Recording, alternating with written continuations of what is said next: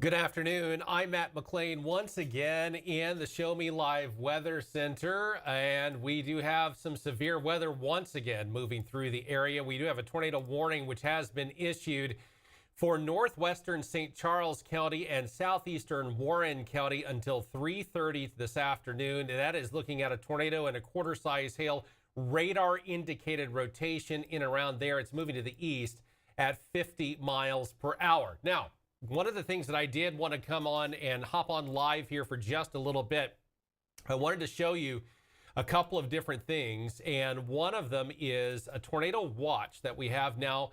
If you were not under a tornado watch before, you are now. All across southeast Missouri, southern Illinois, and even often outside of our coverage area, western Kentucky, northwest Tennessee, eastern Arkansas, all the way down into Memphis has now gone under a tornado watch. There's something a little bit different with this, however. This particular watch box is for a particularly dangerous situation. It is not very often that the National Weather Service Storm Prediction Center issues a PDS, a particularly dangerous situation for a tornado watch. That is somewhat rare. So this is kind of where we are seeing things unfolding over the next several hours. And already on the radar at this particular point in time, we're seeing obviously these types of things taking place where understandably the weather is very prime for rotating thunderstorms and potentially producing some very strong tornadoes as well. So we are going to be keeping a watchful eye on all of this. We are continuing to see, as we're going to put this into motion here. In fact, before I put it into motion, let me put it into a bit of a different situation here and get multiple radars on the screen at once. Then I'll put this into motion and take a look at kind of what we're seeing across really the entire area. We're seeing these thunderstorms beginning to develop and basically, for those of you watching vertically here on the portrait screen, if you will, all the way back toward Kansas City and into places like Kansas, the state of Kansas itself. We're seeing the thunderstorms beginning to rapid fire across there and then train off toward central Missouri, places like Columbia and other aspects. But then we are also seeing thunderstorms beginning to pop up and develop quite rapidly near the Jackson and Cape Girardeau area and making their way off toward the southern Illinois. So again, this is a volatile situation that we are keeping a very watchful eye on right now because of the things that are taking place in and around the area, and we are prime for the situation at hand. I'm going to throw one more thing up on the screen, and this is simply just for intents and purposes here. Take a look at all of these dots that just appeared on this screen. Trained storm chasers, the kind that you see on the Weather Channel and other places. They have all descended upon places like southeast Missouri, southern Illinois. And so this, again, is an indicator of exactly how intense we expect this afternoon to be on the weather. All of these people are broadcasting live as well. We don't have their permission, obviously, to pop onto their feed. So this is why you're seeing it in this manner. But the reality is, when you see things like this, that is an indicator of exactly how prime the atmosphere is than we are expecting to become over the next several hours. So for those of you in and around this area, southeast Missouri, southwest Illinois, and even in places like western Kentucky, you are under the gun over the next several hours. So we do have a tornado watch in effect for much of eastern Missouri, southern Missouri, all the way back in towards Springfield, Missouri at this point. And that is something that we're going to be keeping a watchful eye on right now as well. Kyle Douglas, a National Weather Service trained weather spotter. You know him well here on Show Me Live for both doing sports and weather, and he is joining us right now as well. So Kyle, to set this up with you in case you're just joining, you obviously are just joining us. We're talking about a couple of different tornado watch boxes that have been posted. One of them is a PDS, a particularly dangerous situation across what wasn't under a tornado watch across southeast Missouri until a few minutes ago and beyond. So Those of you across, let's say, Rolla, Washington County, Potosi, through St. Louis, even on into West Plains and Springfield, that's until 9 o'clock tonight. Let's say Fredericktown, Jackson, Cape Girardeau, Poplar Bluff, Paducah, Mayfield, Marion, Mount Vernon. That's until 11 o'clock tonight. That's where you've got the PDS, a particularly dangerous situation going on. So, Kyle, I know, and you are there, right? Yes, sir. All right. I thought so. It was awfully quiet. I didn't hear any background noise. I thought, well, maybe he's not there after all. But the key of the matter is, you and I were just discussing, boy, it feels awfully soupy outside to be April 27th, barely into spring, and it feels more like a hot August situation going on right now, and that never is a good sign when you've got cold fronts moving through in the springtime. Well, I was watching it earlier today, and I was watching on a unique radar feature that I have on another radar, and you could see a warm front approaching. And then not too far behind that, draped around the low pressure system, was a cold front coming behind it. And that just sets up all of the ingredients for this kind of day to happen. And as soon as that warm front passed through, you could just feel it out there. It's almost like you could feel an energy. I don't know how else to describe it, but it just kind of felt like some type of energy out there, like it just wanted to do something outside. And we've seen that up in St. Louis already now. Another tornado warning up there close to St. Charles right now. And they've had their rough go of it this afternoon, to say the least. So just looking out west, I just switched over to the Springfield, Missouri radar there. It's starting to line up along that frontal boundary. So it's getting ready to begin for this area, I believe. We got a little while, but it'll happen you fast. and I were just talking about things developing off out west, western Missouri, eastern Kansas. There's already thunderstorm watch boxes even for Columbia, Missouri, just south of Warrensburg, and on into places like Kansas. And then we're also keeping a watchful eye on possibly what may be getting a little bit ahead of everything else. And that's these popcorn thunderstorms that are quickly and rapidly beginning to develop around the Cape Girardeau area, Jackson, Jonesboro, Carbondale area. Now, they're nothing to talk about right now, but as you and I have been talking off the air all afternoon, these things could literally rapidly develop in a matter of minutes. So it is something to keep a watchful eye on. It's been a hot minute since we've had an environmental atmospheric situation, if you will, that could produce such a level of severe weather. I guess this time last year we had quite a few, but it's been a minute or two since we've had something quite this intense as a potential possibility. Well, it sure has, but we've known this has been happening because if you people remember last year, it was about this time last year, we had several weeks in a row where we just had just unbelievable thunderstorms come through. They weren't just, one or two here and there, and then you're done after 30 minutes. These were, 2 and 3 and 4 hour episodes of just one right after another going over certain places in the area. And it was just like what they call training. It just kept going over the same spot and over the same spot. And they'd have a tornado warning and hail and wind and lightning and all that go through, and then they'd get about a 30-minute break, and then here come another one. So yeah, it was an exhausting spring last year. Oh my gosh, it was. And so I could remember trying to do weather coverage and teach and get ready for a prom that I was helping decorate for and all that all at once in 1 week, and it was just crazy.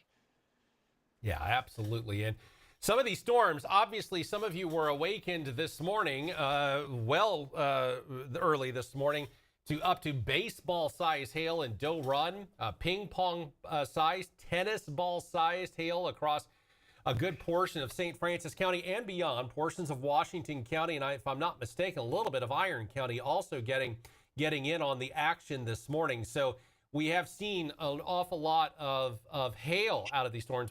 That was part of the prediction today. Even just within the past hour or so, 1.5 inch diameter hail in Bridgeton up in the metro area, 1.2 inch diameter hail near East Clarkson Valley there in the St. Louis County area. So yeah, I mean, I mean, if the tornadoes don't get you, I mean, listen, baseball-sized hail falling out of the sky at 70, 80, 90 miles an hour until it hits something on the ground, that's something to grab your attention. Well, and I was online looking early this morning. So if anybody who saw the update come out from Show Me Live this morning, we had lime-sized hail out by Rolla this morning. And when they said, when the thing popped up there, it said, up to 2 inch or more diameter in hail, lime-sized uh, hailstones coming out of the ground. I'm like, that's the kind of stuff that could, seriously hurt or even kill animals. Yeah. So, that's well, and people quite a bit of hail. And then that same storm's the one that came over and clipped, Park Hills and Farmington and Bismarck and Potosi and all those areas this morning. So, yeah, we have a lot going on. Now, are we planning to stay on wall-to-wall coverage right now? No, unless, of course, obviously, while we're on the air, suddenly something develops where it warrants that. But Kyle and I are, for the most part, going to save our voices because we know at this particular point, probably in the next hour or two, we will probably be on the air wall to wall as these storms develop right over the tops of our heads, and or whatever's developed off west has made its way into our coverage area. So we just want to provide these updates and obviously give you all the information that you need, and to also remind you, hey, we're on top of it. We're here. Even if we aren't necessarily always live in those moments, we are here and we're monitoring that.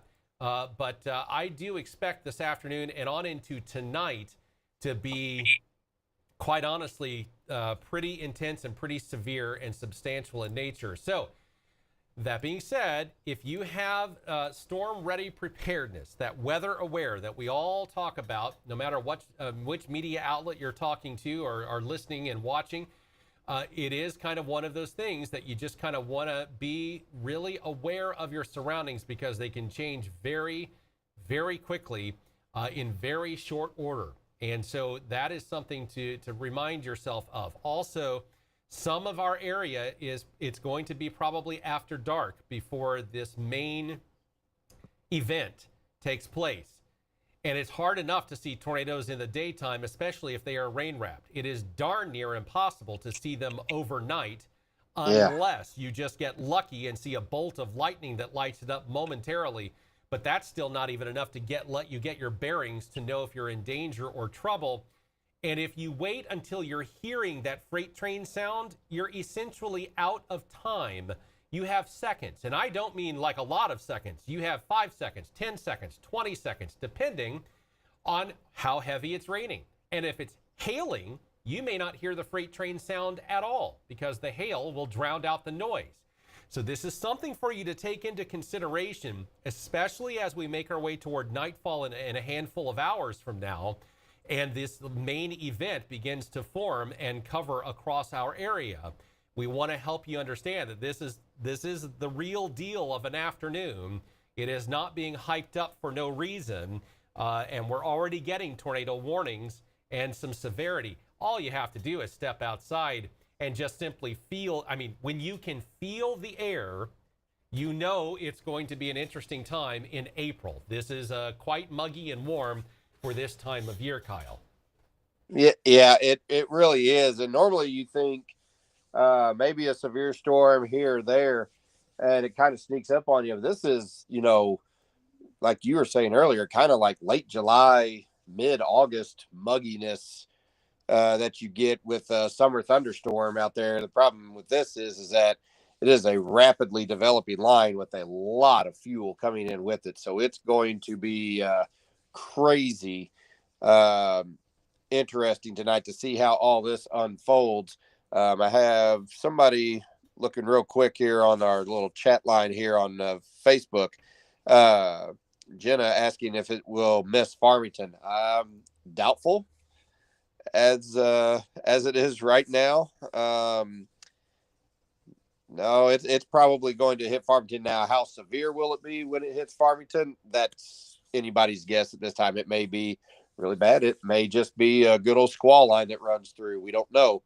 They weren't predicting this much hail or the big size hail that went through Farmington this morning at about 3:30 this morning either, and that's exactly what happened. So just stay tuned, be weather aware. I would say prepare for the worst, and if the worst doesn't happen, then great. That's awesome. Absolutely. And yeah, no, Farmington, unfortunately, I don't think is going to escape now. Exactly as Kyle said, how bad is it going to be? That's a question mark. And when you're under a watch, there's the potential. I think that's the easiest way. What has my attention is the particularly dangerous situation tornado watch box that has been issued for much of southeast Missouri, much of southern Illinois, all the way down to the Tennessee-Mississippi border in Memphis. Those are not often issued. They are quite fairly rare, handful of times a year maximum. So the fact that we have one now on April 27th, that usually gets the attention, or at least it should, to indicate that we are looking at an evolving, potentially dangerous situation at this point in time. And so it's something for us to kind of keep a watchful eye on. And while we're on the air here, we've got radar indicated still. I just wanted to check and see if it was confirmed. I'll tell you, it's coming very close to the National Weather Service office in St. Louis, Weldon Springs, if you will. That warning is very, very close. Kyle, let me zoom in and get your expertise on this as well. And I'm going to see if I can. Yeah, there we go. And we are trying something new this year, depending upon which format or social account that you are watching us on. We have something called vertical or portrait mode, where it'll take up your entire screen, but it's obviously top to bottom and not very wide. Then we have what's called the landscape mode, which is like a normal TV. We've got multiple ways for you to watch. So if you want to watch it literally on your smart TV in your living room, well, you can actually hop onto our YouTube channel. You can search for official Blue Cheetah Media, and we are broadcasting there. You can watch it on your TV and save your phone for something else at that particular point. So I'm trying to navigate the waters. I've got the split screen up where I can see the different between portrait and landscape here. And I want to make sure I always try to keep it centered. That's a new one for us. But look at this this hook. Let me see if you can see what I'm talking about, Kyle. Here, this little hook area here. Right there below St. Paul. That's the X marks the spot right there. That's where I'm wondering if what they're talking about. It is so close to the radar. I'm wondering if it will even. Well, it might be just far enough. Let's see what we've got here. And it is a very cluttered rate. Well, right possibly here. That is a possibility for that. Let me go over to, now I know this doesn't make a whole lot of sense for a lot of folks, but we're doing this on the fly here. And so we'll teach you as we go and try to help. And yeah, right. Basically, Kyle, tell me if you think I'm wrong. Oops. I was going to move that over and center that. There we go. Right here. What is your thought on that? The little red, the basically right that there, area. close to Josephville and Gilmore. Yes. I assume is the one you're looking at. Yes, I am. It very well could be. I'm looking at the actual regular radar for those who are wondering. And there is a very large indentation there where it looks like there's like a whole lot of energy being poured into that, and it's almost like it's trying to pinch off part of that cell, almost like you would see during like cell mitosis. There's your science lesson for the day, where you're trying to kind of almost pinch off a part of the storm cell, and it kind of like forms its own little cluster there. It very well could be right there. That's the biggest area where I'm seeing the hook. Where they're looking at right now. Let's see if they. And if not there, then possibly down near the Lake St. Louis area, that little comma that's kind of echoing down there. And or potentially, I'll circle another area, a notch right on the back end of this storm. That's a weird backwards notch there. The National Weather Service is saying at 3:07 it was located over Josephville, so that's right there where you drew it the first time. Yeah. So, and it's probably moved in that since the 3 minutes they put that out there, but Yeah, I could right there above Josephville to about the northeast of it. Right. Oop, you went the wrong way. Yeah. Uh, Apologies. I was yeah, you're right, good. basically right around in that area, I'm assuming. Yeah, they're saying Josephville and St. Paul, so I'm guessing it's right in there, and it may just very well be upper level because I know when Channel Two was driving through earlier, the St. Louis area for their first tornado warning, they were looking at it, and I remember somebody when I was having lunch with my folks. They said, "Well, it doesn't look that bad." I said, "Well, it's probably upper level rotation that hasn't come down yet. If it gets any downward pull, it could." But I think right now they're just saying it's radar indicated, but that's Yeah, kind of it's changed a pretty. little bit on the radar. Yeah, we just got an updated sweep, and it is Yeah. it is very sometimes, and honestly, I would rather have it this way than to have a very definite. Sometimes it's very difficult to pinpoint on a radar screen. Sometimes it's so obvious it's scary. I would much rather have the difficulty, and what I mean by that is hopefully what ends up happening at that point is that it isn't necessarily strong enough to create anything huge. Now, the stronger the tornado, an EF2, EF3, it's virtually impossible if you know what you're looking at to not see it on a radar screen at that moment. And the EF4 and 5 takes a life into its own on the radar screen, where literally anybody can look at that and go, "Yeah, that's exactly what it has to be." So, Looks uh, like a I, pretty I good hail core over Firma. I guess is how yeah, you say that.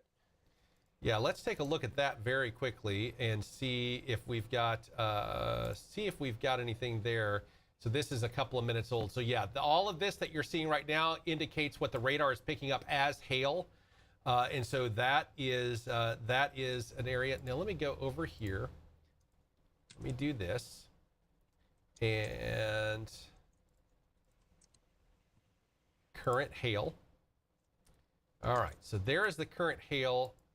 It is picking up possibly almost two-thirds of an inch in diameter. That's what the radar is kind of picking up at this point in time near that area there. So, yeah, that's just kind of one of those things. It is really, there's just a lot there.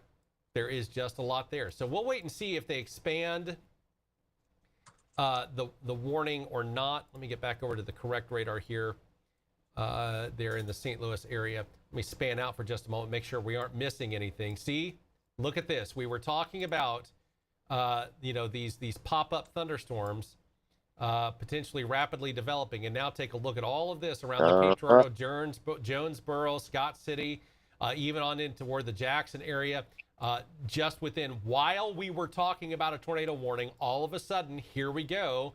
You're starting Yeah. to see these things take place. Boy, So way out in front of the front too. So there must be some energy down that way as well. it's a huge amount of energy, but not just that. That's where I get concerned about even those lone wolf supercell type of a things, because they're not amongst a stalled boundary. They're not on an outflow boundary. They're just doing their own thing.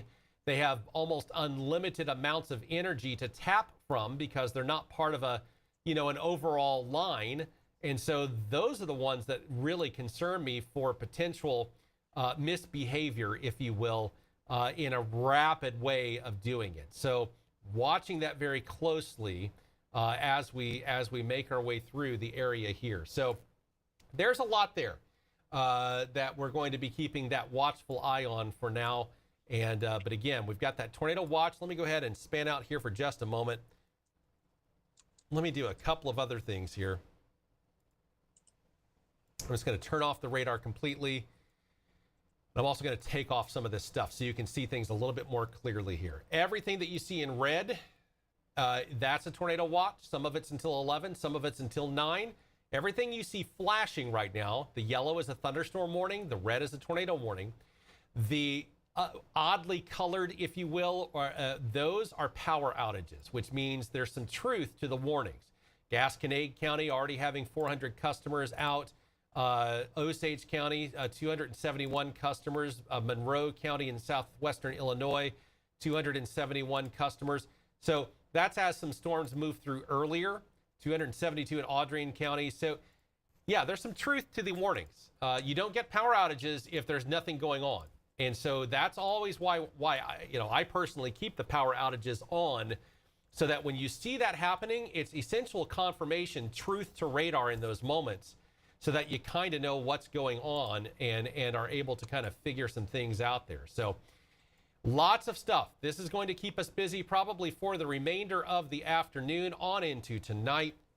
Kyle, any final words for this particular update? And then we'll regroup. We're not going anywhere. You can pick your favorite spot. One thing that I will do, you are more than welcome. We're working on our YouTube channel for Show Me Live, but for right now, we've, you can actually go to official Blue Cheetah Media. That YouTube channel is actually streaming even this update currently. You can watch that on your TV and then save your battery on your phone, whatever you want to do. And plus, it's a much larger screen when it comes to seeing radar coverage as well than sometimes what the phone allows you to see, and also your tablets and stuff as well. That'll give you the full, like your iPads and whatnot. That'll give you the fuller experience as well. So, yeah, all about that safety. Yeah, biggest thing I would tell people is we had somebody asking if it was that's Shelby Fox. If you were, I replied on to the chat here on Facebook. I've been more on that side of it. But to answer Shelby's Fox's question, more than likely, we're looking at probably sometime between 7 and 9 p.m. for the Fredericktown area. It could be a little bit later than that. It just depends on how fast these storms move across the region here, across the state. Here they're developing rapidly. Some could develop faster than others, like Matt was saying. We've had some isolated development down there in the Jackson and Cape Girardeau area. Not ruling that out in this area either. But if you were looking for an exact time frame on when this line and when this front's going to pass through, I would say roundabouts area between the 7 and 9 o'clock p.m. hours. And as this develops and goes on, we can maybe give you a more precise time. That would be the my best guess at this time. Like I said, could be a little before that. I'm giving it a wide range here because we just don't know. Yeah, for others, I would say just be weather aware. If you've got something you need to do outside, if you need to mow the grass quickly, do it fast. If you need to tie things down or try to develop a plan, get people in place, get loved ones to a more secure location or anything like that, go bring them to your house or take them to the place. Go have some dinner. Maybe turn on the Cardinal game for a little bit tonight. Hopefully they can rebound a little bit. They've had a tough go of it as of late. And just kind of wait for it, and then just tune in to Show Me Live or whatever weather coverage you like. There's Channel 4, there's Channel 2, and then, of course, there's us right here. So we'll be happy to help you out. Absolutely. So that being said, we're going to take a quick break here. We're gonna hop off for just a little while, but no one's leaving their computer. We're right here. We're monitoring. Kyle, I've upgraded since probably the last time you've seen. I have 7 monitors around me at this point, all showing something. So we won't miss anything between you and myself. We've got this.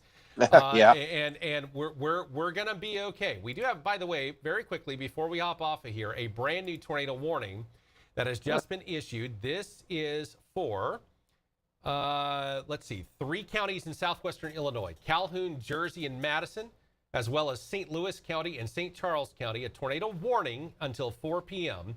A severe thunderstorm capable of producing a tornado was located near St. Peter's, moving to the east at 45 miles an hour. Again, this is radar indicated. So St. Peter's, O'Fallon, and Cottleville, 3:20 p.m., 3:25 for St. Charles. Orchard Farms, Hazelwood, and Bridgeton, 3:30. And if you're also in Campville, Golden Eagle, and Deer Plain and Delhi, this is moving in your direction. Also, exits 220 through 227 on I-70. That is something for you to kind of keep a watchful eye on as well as this is moving through. So very quickly, let me let the stat sheet sweep go through here. Then we're going to switch sources here. I'm going to zoom back in very closely here once again when it comes to these particular warnings. And yeah, Kyle, take a look at that box.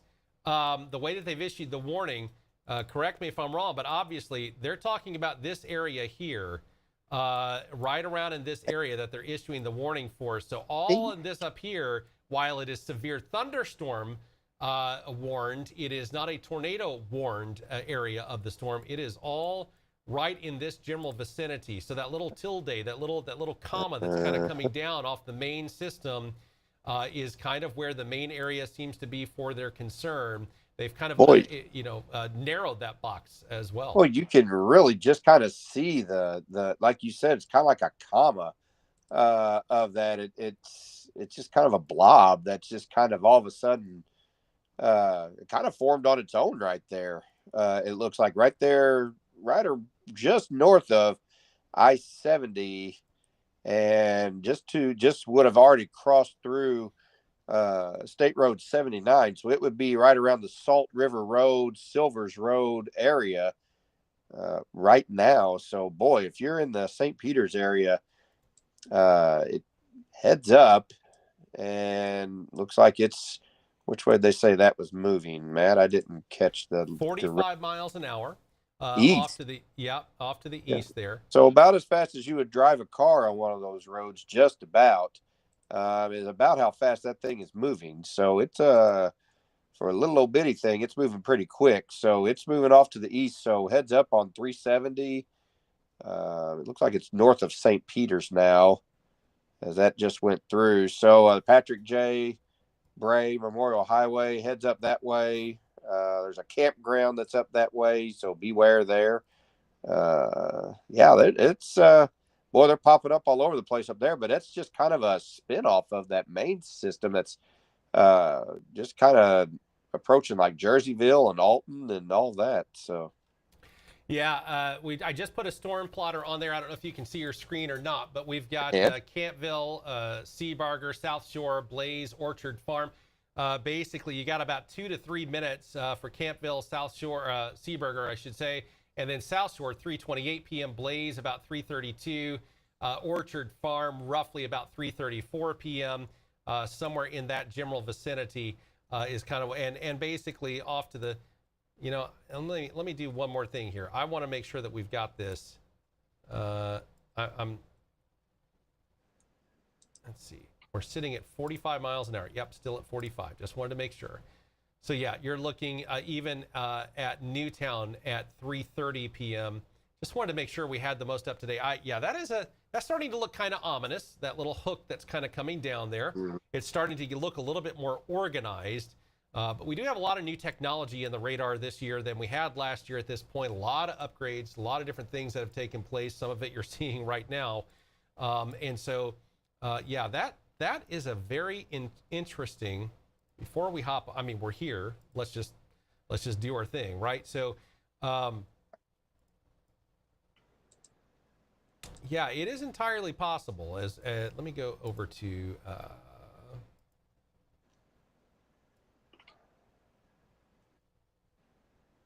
Running into a lot of it's just so close to the radar. Sometimes it really does have difficulty there picking up. Let's try this one screen. Let's get rid of the percentage there because it's going to do no good. Yeah, it's so close to the screen. On the very bottom here, that little circle area, that is actually the Weldon Spring. That's the National Weather Service NEXRAD. And there's always a blank area that the radar just simply can't see when it's really close to the radome itself. So it is so close to the radar. Sometimes it kind of undershoots, if you will, some of the rotation that it probably needs to be picking up on, that the overall radar is actually picking up on. And so that's what you get. I know in the Paducah site, it's actually at the airport, the commercial airport in Paducah. So the radar itself doesn't even cover the runways or anything along those lines because it's in that dead zone, or a circle around the radar site. So there's a lot there. That's pretty ominous looking. And it's getting more so as we go along here in and around that area. So obviously they are seeing something they don't like, and so they've got those warnings out there. Zooming out one more time, and those storms across the southeastern Missouri and southwestern Illinois, Cape Girardeau, Jackson, basically all the way back toward Poplar Bluff. This is obviously starting to really rapidly develop, and so that's something to keep a watchful eye on as well. See if we can get the Stoddard County Emergency Management Agency there, if they've got their camera on. Looks like their camera is not on quite yet, and so maybe we let's try this one.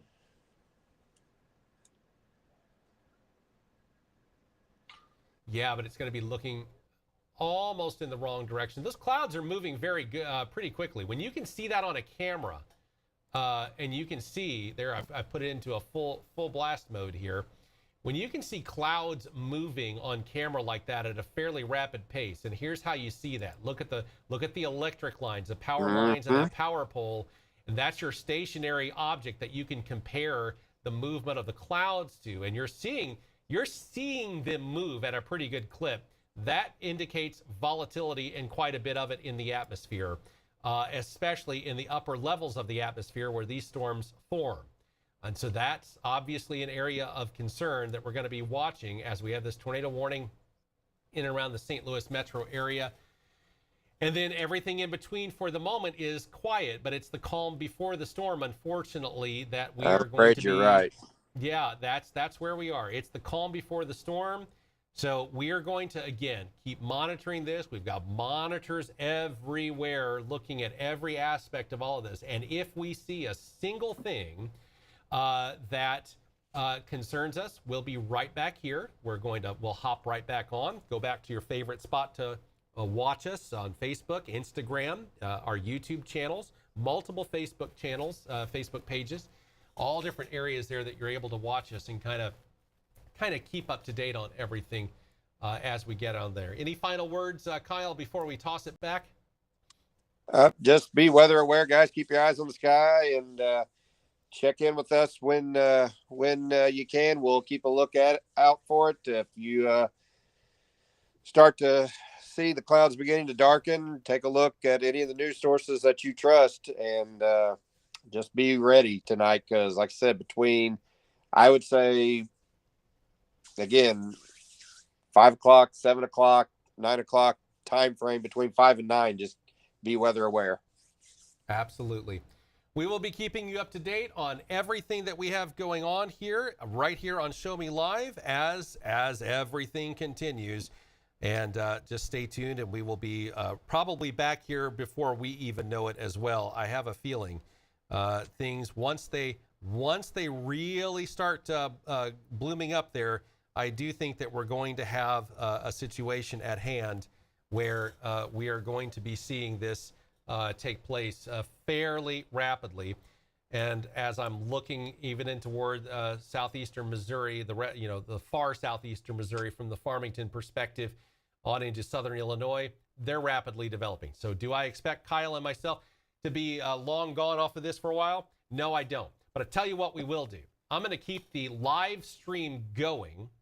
We'll just pull back our audio. And then as you see warnings pop up, we're sitting right here. We'll begin talking again, and we'll kind of go that route. Does that sound good to you, Kyle? Sounds good to me. All right, that's what we're going to do. So we'll just pull our volume down. We'll keep the screen up. We'll keep it streaming live as we're going out and about. Now, that being said, obviously you're going to see things. We're going to be zooming in on the radar and taking a look at different things there. So bear with us on that. That's so that we kind of know what's going on. But the reality is we'll keep the stream up for now. You can yourself see the radar. And then as additional warnings warrant, we will start talking and go into what will probably be long form coverage throughout the evening here and into the overnight hours right here on Show Me Live. So we'll be back in just a little bit. The radar will continue, and stay tuned. This is Show Me Live.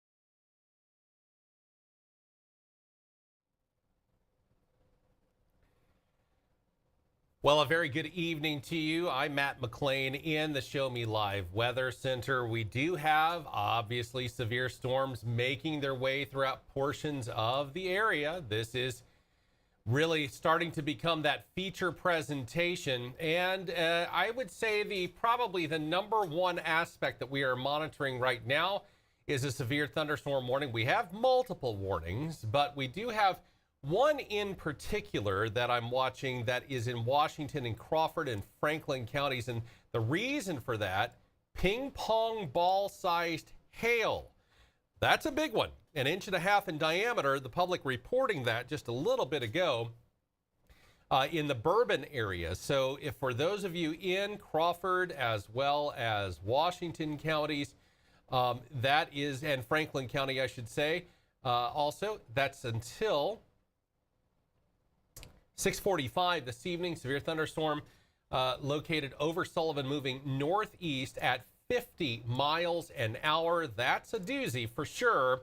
And of course, we've got a little bit of a training situation potentially as well as we put this kind of into motion right now. Here's kind of what we're looking at this particular point. You'll see very clearly all of these types of storms making their way through. Maybe not necessarily training per se, but coming very close in this area. I'm going to let that cycle through one more time here, taking a look at all of this. And that's kind of what we're looking at right now. Let's take a look at some of this here. Looking at Sullivan right now with a considerable threat tag. Of course, that's very normal when you have golf ball ping pong ball size hail. Now actually they've upgraded it to golf ball size hail. So 1.75 as of 6:19 p.m. We are looking at the idea of golf ball size hail until 6:45, moving to the northeast at 50 miles an hour and 60 mile per hour winds. Golf ball size hail was reported in Bourbon. So this is obviously one to pay very close attention to, so we're going to go ahead and do exactly that. I can automatically tell you, let me go ahead and put the drawing on here. This is the hail area that we're talking about. Bottom line, that's where the hail is at. And for further proof on that, I'm going to flip it over into a little bit of a situation at hand where this is golf ball sized hail, and understandably, golf ball size hail is nothing to sneeze at by any stretch of the imagination. Kyle Douglas just hopping on here as well. And so let me go ahead and quickly, as promised, let's take a look and see where this hail right there. Can't miss it. The hail, which this is a few minutes behind. This is as of 6:08 p.m.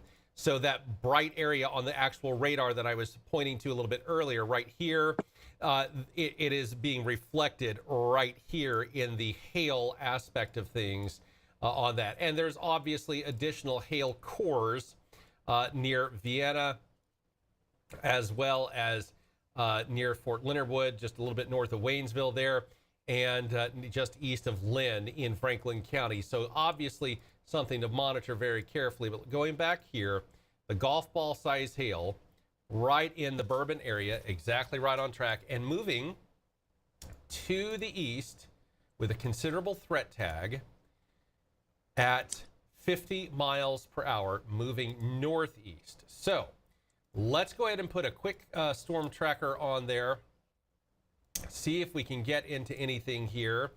For those of you watching on the vertical, I realize some of this is going to be cut off. Let's let that statute sweep. There we go. We're going to get on in there and draw. So this is moving off to the northeast. 50. Come on now. There we go. Or not.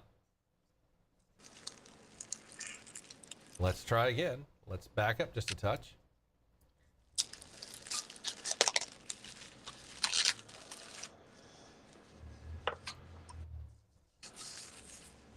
It's not wanting to cooperate very well with me right now.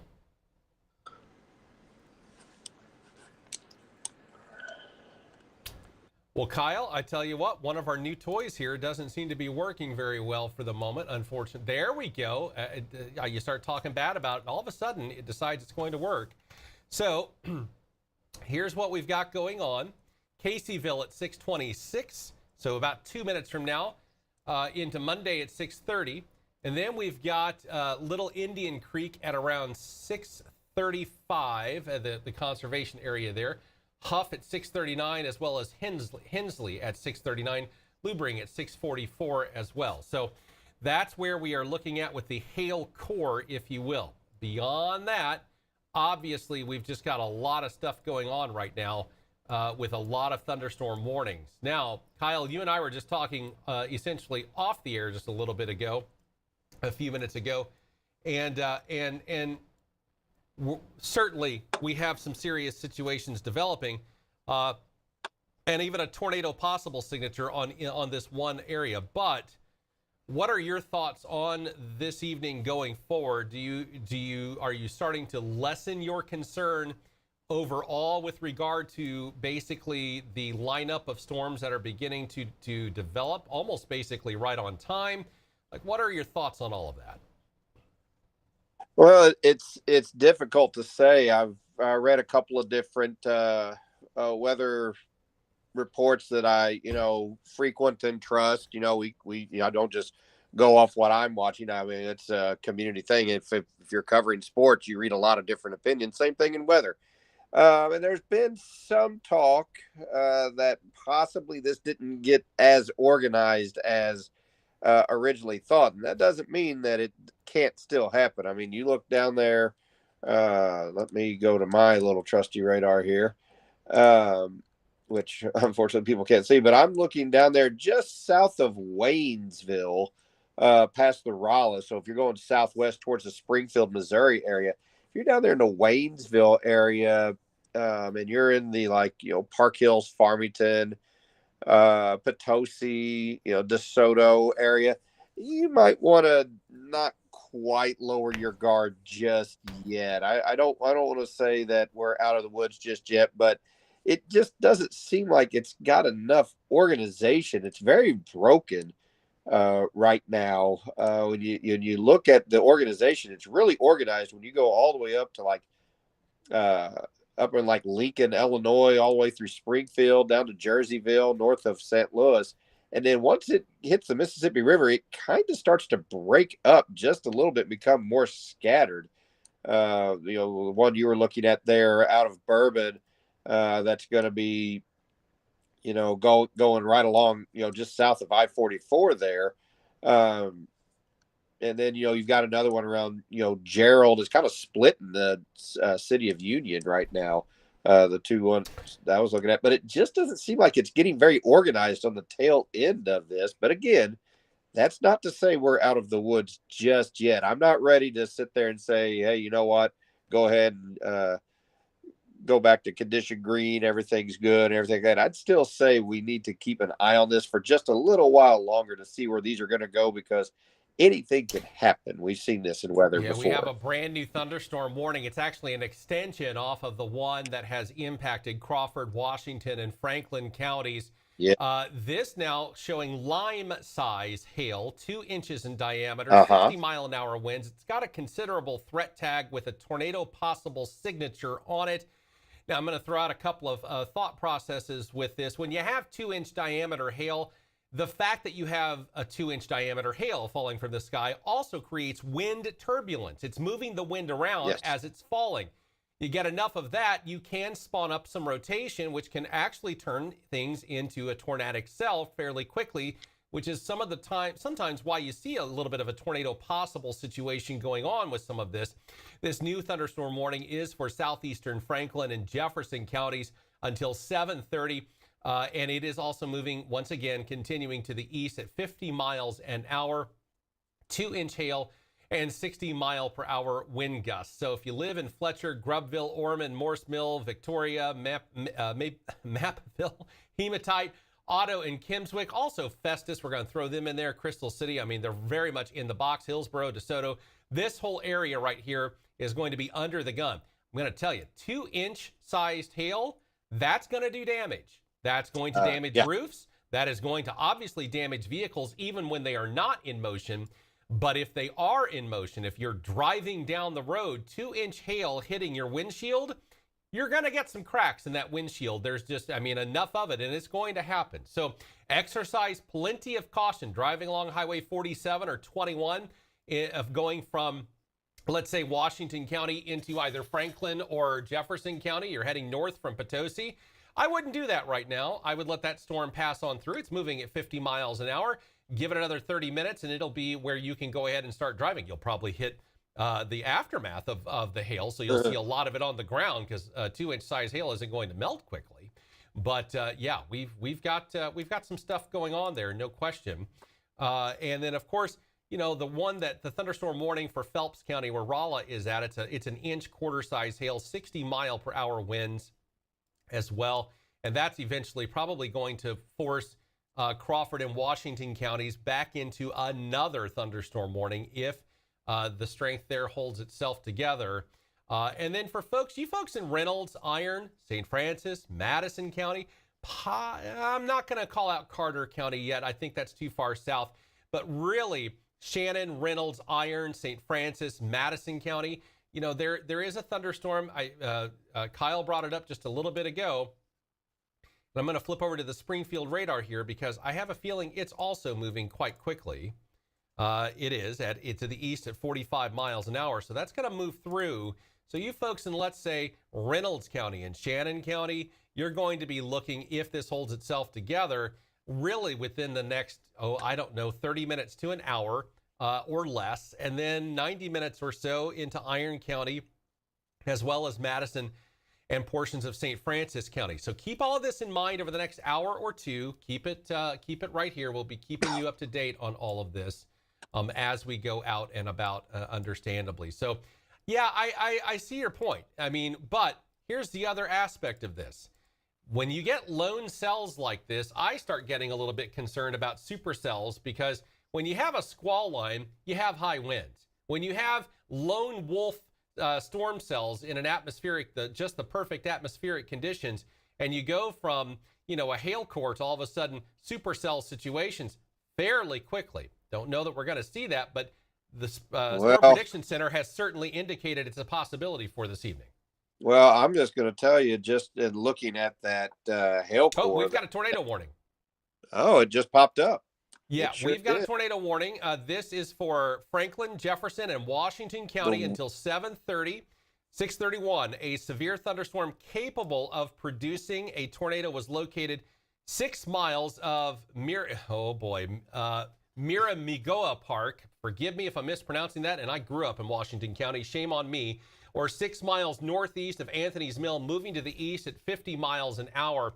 A tornado and 2-inch hail, lime-size hail and tornado. We were just talking about this, how this kind of stuff can start creating a little bit of a rotation. Flying debris, obviously. So that park that I'm not going to try to pronounce again is coming up at 6:35. Richwoods around 6:45. Lonedale at 6:50.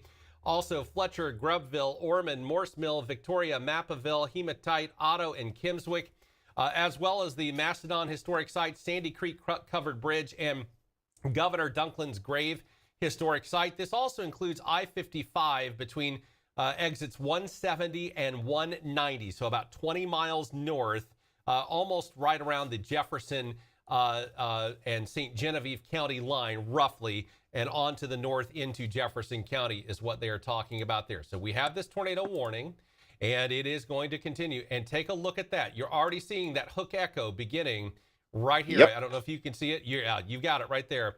Right by P Ridge. It is right there. I did not mean to throw on a storm tracker on there. My apologies. This is what I was trying to do right in between the P Ridge area. You've got a notch right here. So you have a couple of options for rotation. I just circled one of them, but you can also see rotation kind of making its way in as a possibility right here as well. Very well defined too. Quickly. Just all of a sudden that popped up. Now that may just be upper level. We don't know, but at the same time, this happened quickly, and this will be one we want to kind of keep an eye on. It's right on the back side of the storm. Normally we see these on the front side, but this front side, right on the back side. We saw one of those last year, I believe, when we were covering. This was down south. We saw a couple of backside rotations from storms. So that's I tell you what, this is only about 35 miles southwest of the radar site itself. I yeah. wouldn't put my money on the fact that it's seeing things at a very high altitude that close to the radar site. I think it's almost very close to truth to the return here.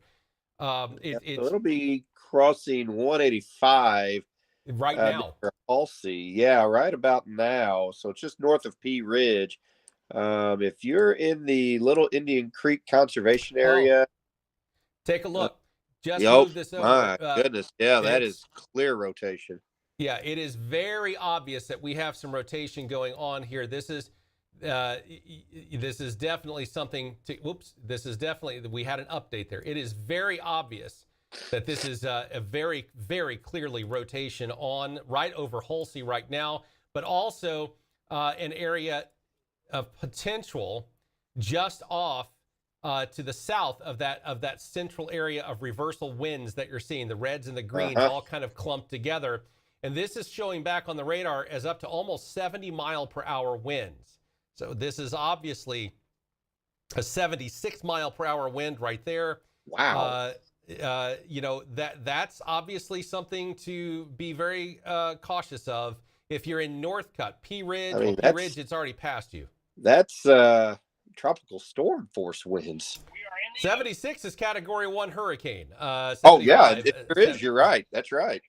I lived there for a hot minute there in the Tampa area, so yeah, it is most definitely Cat 1 winds for sure. But right at the edge, by the way, 75 is that threshold. But yes, no, we've got a situation obviously that we've got kind of unfolding there. But it is very clear that we have some very high winds, and then we have an area of potential rotation. I strongly suspect, unfortunately, that because I am seeing both of these things at the same time, when you start kind of extrapolating on the radar return itself, what can end up happening is the center of rotation, take a look, 20 miles an hour, 15, 0 miles per hour. And then you have the wraparound wind showing up on radar. And of course, we're in the northern hemisphere. That means that the winds in a tornado spiral in a counterclockwise motion. So the radar may actually be seeing the wind slightly off from the center of rotation, and or the rotation may be pulling that wind into itself to formulate that tornado. Either way, it's a situation that's going to have to be taken quite seriously as we make our way through that area. We lost Kyle there for just a moment. Are you able to get back there? Oh no, we didn't lose you. You joined to a different. Well, we'll add you both. I don't know. I see it on there twice, but whatever works. Oh well, that's sure. No, I got a phone call. Somebody was calling. Probably to ask me what I was looking at, but yeah. I'll talk to them here in a minute. This is what we've got going on. I'm going to switch over to one more, and there's a bit of a relative velocity. In other words, it's coming through there. You don't need to be a trained person in how to read a radar to see the situation at hand. It's quite obvious. And so if you're in this area, Highway 185 sitting right on top of you right now, and you're able to kind of take into there, let's look for a little bit of, I'm going to be honest with you. I'm curious on some debris. That orange right there really has me curious. Agreed. Right at 185 there. Let's go to what's called dual polarization. This is going to pull in potential for any kind of a debris. It is always a very noisy picture, and I understand that, but you kind of have to know what to look for here. You start looking at different little clumps right in this area, and you can start to try to formulate whether or not these are pockets of potential debris or not. We're not seeing anything in a huge aspect. Let me go up to a tilt 2 as a just in case. Did this just update? Sure did. So let me move it up to a tilt 2, and it may be very far behind. No, it's actually caught up there. Not seeing anything huge massively when it comes to any kind of a debris yet. However, that's only one half of the story. When you go back to rotation, it's quite obvious there's rotation. There's a very sincere return on the radar. And I'm going to circle it again since we've had an update here. So yeah, wow, that is a problem. No question whatsoever. Definitely some rotation now. Whether or not it's on the ground, we don't know yet. Nobody's confirmed that I'm aware of. Still showing radar indicated on the last update, but we have a very sincere signature echo going there. We also have a brand new thunderstorm warning very quickly. Ping pong ball sized hail. Kyle, you just had to jinx us tonight, didn't you? An inch and a half max hail, 60 mile per hour winds as well. We have that thunderstorm warning. That's in effect until 6:45 p.m. for basically the majority of Franklin Central and Eastern Franklin County. That includes the city of Union. And that is going to be moving through Washington, Union, Marthasville, and St. Clair through that area as well. So, yeah, we are starting to see some areas here of concern. But that tornado warning, and it just looks ominous as all get out just to the east there of Sullivan near Halsey and just north of Pea Ridge. It is an area of concern. I know that we don't have any confirmation of a tornado being on the ground, but I'm going to be honest, if you happen to be in this area right now, you need to be treating it as if it is, because the radar returns don't really usually lie. There's something going on there in the atmosphere that is easily showing a situation there where we are seeing returns that are an area of concern. Let me do one more thing here. Now, I know it's a little bit odd, but this is what's called a 3D. I just want to look down. Sometimes in some of this, when you move it into a 3D situation like this, the notches become far more prevalent, and you're able to kind of see down and kind of the different things that are going on there. So I just wanted to kind of go ahead. There is one, you can see it on the map. There is one guy who's kind of been hovering around Jefferson County, who's, I could see him on a map now because of rules and permissions. I won't say who that is or broadcast that or anything, but he is currently tracking. He is right in the middle of that cell and kind of going towards he's in Richwoods right now. He's looking right at it, so I'm going to kind of watch him for a minute and see what he sees when you're doing that. So yeah, definitely do that as well as I try to attempt to get back into a situation of 2D here. Apparently, my screen has gone into full screen mode here. Bear with me while I try to get it to knock itself out so we can actually get back to a better situation here. I'm going to tell you just by looking at his video, if that is an actual funnel on the ground, it's going to be rain wrapped and nobody's going to see that thing coming. I have very little doubt about that for sure. Still showing radar indicated at this particular point in time. And I am still working on getting this. Bear with me, folks. It is not wanting to get back into what I call a 2D mode. Here's what I will do to kind of knock it out of there.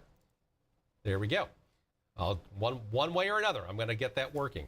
All right, so that is the latest as of 6:41, the current time. Yeah, we're sitting at 6:41, 38 seconds, so we're about 30 seconds old in the latest return.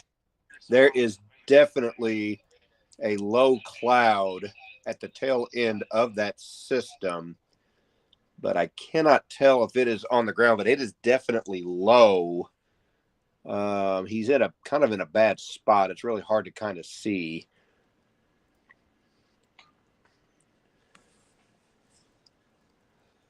But there's definitely some upper level rotation there for sure. Yeah, there's no doubt. Taking a look at all of this, we do have another tornado warning, folks, in St. Charles, Florissant. Another one up there today. That's 3 today. It sure is. That is for St. Charles and St. Louis County in Missouri, as well as Madison, Jersey, and Calhoun County in southwestern Illinois. That's until 7:30. This one was just issued within the past 60 seconds.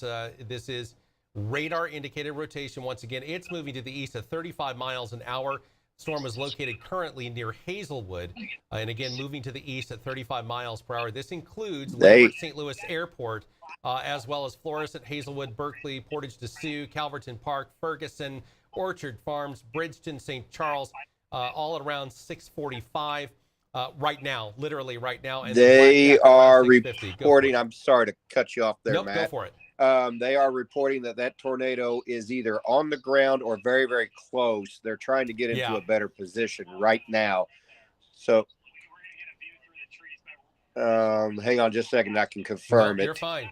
This is important information, and so definitely keeping a watchful eye on that. We gotta stay out ahead of it, guys. So, their trees are kind of blocking their view. They're trying to look right at it, and they're trying to get in position. I think it's a safe assumption just in looking at the radar returns that we've got something that if it's not on the ground, it's darn close. Let's see if I can get one more thing going here.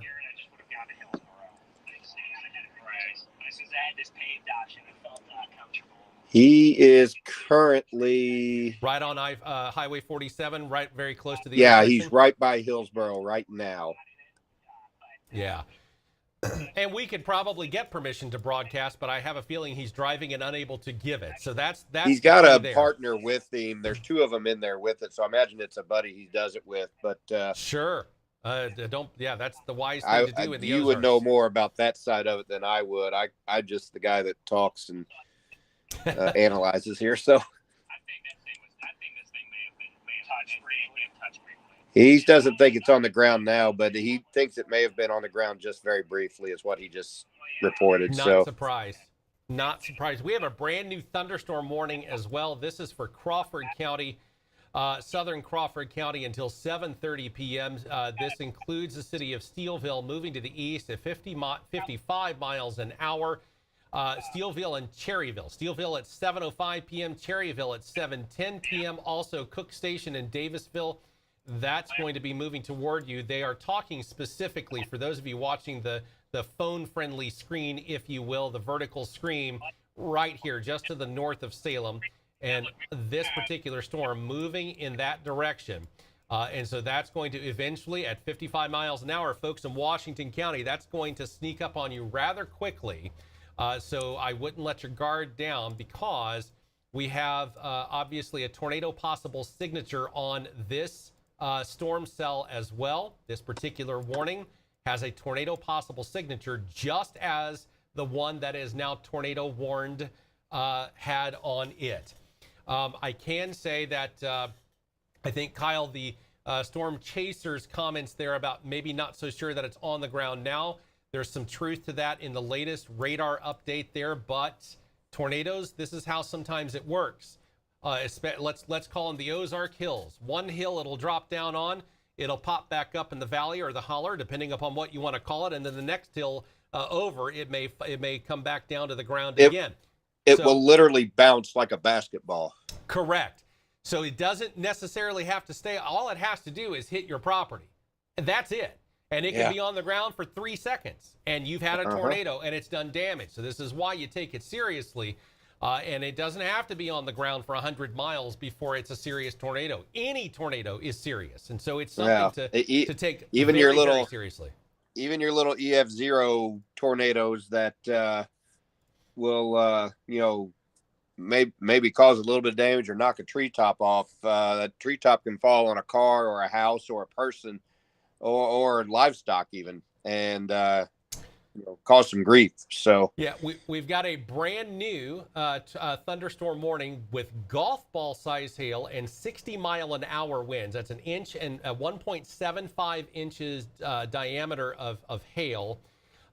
This is also a tornado possible signature on this storm. It is for Franklin, Jefferson, Central St. Charles, and St. Louis counties until 7:45. This was just issued a moment ago. And it's a severe thunderstorm located over Pacific, moving to the northeast at 55 miles an hour.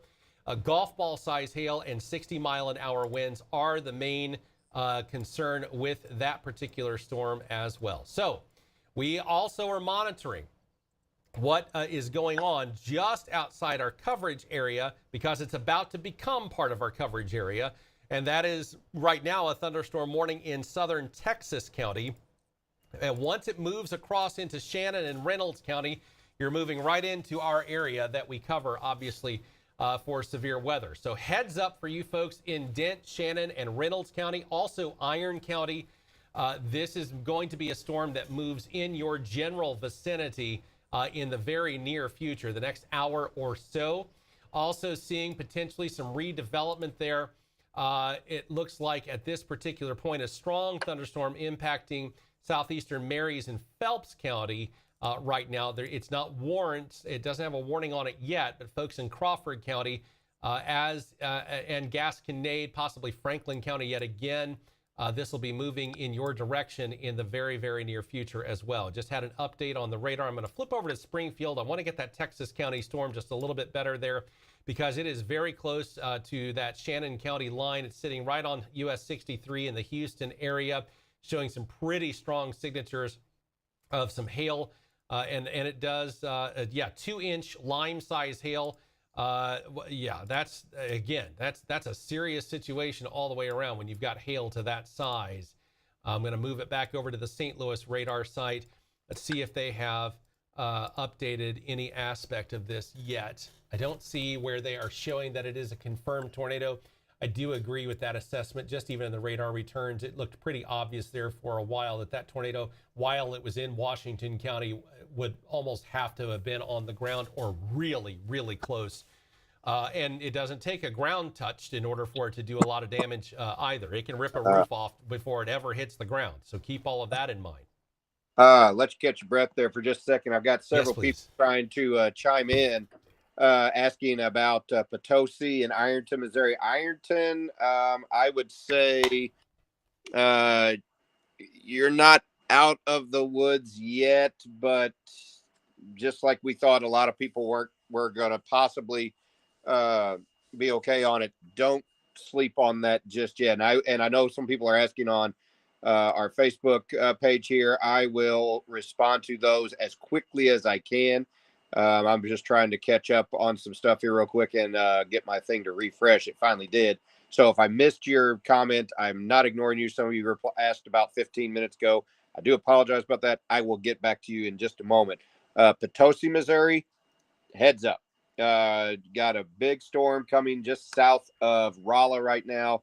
It's going to be tracking across Crawford County. It will track into Washington County. Potosi, you will be under the gun if that holds together. It's got a pretty strong signature on it right now with a pretty good chunk of hail, maybe. I'm guessing that's what that white is right there, just southeast of Rolla and everything. Somebody's asking out tornado warning for Potosi. I'm not seeing Potosi itself. Now, northern Washington County, yes. Potosi itself is not included in that warning. No, but I will say this, and I've put some of the comments up on the screen, by the way, as they are commenting. Yeah. Everybody behave. We've had a few hours ago that we had to pull that down and just do a one by one. But here's the thing.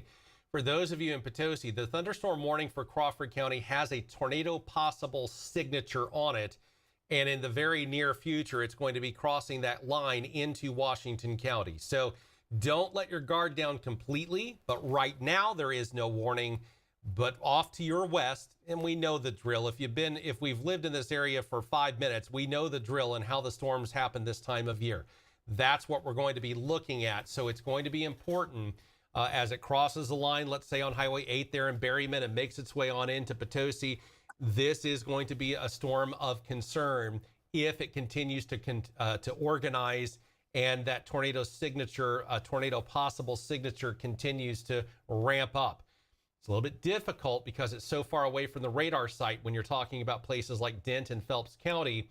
Let me flip over actually to this. It's about the equal distance from Springfield, but let me see if we can get the back side of this storm and see if it looks any different. One thing is definitely for sure, it's got some hail. A ping pong ball size right now, 1.5 inches in diameter. Would not be surprised if that's even a slightly larger situation. So it looks like we've got a slight update on this tornado warning. Let me go ahead and get into it here. We do, right? As of right now, it remains in effect until 7:30 for southeastern Franklin and central Jefferson counties. A severe thunderstorm capable of producing a tornado was located 8 miles south of Dittmer or 8 miles west of Hillsboro.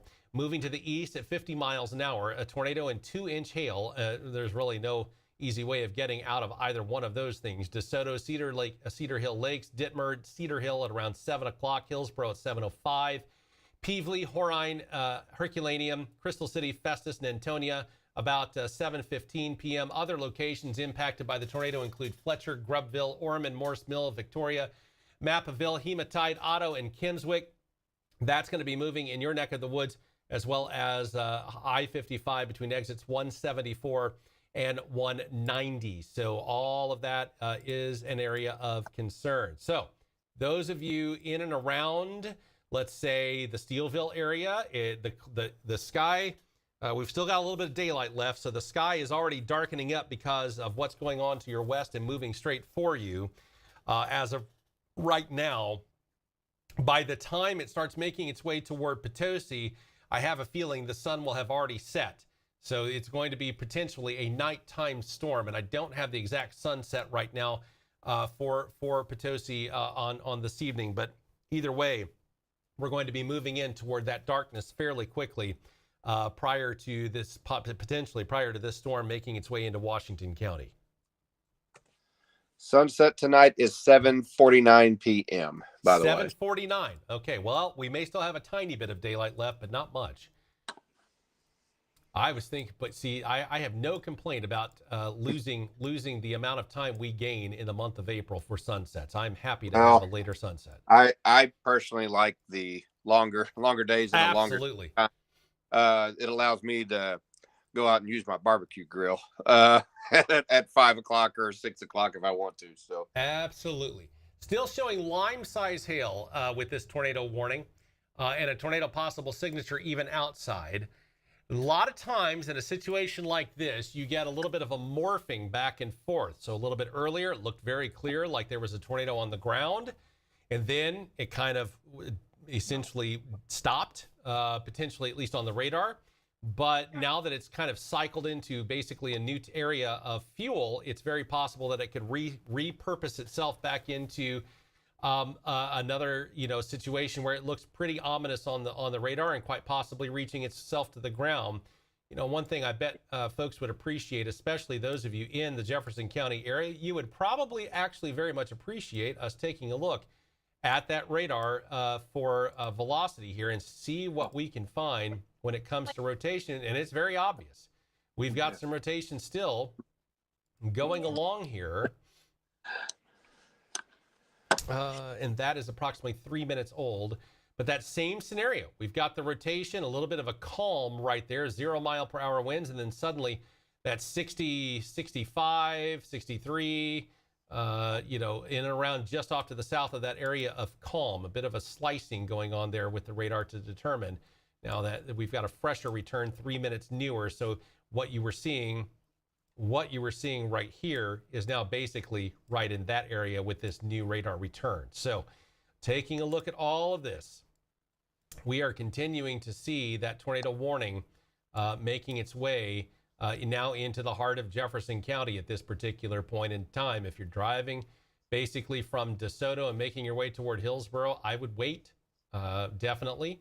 And just kind of keep things moving along there as we go along and just wait until this storm passes. It won't take that long. I am also going to say, you folks in Potosi and Washington County, for example, that storm cell that is now on the doorstep of Steelville really over the past several frames has intensified and expanded by quite a bit. So I'm letting this go into motion, and now all of a sudden you can see, just as soon as it entered into Crawford County, all of a sudden you see a really solid line of some very strong thunderstorm activity right there.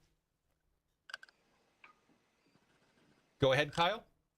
Oh, I was just I was agreeing with you that was kind of a we were watching that one, and that's got a really massive hail core to it. Kari Sumter, how's Cadet looking? Be aware. That's the northern part of Washington County. That storm that's over there in Steelville. Right now, I would say that right around that area, you need to be aware. It's a little ways away. What, probably 30, 45 minutes, I would say. I'm not really sure how fast it's moving. Possibly. Let's see how fat. And it's now 1.5 inch ping pong size. It's moving to the east at 55 50, miles an hour, so probably 30 minutes. yeah, so Uh, about 30 minutes over in Cadet, Missouri, the northern part of Washington County, Potosi. I would say probably about the same. So be aware there.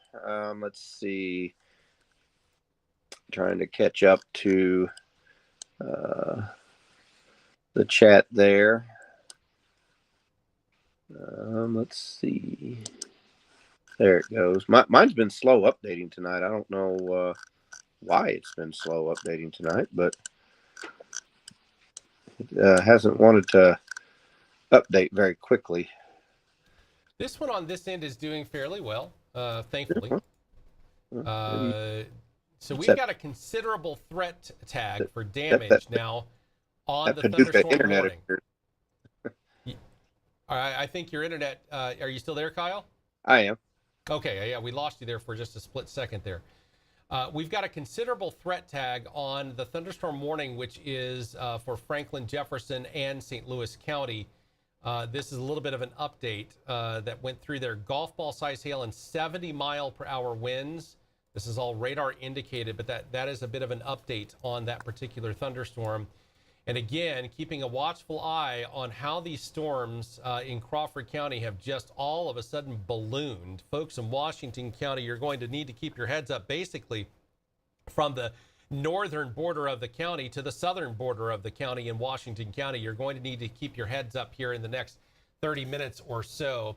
Also, the storm in Texas County that's about to cross into Shannon and Dent County area, as well as eventually Reynolds and Iron County.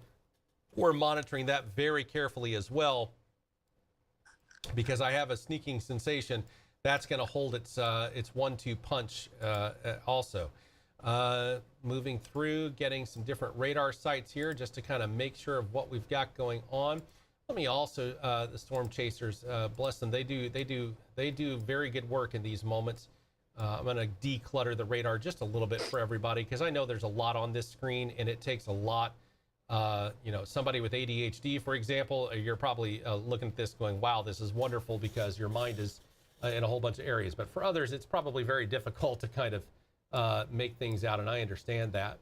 But when you have a busy radar screen, that's what you've got. So still showing radar indicated on this tornado warning as of right now. But we are now finally, Kyle, it is starting. Take a look at this. If I zoom out, it's finally starting to kick in exactly as it was predicted to do. You've got this this line. Right as we went on air, I had just asked, this appears very broken. If it doesn't get organized, I'm not sure what this is going to do. Guess what? It got organized. It heard me. So yeah. I gave it the old announcer's curse there, I guess, as they like to call it in sports. Sometimes it's really starting to connect itself together and probably kind of feed off each other a little bit. Let's see, just replying to some comments real quick. Let's see. Yeah, Potosi is fine right now, but heads up, it's headed your way for right now if it holds together. West Bonne Terre right now, again, it's coming, so probably 30 to 45 minutes. Park Hill's out of it for Jenna? The answer is no, not yet. I wouldn't swear to that. As a matter of fact, Park Hills is probably looking at getting right in the middle of it here in just a minute. Let's see, Ingrid, thank you so much. We appreciate y'all. Well, Ingrid, thank you for listening. We appreciate you tuning in. Cadet, yeah, just talked about that one. Valley Mines, let me take a look here. Valley Mines up in the northern part, or just to the south of, or the southern part of Jefferson County, not out of the woods yet. You're missing all the action up around Hillsboro, in that area. Be thankful for that right now, but not out of the woods yet for Valley Mines. Let's see, Farmington, not out of the woods yet for Farmington. Whoops. We lost Kyle there for a second. Yeah, Farmington. Yep. I'll take. Oh, you're back there. Go ahead. Yeah, well, I lost my stream there for just a second. I don't know what. I lost all my messages. Let me see if I can catch up. If I didn't get to you, I apologize, Matt. You might be able to see those better than I can until they come back for me. But yeah, so Farmington, not out of the woods yet. In fact, the past couple of frames, we're now seeing additional thunderstorm activity begin to develop right along that Sunset area. We're starting to see, like now into Dent County, that thunderstorm cell did not exist a very short time ago. The same for the one that is just east of Rolla towards St. James. That one did not exist either just a short time ago. Now brand new with the latest update just to the east of Salem and off to the west of essentially Viburnum and Bixby, and Dillard, right around in that area, just off to the south of Dillard, I should say.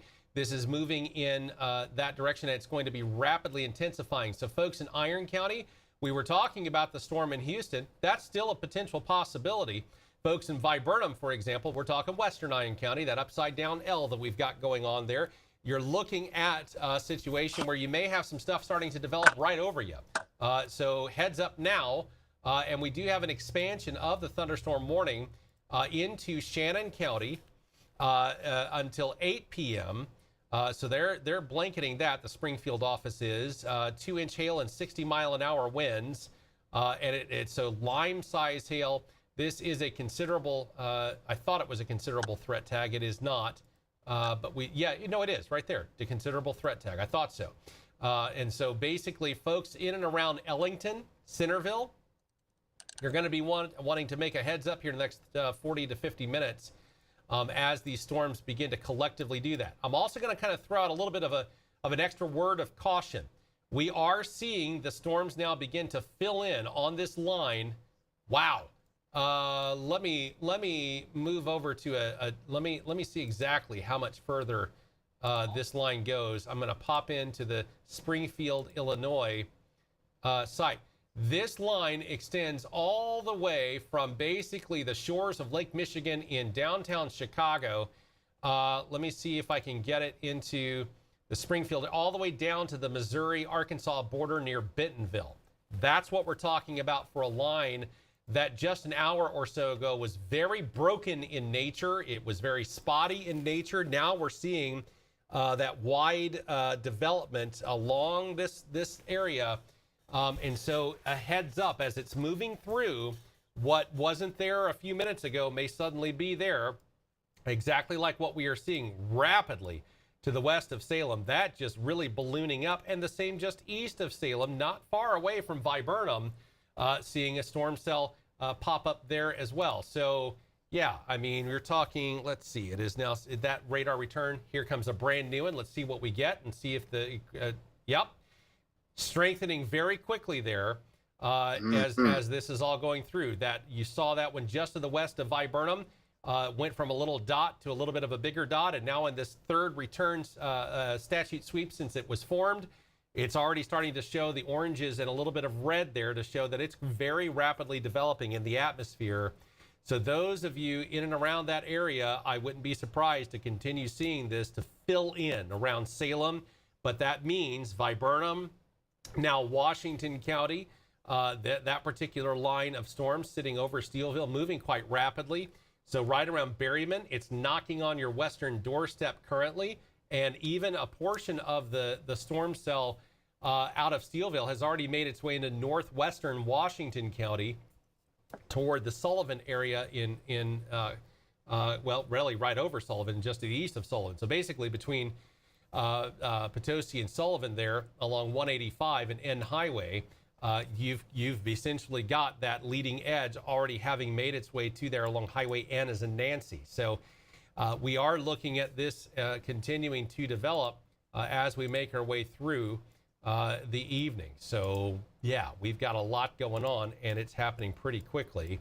And the expansion of those thunderstorm warnings all the way, folks, in Mountain View, it's out of our coverage area. Van Buren and Carter County, though, you folks are going to want to watch that very carefully over the next probably the next 90 minutes or less, because I don't think that storm that's just east of Ava and to the west of Mountain View is going to fall apart for a little while, considering we're seeing the line fill itself in all the way from Chicago down to near Bentonville, Arkansas. I think what exactly was expected to happen, Kyle, has now happened, or at least it's underway. Yeah, it has. To answer Kaylin Veach, hello, Veacher. That was one of my former students, if it's the same one I'm thinking. It is. She would like to know how fast that storm in Crawford County is moving. I will tell you here in just a second. Moving east at 55 miles an hour, Veach. So it's moving at a pretty good clip. So I would say within the next 30 to 40 minutes, Potosi probably needs to be aware. Same with Cadet, about the same, 25 to 40 minutes or so. Lots of questions about Farmington. Of course, they're obviously a little bit hail spooked after the 3:15 to 3:30 thing. As a matter of fact, my in-laws down in southern part of Farmington had 3 vehicles damaged by hail, so they're going to be getting that taken care of in the next few days. And also, friend Meredith Lawson was also a victim of some of that. She was had some damage today or this morning. So yeah, Farmington got it pretty good this morning. I would say Bismarck, Farmington, and they said down around Belgrade there was some damage as well. Of some vehicles there in Washington. That was your former student. He just confirming that. Festus, how is Festus looking?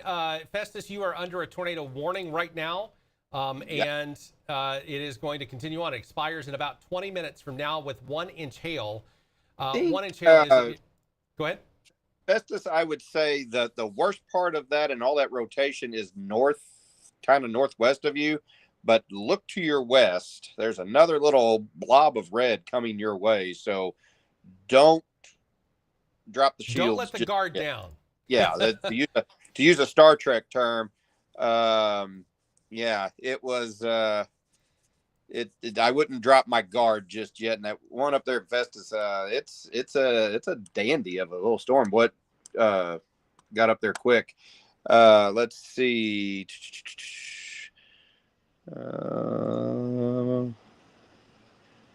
Let's see.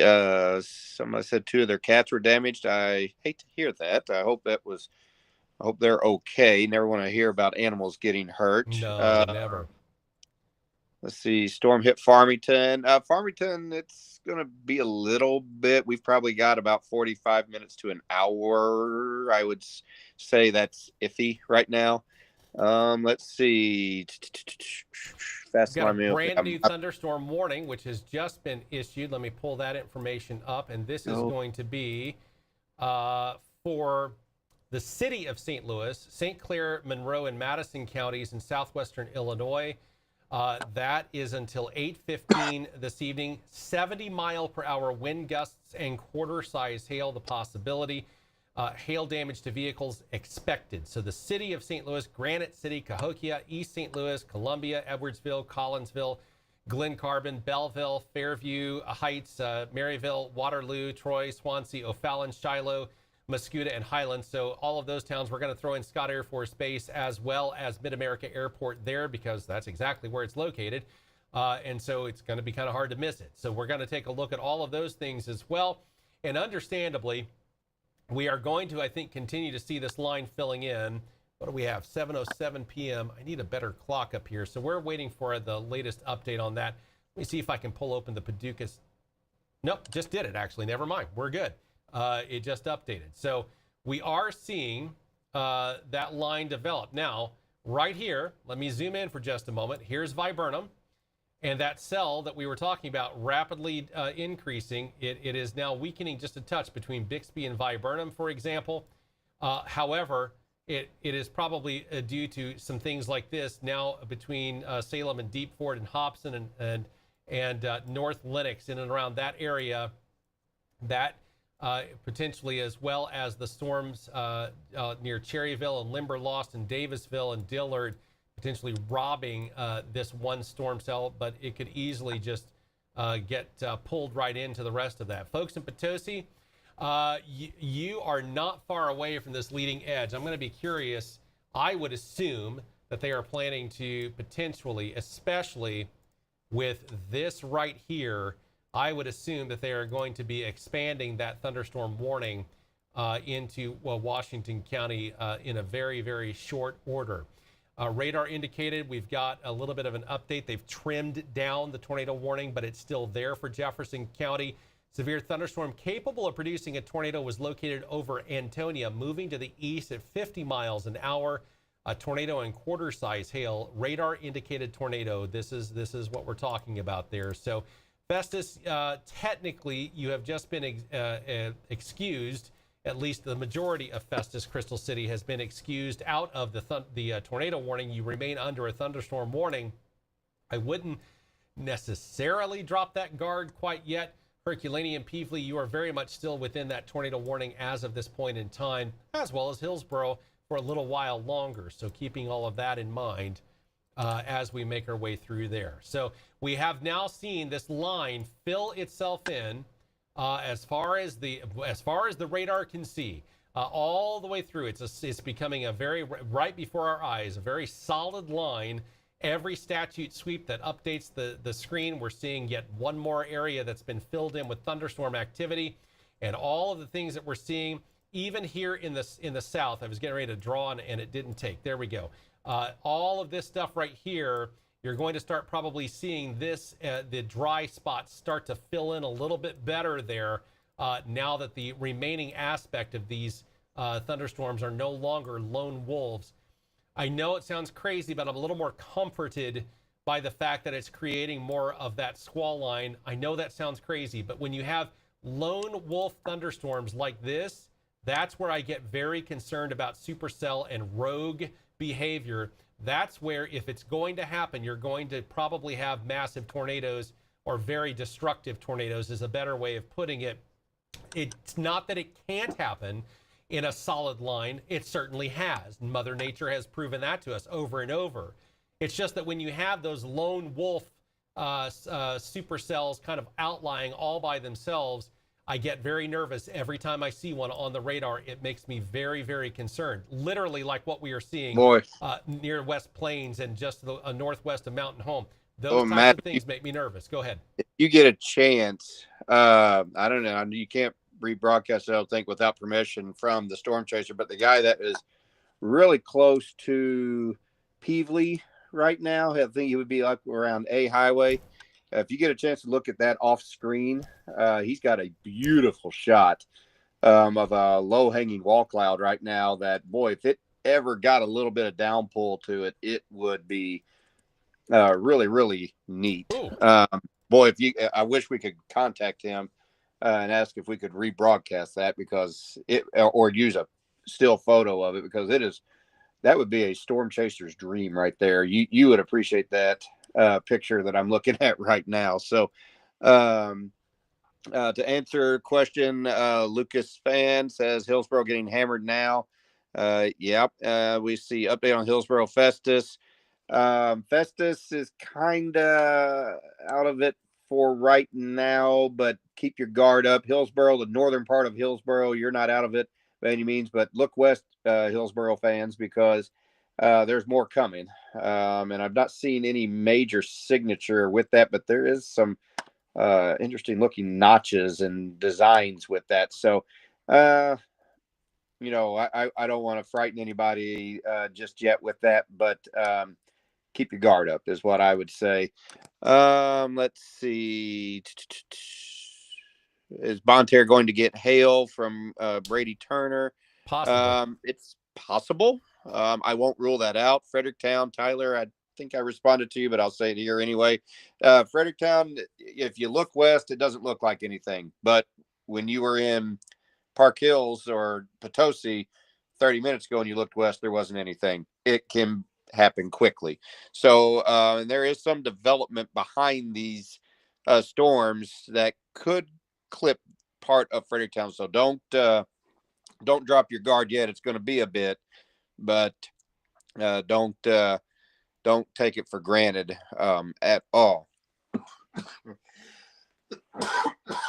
I've pulled the radar off for just a moment while Kyle's catching his breath for just a moment. I wanted you to see, those of you watching, I wanted you to really see the actual polygon warnings flashing without a whole lot of clutter there, understandably. Let me go ahead and pull off the METARs as well. That the METAR is basically showing, that's an aviation thing, but it's essentially showing the different temperatures and dew points. Let me again clean up just this radar just a little bit more, getting a little bit of an easier aspect. Clean that up real quick. I'll answer a few others. There's my old friend and mentor, Coach Brooke Harris, listening in. Thank you for listening in. Viburnum, yeah, you're pretty much okay right now, but over by just north of Salem, be aware. And we'll take a look at that. Miss Beach is asking about the notch to the west of Potosi. Yes, you should always be concerned when you see a notch. That usually means there's some kind of upper level disturbance and some wind involved there. But as of right now, they have a tornado possible signature with that, which means it could. It means it couldn't. So just too early to tell. Not enough data with it right now to really say for sure. So again, be very much aware. In Potosi, Western Washington County right now, you're kind of in the middle of it in the northwestern part up around Highway N. That would be around the Anthony's Mill, Ebo, heads up, P Ridge, North Cut, Richwoods. You're kind of in the middle of it right now. North Cut, let's see, there's Laddie, Floyd. Looking west, Berryman, heads up. You're about ready to have a little bit of, you're kind of at the thinnest part of that whole thing. So we'll see how that forms up. Let's see, Bonne Terre, Potosi. Yes, we are looking at that right now. We're probably going to get a part of that. Now, how much of that is severe, or if there's going to be any hail with that, we don't know yet. Let's see who else. Farmington. Yep. Be aware, Farmington, but it's still a little ways off. You're welcome, Miss Beach. As I said, thank you. And that catches me up so far. So I'll turn it back over to you for just a moment. I've gabbed enough for the time being. No, we're in this together, sir. No other way around it. You gotta take a few moments there to grab a gulp of water so your voice will hold out until it's all over with. This is what you are seeing on your screen right now. This is what we would call it's a vertical liquid integration, and that's a fancy word. It means hail. That's what it means. That's what we're seeing in and around this area. So when we're talking about different aspects, when you're seeing these whites and these magenta colors, you're talking about some very large hail as a possibility in and around this area. Also the same holding true for the Imperial area. You're probably getting, again, some fairly large hail with this as well. So yes, that is areas of concern. Hail was definitely going to be a concern for this evening's round. The good news is, hopefully, fingers crossed, that this is the final round of the evening, because whenever we go back through here, Kansas City's radar is in the clear all the way around. And for all intents and purposes, the Springfield, Missouri's radar, everything's now shifted in towards southeast Missouri and eastern Missouri, I should say. And so that, at least, hopefully, once this is said and done, it'll be done. So that's kind of what we're hoping for. I certainly would not complain if that's what we get, but it is something, obviously, that we do kind of need. So folks in Farmington, Potosi especially, I'm very intrigued. Now, I do notice where basically near the Davisville area and not far away from Dillard, let's see this latest stat sheet sweep. Now that I've circled it, it'll move, of course. And so let me recircle it there. I am noticing that this is weakening just a touch, but sometimes that happens when you have storms kind of blending in with one another. They'll spend a little bit of time regrouping and then reforming, because each cell has its own core. Well, when they start blending and merging together, that creates a little bit of a weakening sometimes. More often than not, it does. And then it kind of has to kind of regroup itself as one bigger storm. And we may be seeing that here in the next 15, 20 minutes or so over Washington County, which could prompt an additional warning. I'm very perplexed as to why they have not issued a thunderstorm warning or something for northern Washington County already, given the radar returns that we are seeing. I'm going to go to an auxiliary source just to make sure. And no, there is no other warning there. I just wanted to make sure that our system was working the way that it was supposed to be. And if it's not, then the alternative system isn't either, and it's also rock solid. So I just wanted to get that second opinion going. Folks in and around, go ahead. Mineral Point, that's from Brina Kane. Heads up, you're about to get some rain. Now, will that be severe? It's very difficult to say right now. They have not extended that severe thunderstorm warning box out of Crawford County into Washington County on the on the mid to southern end as of yet. Now that could change, so be very, very aware, Brina. Even if they don't extend the severe thunderstorm warning, that doesn't mean you can't get rocked a little bit with some high winds or even in some small hail. Just because it doesn't have a watch box or a warning box around it doesn't mean it can't still produce some gusty winds and a little bit of thunder and lightning. So definitely be aware there. Bonne Terre, yep. Bonne Terre under the gun right now. Don't think, again, it depends on if they decide to extend that severe warning, thunderstorm warning watch box. They haven't done that as of yet. Just a heads up, get everybody caught up there. Let's see, it pretty much covers everybody so far, I believe. Taking a look at some of this, understandably, it looks like some of the hail is weakening just a touch. We'll take that all day long, and that's the hope. At least for now, it's somewhat weakening. But again, storms have cycles too. And the fact that this line has developed really within the past 20 to 30 minutes to a solid line, I would actually argue is quite indicative of perhaps further on down the line of where these storms will eventually be.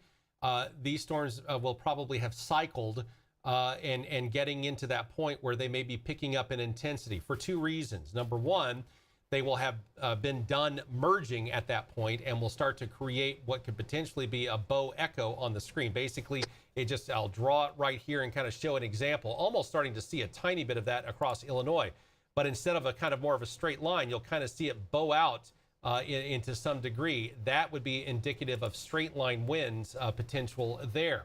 So I'm going to be very cautious in simply saying, I don't think these storms are fizzling out. I do believe that they are merging together and cycling. And I say that because places like Farmington, Fredericktown, Jackson, Cape Girardeau, into Marion and Mount Vernon, Illinois, Poplar Bluff, hasn't really, this morning, yes. But we've had a whole day of heating. We've had a whole day of humidity. We've had a whole day of some spotty sunshine in different locales across southeast Missouri. What I'm getting at is there's plenty of fuel. And there's nothing to really stop it. There's really not much of a cap there anymore at this particular point in time to really kind of calm it down. That's why we have a particularly dangerous situation, tornado watch box, that's been issued for a good chunk of southeast Missouri and beyond. So I actually do believe that these storms are going to get their act together even more so and intensify. That's why I think you folks in Farmington and Fredericktown, I don't want to say hold your breath, but hold your breath. St. Genevieve, Perryville, Jackson, also kind of hold your breath. We got a brand new thunderstorm warning. Take a look at that. It's for Washington County. And it is for southeastern Crawford and southern Washington County until 8:15 p.m. I couldn't even get it out of my mouth before I was saying I think they're going to be intensifying, and here we are. Hail damage to vehicles, Curtois, moving around there at 7:35 p.m. Davisville, Dillard, Shirley, Belgrade, and Caledonia, all of my old stomping grounds there. Dillard Mill Historic Site as well. And all of these areas, that's where this storm is moving through. Talking about an inch hail, 60-mile-an-hour winds. That is at a tornado possible signature. That's the big one right there. They are starting to see some rotation. Didn't say anything along those lines I almost did when I popped open to see some of the potential velocity about rotation. I kind of noticed a little bit of rotation, and I thought you were talking, Kyle, about answering questions. I thought, no, I'm going to leave that one alone. It's far enough away from the radar where I'm not extremely confident. But the professional folks, if you will, at the National Weather Service, that's what they literally do. They eat, sleep, and read radar returns, and this is their literal livelihood and job. They are indicating a tornado possible signature on that, so we're going to go with that. So we do have that thunderstorm warning now for Potosi all the way through Caledonia, Belgrade, as we mentioned, Courtois, Irondale also listed, Mineral Point listed in there. Keep your guard up a little bit because of that tornado possible signature. Every tornado warning that we have seen so far this afternoon began, with exception of one or two, began as a thunderstorm warning and a tornado possible signature, and then they grew into a tornado warning. So keep your guard up just a little bit. We want to watch this very carefully. Folks in Farmington, really along Highway 67, from, let's say, Festus all the way toward Fredericktown along Highway 67, all of St. Francis County. Now's a good time to get that guard up just a little bit to see exactly what's going to happen. I'd rather you over-prepare than to not prepare at all, and hopefully that we never need it or use it. But the reality is we have a really conducive environment right now for very strong thunderstorm activity. And the reason that I am concerned, again, there's plenty of fuel in the atmosphere where storms did not happen in a plenty at all today. And this line, I have a feeling, is going to start grabbing a hold of that fuel and intensifying as we go. So it is a situation. Ironton, Arcadia Valley, Farmington, Fredericktown, all the way south toward Greenville, Poplar Bluff, with these still lone wolves down here that I'm honestly hoping will converge and merge in with the rest. I'll feel a lot better about them not becoming supercells when that happens. Folks in St. Louis, St. Charles, Troy, Missouri, you're basically St. Louis County, I should say, the majority of you now in the clear. Chesterfield, Weldon Spring, where the National Weather Service is at, St. Charles, you're in the clear. It's done. It's over with. Union, I think we can also essentially, for the most part, fingers crossed, hold out an all clear at this point and kind of see where we go from there. But yeah, we are looking at a lot there, Kyle. Yeah, we are.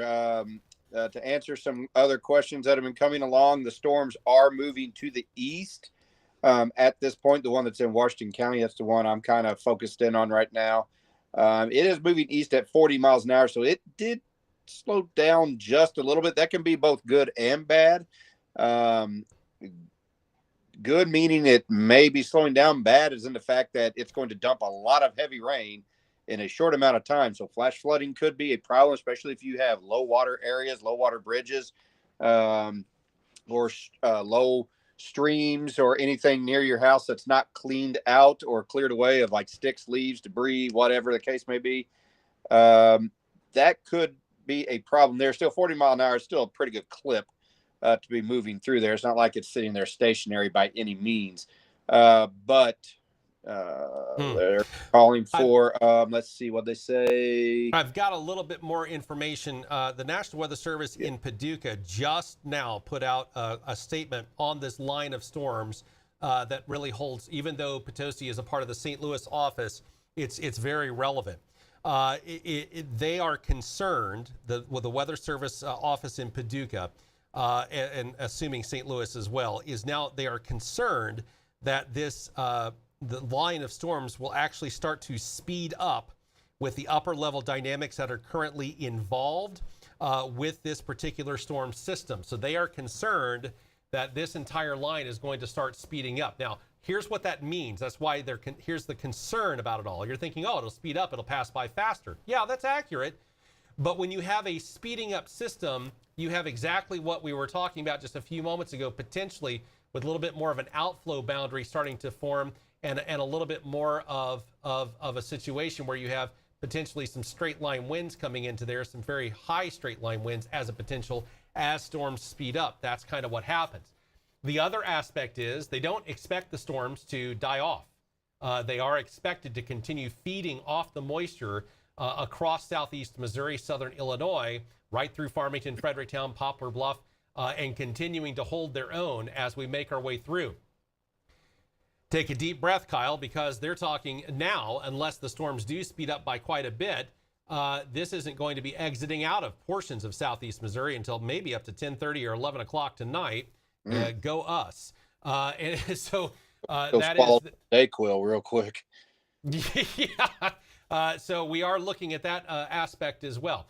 That tornado possible signature, let me see if there's a bit of an update on that for folks in Washington County. It's now sitting right over Courtois at this point. And that, again, While you're looking there, somebody was asking about Centerville down in Reynolds County. Kind of heads up, because that was once a very globular looking, like a circular looking storm down there around Summersville and Eminence. That has since kind of grown. It is strengthening in the northern part up there. So around Highway 72 area there near West Bunker, West Fork, it is developing right on top of you. So Centerville, heads up. You could be seeing some of that here very soon. Let's see. Any new update on Bonne Terre? Nothing's changed as of yet. I would not be surprised, though, with the way things are shaping up right now, that St. Francis County doesn't come under a severe thunderstorm warning before too long. They may extend that. The folks at the National Weather Service will be doing that. Shara, Chadbourne, those storms are moving to the east at 40 miles an hour right now. Let's see. Thunder in Deloge now. Abby Gale, heavy rain. I think she's somewhere in Washington County. I'm not exactly sure where in Washington County, but I know she was asking earlier. She's got heavy rain. Let's see. And to answer Kalen Vici, they're moving directly to the east right now. So, people in Viburnum, let me put my map in motion here. You guys can't see that. Viburnum, you're not out of the clear yet by any means. If you're... Looks like we lost Kyle there just again with his internet going in and out there for just a moment. I'll take it from here while he's working on that. He may have been getting a phone call as well. That sometimes knocks him off with the internet service there in directly in his device. So Viburnum, as he was saying, not in the clear quite yet. You eventually will be, but for the moment, let me put this into motion. Let's take a look and see what we've got here. For whatever reason, this always goes back to 50 frames. I don't want 50 frames. I want about 21 frames. That makes it a little bit faster on the screen for us all. And that is kind of what we're looking at right now. Let's take a look again. Yeah, I'd say for the most part, unless something starts to fill in, and it's not impossible. Well, actually, not only is it not impossible, we're starting to see it. This all right here is the beginning of a filling in and a blending in of all of the different storm cells between what's going on in Eminence and toward the Davisville, Cherryville, and Steelville area. So we are now going to start seeing that line beginning to develop and fill itself in. So no, Viburnum, we're not going to call you out of the clear yet. You just may have stuff develop right over the top of your head or shortly a short distance off to your west. So that's an area. The tornado warning, by the way, for Jefferson County has been allowed to expire. We do still have some very strong thunderstorm activity going on right now when it comes to Hillsborough as well as other places in central and southern Jefferson County. So heads up on that. And again, we are still continuing to see. Let me flip over to the Paducah site here for just a moment and see if we can get kind of yeah, it's definitely doozies. We've definitely got tennis ball size hail. This is going on in Shannon County right now. 2.5-inch diameter. Echo Bluff State Park, Current River State Park, Ozark National Scenic Riverways, that whole area right now for Shannon and Texas counties, moving to the east at 45 miles an hour. Tennis ball sized hail and 70 mile per hour wind gusts. So in this area right now, yeah, that's a lot, understandably. So it is pretty much a safe bet that unless something weird happens in the atmosphere, which doesn't look probable, folks in Ellington, heads up, Centerville, heads up, and all points in between along Highway 21, Logan Creek Conservation Area, this whole area in Reynolds County, you're going to want to keep an eye out because tennis ball size hail that's destructive in many ways. So folks in and around Potosi, you are under that thunderstorm warning for right now.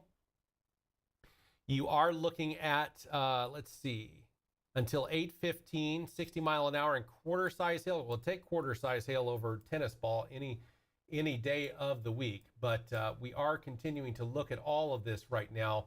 And I'm waiting for Kyle to get back. He's probably rebooting his modem, but he will be back momentarily as soon as he can. No doubt whatsoever. But we are beginning to see that fill in. So Ironton, Arcadia Valley, that line fill in, I should say. Ironton, Arcadia Valley, while there's nothing out to your west to really mention other than maybe a couple of lone spots, this is rapidly developing. And so that is going to probably begin to fill in. Hopefully, as it is moving across Ironton, it's still in the process of figuring out how strong it wants to get and might be below severe limits. There's always that possibility, but we also don't let the guard down until it's for sure a one and done, like it's over and everything is good to go. So with regard to all of that, we are looking at this severe thunderstorm warning with a tornado possible for Washington County, 1-inch quarter size hail, 60 mile an hour winds. Then we've got a considerable damage threat tag on the Shannon County storm with 2-inch lime size hail as well as 60 mile an hour winds. And then we've got, 3-inch large apple sized hail at 60 mile. And this is a destructive storm, technically just out of our coverage area, but not for much longer. So it's going to move into a portion of our coverage area in the very near future. So this is kind of important, folks. In southwestern Shannon County, that's a part of our area. So it is technically still in a portion of our area, but nevertheless, this is a destructive storm for the Highway 63 corridor and Highway 60 between Willow Springs and Pomona, Ozark National Scenic Riverways, and then of course that's an apple-sized hail. I don't know that I've ever seen that kind of a warning before for hail that size in southern Missouri. It's probably happened a time or two, but I don't recall that happening as of this point in time. So we are continuing to see. That takes your breath away. We do have that would be from the Paducah office. Exactly what we were just talking about. Severe thunderstorms approaching Carter, Ripley, and western Wayne counties. That would be Piedmont through 8:45 p.m. Doppler radar was tracking a cluster of severe storms. Exactly what we were just talking about. These storms have a history of very large hail, and conditions remain supportive for tornadoes and damaging winds. Kyle just letting me know that his phone just ran dead. His battery just went dead. He's working on getting back with us here, and so he'll be with us in just a moment. So Fremont 8:20, Van Buren 8:25 p.m. When you're talking apple-sized hail, 3-inch diameter hail, destructive is an understatement. Even a parked vehicle is going to get its windshield completely and totally bashed in at that particular point if it's out in the open, and potentially totaling vehicles at that point. So yes, that's a big deal all the way around. And of course, really the rest of it is as well. I mean, you're looking at different warning boxes all across now the coverage area, basically from east of St. Louis downtown through the Greenville area, Belleville, Edwardsville, on into places like Washington and Crawford counties, and then making its way into Shannon, eventually Reynolds County, very little doubt in my mind. And then, of course, you have the baseball-sized hail as well, 60 mile per hour winds, 2.75 inches. 3-inch hail, bigger than a baseball. That's what I was thinking for Shannon, Oregon County, Howell County until 8:45 as well. So there's so much going on that it is going to take us a little bit. Listen, severe thunderstorm warnings sometimes aren't that big. They are a big deal always. That's why they're issued, but they sometimes don't cause a huge amount of damage.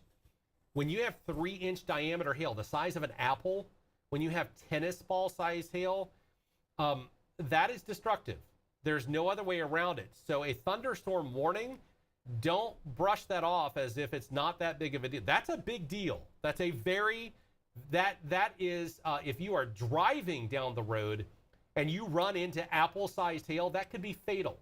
It could literally bash in your windshield and potentially prove to be a very serious situation. I don't say that lightly, and I don't say that as trying to scare anyone. I'm just being real. When you have hail the size of apples coming out of the sky, numerously speaking, and hitting you or your vehicle, that could easily prove to be fatal at this point. So it is something to please take seriously. And it looks like this storm in Washington County near Courtois is gaining in strength. That does concern me a little bit for you folks in and around the Belgrade area. Basically, I'm going to put that into motion. We're going to include Potosi in that as well, in and around that area. Kyle is messaging me saying, hey, I'm working on getting back online, so don't worry. He'll come in and take over here for just a moment, letting me catch a breath. But nevertheless, yeah, we are looking at basically Potosi, Caledonia, Belgrade, all of that area, southern Washington County, Delbridge area. There's a couple of different Delbridges there. That's why sometimes I hesitate to mention it, because it can cause a little bit of confusion. But basically, Courtois, the Quaker area in southern Washington County, this is an area of concern. Let me do one other thing here. Let me put this. Yeah, we've definitely got some hail going on with this. Now, that's about a 10-minute old, so it's actually showing a little bit of a higher strengthening there in the last statute sweep, and starting to get itself a little bit better organized. And now we've got a tornado warning with baseball-sized hail. Not shocked. And the reason that I'm not shocked is that when you have hail of that diameter falling from the sky, it starts creating wind shear, it stirs up the atmosphere, and it can create rotation pretty easily.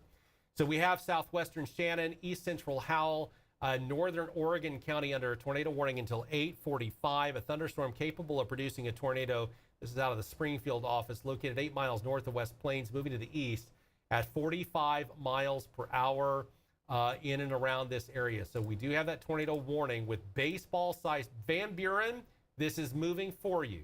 Piedmont, Greenville, moving toward your direction in the next hour or so. Keep a very watchful eye out. Potosi, this is moving toward you. The other thunderstorm that we're talking about with that tornado possible signature on it.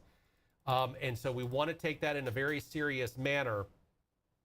With this latest update here, as of right now, severe thunderstorm warning remains in effect until 8:15 p.m. This is about 9 miles northeast of Courtois, 11 miles southwest of Potosi, moving to the east at 40 miles per hour. So 60-mile-an-hour wind gust and quarter-size hail a possibility. Expected to be in Potosi in about 10 to 12 minutes, 8 p.m., Mineral Point, 8:05 p.m. Other locations, including Shirley, Belgrade, and Caledonia. It's going to move into your neck of the woods, so keep all of this in mind. And it looks like Kyle has just been able to join us once again. Looks like Kyle has actually gotten his batteries recharged, quite literally, enough to be able to hop back on. And I don't know if you've been able to keep up since you had some dead batteries going on there, but we do have that tornado warning with baseball-sized hail moving toward Van Buren and eventually toward Piedmont and Greenville area. We've also had apple-sized hail. Yes. That is moving in that general vicinity. I'm still concerned about the storm going on in Washington County. The last couple of statute sweeps, it has intensified. It has. Basically just north of Courtois near Ishmael and toward the Quaker, Delbridge, and Palmer area. This is an area of concern because we are seeing now what I was mentioning earlier, the storm beginning, the line gathering itself together, cycling, and working toward gathering in intensity now that it's getting its act together. Unfortunately, with plenty of fuel in the atmosphere for it to do so as it passes through southeast Missouri. I don't, unfortunately, expect that we are going to get out of this entirely unscathed. We are now seeing that line continuing to develop. We got one little spot left between, let's say, Centerville and Reynolds County toward Courtois and Salem that needs to basically fill itself in, and it's already rapidly starting to do that. I'm watching Yes. that storm literally begin to do exactly that. Yes, it is. And that little hail core that I had been watching before kind of reformed itself. That's right there over Delbridge, Quaker, Ishmael, Courtois, Palmer, heads up Belgrade, Hortontown. You're right in the middle of that. Potosi starting to see probably the heavier range right now. So it's kind of coming through there right now. I'm not seeing as much, but they're not out of the woods yet. Right along Highway 8, there may be some hail out there. Just looking up near the 185 area around Laddie, they're kind of going through it right now there. But as soon as that passes through in that area, it looks like they're going to be done up in northwestern Washington County. So after this little line moves through, once it moves through, we should be seeing it clearing out for the rest of the evening. While I was waiting for my battery to charge, I did manage to take a step outside. Boy, you can really feel the wind picking up here in Deloge, Missouri. It's really starting to pick up. The storms are beginning to pull the moisture in and the fuel in for what it needs. And 72 mile per hour winds are being recorded by the radar, basically just northwest of Belgrade right now in Washington County. Excuse me. And so it is obviously, and 70 mile an hour winds basically, or 74 mile an hour winds in and around basically where the former Belgrade Elementary School used to be, that is no longer there. So now some of this, because it's a little bit further away from the radar, it's a little bit higher up in the atmosphere. So some of that may not be making its way toward the ground, but 74 mile per hour winds a couple thousand feet above the ground easily could translate to 60 plus mile per hour winds on the ground. So keeping all of this in mind, you're going to want to be very, very cautious. And here is exactly why these storms are intensifying over the top of your heads. They are not weakening. I just circled what I'm talking about here, and you'll see this is now literally cycling through and expanding the line that is moving toward Potosi in the next couple of minutes as this statutes. Whoa, that is a very big update. Really got a lot stronger right there. Has now backed its way all the way towards Salem again and is about to join forces with those massive storm cells off to the south that are creating apple-sized hail and baseball-sized hail right now, which is just truly, utterly terrifying at the honest word. That really intensified, Kyle, on between Shirley, Bates Creek Camp, just above C Highway there, and basically along P Highway is in Paul, between C and Potosi. That latest return genuinely really intensified quite quickly. Boy, it really did. And the hail indicator near Delbridge really intensified as well. That's going to be going across C Highway probably any minute now. Looks like to the west of Potosi. Yeah, you're not out of the woods yet, Potosi. You're kind of right in the middle of it right now, and you may not be done yet with this. So definitely be aware with that storm. I'm just looking up north. It looks like Jefferson County, they did drop the tornado warning. I don't know if you mentioned that or not. Up in Jefferson County, they did drop that warning along with the thunderstorm warning. So surely that's not. I'm showing a 93 mile per hour wind in the radar returns currently just to the west of Highway 21, and that's mighty gust. That's folks. I don't see any power outage reports from the Ameren. They would pop up on this screen yet. So I am hopeful that is not something that is true to the ground. Although that's a lot. That's a Category 2 hurricane and then some moving through there. So it is something to take very seriously right now. That grabbed my attention in a way that I was not expecting to see something quite that much. Giving you a chance to kind of catch your breath. I know you had mentioned you needed one there for a minute. I've got somebody, you're welcome. Megan, Herzgoda, Prize Goda. Boy, if I butchered that, Megan, I am so sorry. In you're in St. Louis, trying to make it back down to Washington County. Probably by the time you come back down, it's going to probably be okay by them. But I would probably not set any world speed land speed records in the process. 47 towards Bonne Terre, heads up. It's coming right across there. So right about Mineral Point right now, you're starting to get the first parts of the heavier rain right now. So you have 47 Bonne Terre. If you're headed towards the Cadet area, I would be very careful. Park Hills, just starting to kind of see the initial stages of the rain and wind coming in where we haven't seen it yet, but it's coming. Belgrade getting hit now. Yeah, we can see that. Strengthening west of Potosi. Okay, I've caught.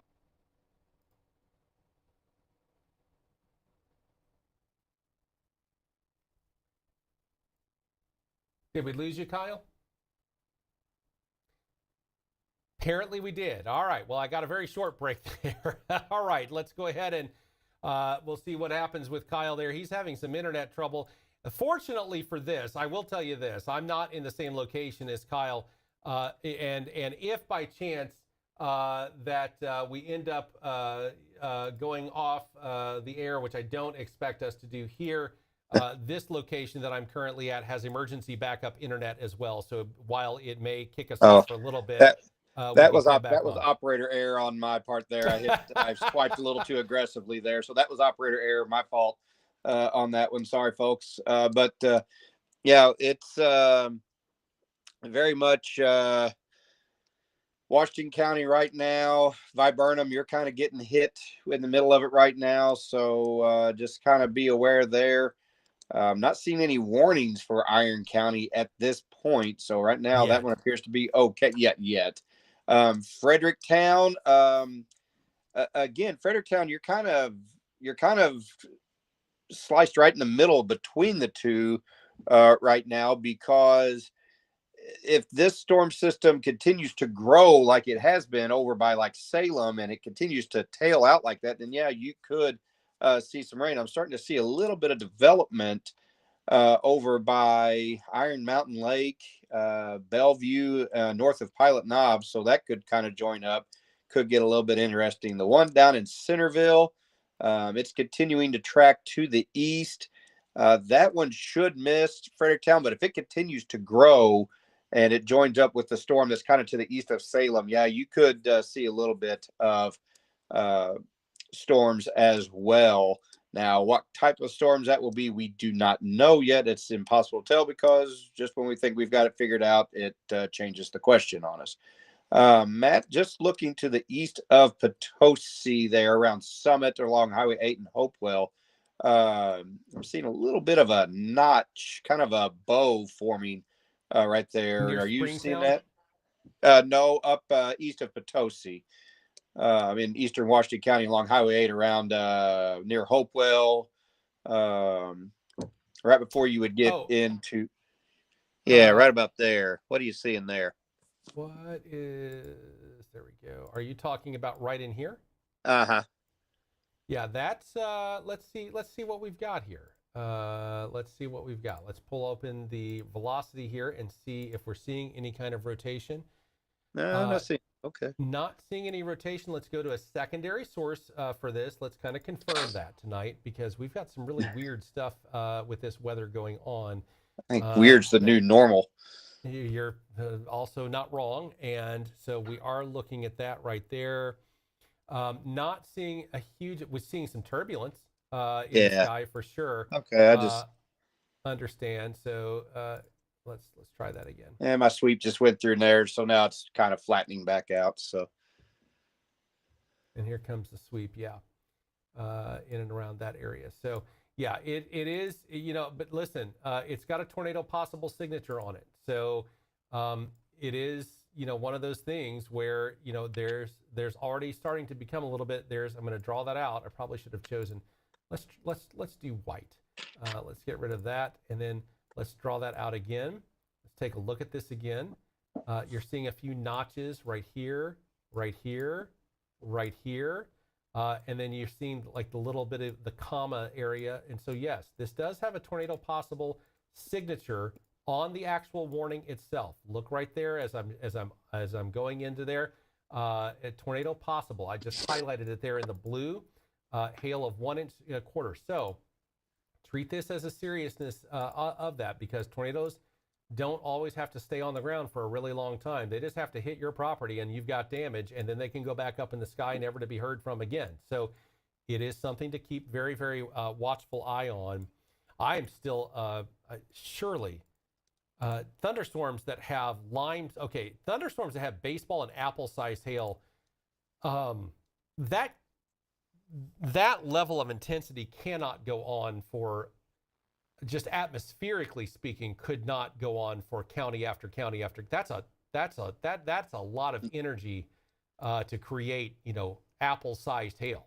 That's a lot of updraft. Yeah. And pushing that moisture very high in the air, and then it comes back down and then gets buffeted right back up there. So there's a lot of push in that system to make apple-sized hail. I don't think I've ever even seen a warning with apple-sized hail. I thought we had one late last year where Grapefruit? down in that, around that same area, around the Van Buren, Poplar Bluff, Donovan area, I think we had an instance where they were reporting apple-sized hail, because I remember saying last year, I couldn't believe that. Yeah, I think I'm vaguely, there were so many storms last spring. I'm vaguely trying to remember that. We do have a brand new severe thunderstorm warning with a tornado possible signature. This is for Reynolds County until 9 p.m. this evening. A severe thunderstorm was located. Oh, there's a tornado warning with it too. Oh, we do have a tornado warning, so we're going to go on to that as well. Here we go. And it's got lime-sized hail as well. 2-inch diameter. All right, here is what we've got going on. Folks in Potosi, we're going to watch it. Keep your heads up. It's got a tornado possible signature on it. But for right now, we've got a tornado warning for northeastern Shannon County. Folks in Reynolds County, Ellington, this is moving in your direction until 8:30 p.m. for Shannon County, located near Eminence or 21 miles northwest of Van Buren, moving east at 40 miles an hour. That is for a radar-indicated tornado. That's the Springfield office. St. Louis will take over the warning zone for Reynolds County. But 2-inch lime-sized hail with a thunderstorm warning. Let me get over to this one for Reynolds County. And sure enough, the Weather Service kind of going, yeah, we think it's more like an inch rather than 2 inches. It's the same storm system. We've run into these issues before, and I won't even call them necessarily an issue. It's just professional opinions one way or another. And so the National Weather Service office in St. Louis is going to continue the thunderstorm warning, but they're going to say 1 inch or quarter-sized hail instead of lime-sized hail. So a little bit of one office saying one thing, one office saying another, and that's the only reason why the text and the verbiage is different. So here's the thing. The Springfield office is convinced that it's 2 inches. The St. Louis office is convinced it's 1 inch. Either way, it's hail. But yes, if it's more toward the lime size, you know what, folks in Reynolds County, once it makes its way there, let us know. Tell us, be truth to the warning. Was it more of a 2-inch lime size, or was it 1 inch quarter size? I mean, there's a big difference between the two. And we do have the hail damage to the vehicles expected. Ellington at around 8:25, so about 20 minutes from now, give or take. And of course, it has a tornado possible signature on this, so it could easily turn into a tornado warning rapidly. Same holding true for folks in Washington County. This still carries that tornado possible signature. Heads up for folks in Park Hills, Farmington, Deloge, Bonne Terre, all of that area right now. You're Bismarck, on the leading even edge. Bismarck, yes, you're on the leading edge of this storm. Not going to be at all shocked if they expand that, just simply because the radar returns are really off the chart. Oh, we got a tornado warning. We have a tornado warning that's just been issued for St. Francis County, Washington County, and St. Genevieve County until 8:45. 8:03, a severe thunderstorm capable of producing a tornado was located near Irondale or 6 miles west of Bismarck, moving to the east at 45 miles per hour. A tornado and quarter-size hail. Radar indicated. Let's go to the reflectivity at this point. Let's go to some velocity and see what we've got going on. We do see the rotation right now. basically near the Caledonia area, and obviously something that is going to warrant a great deal of watching right over the this is where it's at. It's moving. Is that the same notch I was just looking at? No, it's morphed since the last time I think that you were looking at, and it's changed. That's kind of what we're seeing now that this line has gotten organized. They're all kind of morphing and changing, which creates turbulence, which creates a spin in the atmosphere, which then spawns up the rotation that we're seeing, producing potential tornadoes, possibly strong ones at that. So this rotation right now, Caledonia, Valley R6, this whole area right along Highway 32 between Caledonia and Bismarck. Folks in Bismarck, that tornado siren at the fire department ought to be going off by now, or in the next 60 seconds or so. Your phones have probably gone off as well. This is what we've got going on. And folks around Irondale, you are still under that tornado warning. But as the rotation goes, keeping in mind, rotations can move throughout the system as we are talking about here. And even under the tornado warned polygon, we're also seeing potential spin ups or dust ups, if you will, in the atmosphere all the way through this whole entire area right now. And so just treat it, if you're under the warning, treat it as if it's going to happen. Bonne Terre, Deloge, Park Hills, Farmington, Bismarck, this is in your path right now. Get into the lowest area of your home, the most inner part of your home. A basement's a good idea if you've got one. Get into a room or a closet at this point as it's making its way towards you without any windows. I have literally said over the air at times, putting a mattress on top of you. If you hear that tornado coming, whatever it is that you can get some kind of protection over you, that's the moment that you want to start working on things as well. So yes, Kyle will be with us here back in just a moment. But yes, this is an area of concern. We've got a very sincere situation developing. Now we've got the tornado warning for Shannon County. That's going to probably move in also to Reynolds County. We've got a doozy of a tornado warning with baseball-sized hail in and around the Shannon County area and on into that area as well. So listen, this is now turning into exactly what the forecasters feared and have been looking at for days and days now. Let me get back into the actual reflectivity for folks in and around this area. So folks in and around St. Francis County, as well as Washington County right now, we've got that tornado warning. That notch that we're talking about here, it's a little bit more difficult to kind of pinpoint out. But we are talking about potential rotation in and around this whole little lying area here, possibly even right in this area. Let's let that statute, let me clear that off. We've got a brand new fresh update here. It's as fresh as it's going to get, less than 10 seconds old. Let's redraw, and we're starting to see that become a little bit more organized. Also, right in this area, as we were talking about, these notches, quick spin up. It's under the tornado warning. It can happen in a moment. And then make its way off in there. All it has to do is touch down for just a few moments, and then you've got a confirmed tornado. So this is what we're talking about there. Also, keep in mind, Kyle is a trained weather spotter for the National Weather Service. I think he's actually getting an assessment, a professional assessment of what's going on. He's getting some eyeballs on what's taking place here, and so he'll be back with us in just a moment and probably give us a very good update as to what he is actually seeing. Truth to the radar here. So that rotation, it's approaching Bismarck. This is moving again at 45 miles an hour. So Bismarck, it is basically almost at your doorstep at this particular point. And yes, Farmington to Deanna, is it going to hit Valley Mines of Bonne Terre? Bonne Terre is in the tornado warning at this point. And here's what we're talking about here. We've got potential spin-ups. I'm not going to go out on a limb and simply say it's only in one spot. We've got potential spin-ups in the atmosphere. And the reason why I'm not going to go out on a limb, sometimes it's very obvious, but we have a very large line, almost a steady line. These things have begun to become more cohesive.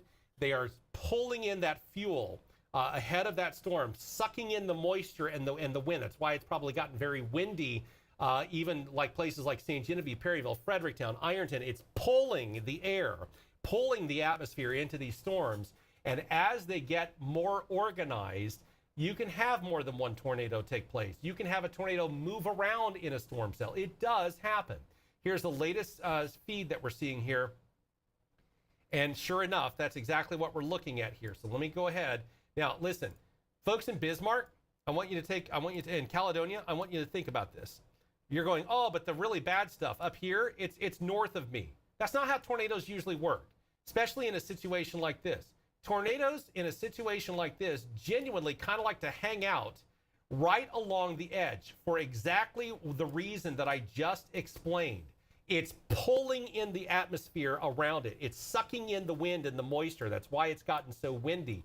It's pulling the fuel in.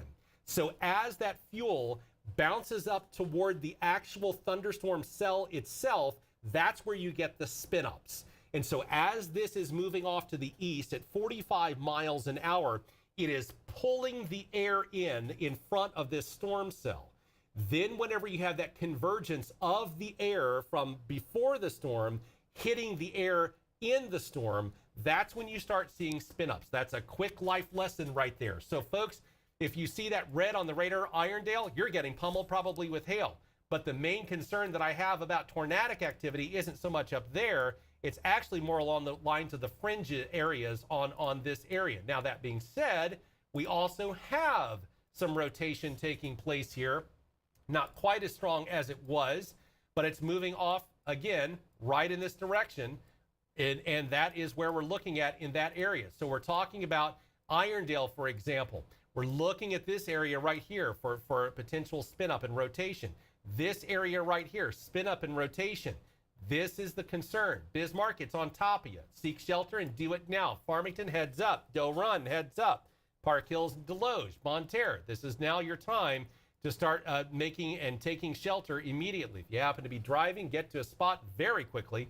Hopefully in a building. Do not go under a bridge overpass. That's an old thing that I keep hearing a lot of people talk about. The wind actually accelerates and becomes a wind tunnel and can actually suck you out from underneath that bridge and can actually make the wind even worse under there than what we're talking about. So Kyle is actually telling me he is doing exactly what I expected him to do. Very dark, looking towards it. He can't see anything yet, likely rain wrapped if it's on the ground. Those are his words, not mine. He'll be back with us. He's doing his weather spotter job. That's what he's doing right now, which is very conducive for what we need. We have a brand new tornado warning. This one is for Reynolds County until 8:45. This one was issued a few minutes ago. 12 miles west of Ellington or 41 miles southwest of Ironton, moving to the east at 35 miles an hour. Again, a tornado and quarter-size hail. So we've got some warnings out there. Let me span out for just a little bit and see what we've got going on elsewhere.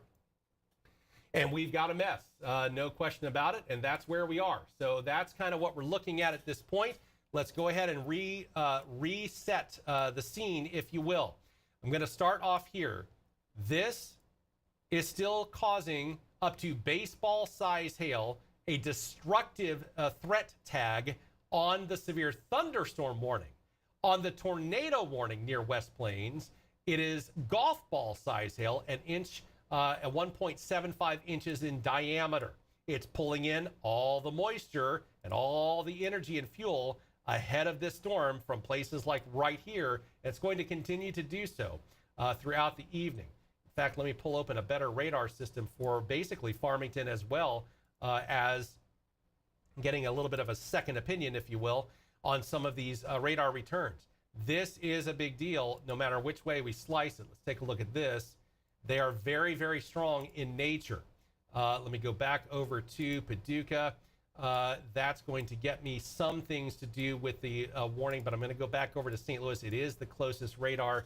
We're talking about this area. Let's see if they have moved it down just a little bit. We still don't have any updates from there. I'm going to wait for that. And we're going to have to wait and see on those aspects. But I am genuinely very concerned. Park Hills is right on top of you. Farmington, there it is. I told you it'd be moving quick. It's doing exactly as we thought it was going to do.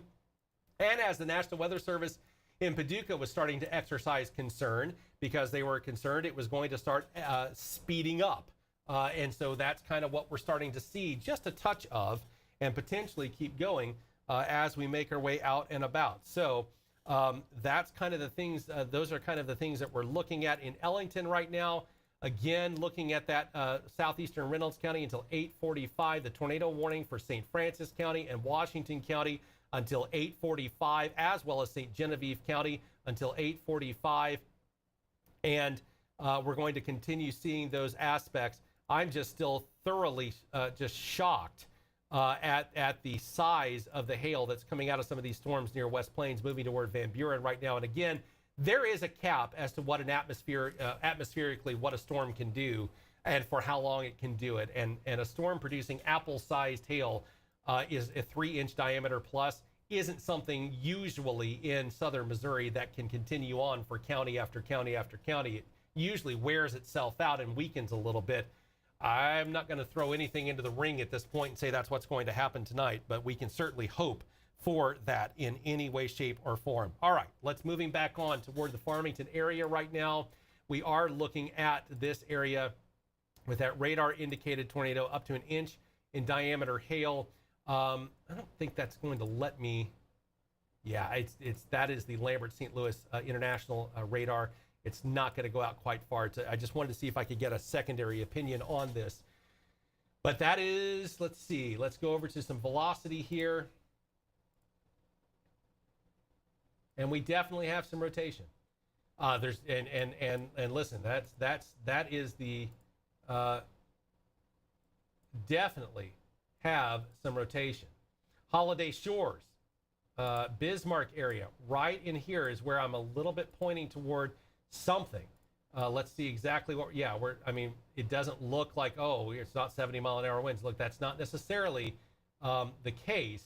It's got to shoot through that entire storm to figure out what is going on, to what's taking place on the other side. Plus, we're only taking a slice out of that, and I have multiple ways of pulling in information. So far, we're not seeing any debris. That's a good sign.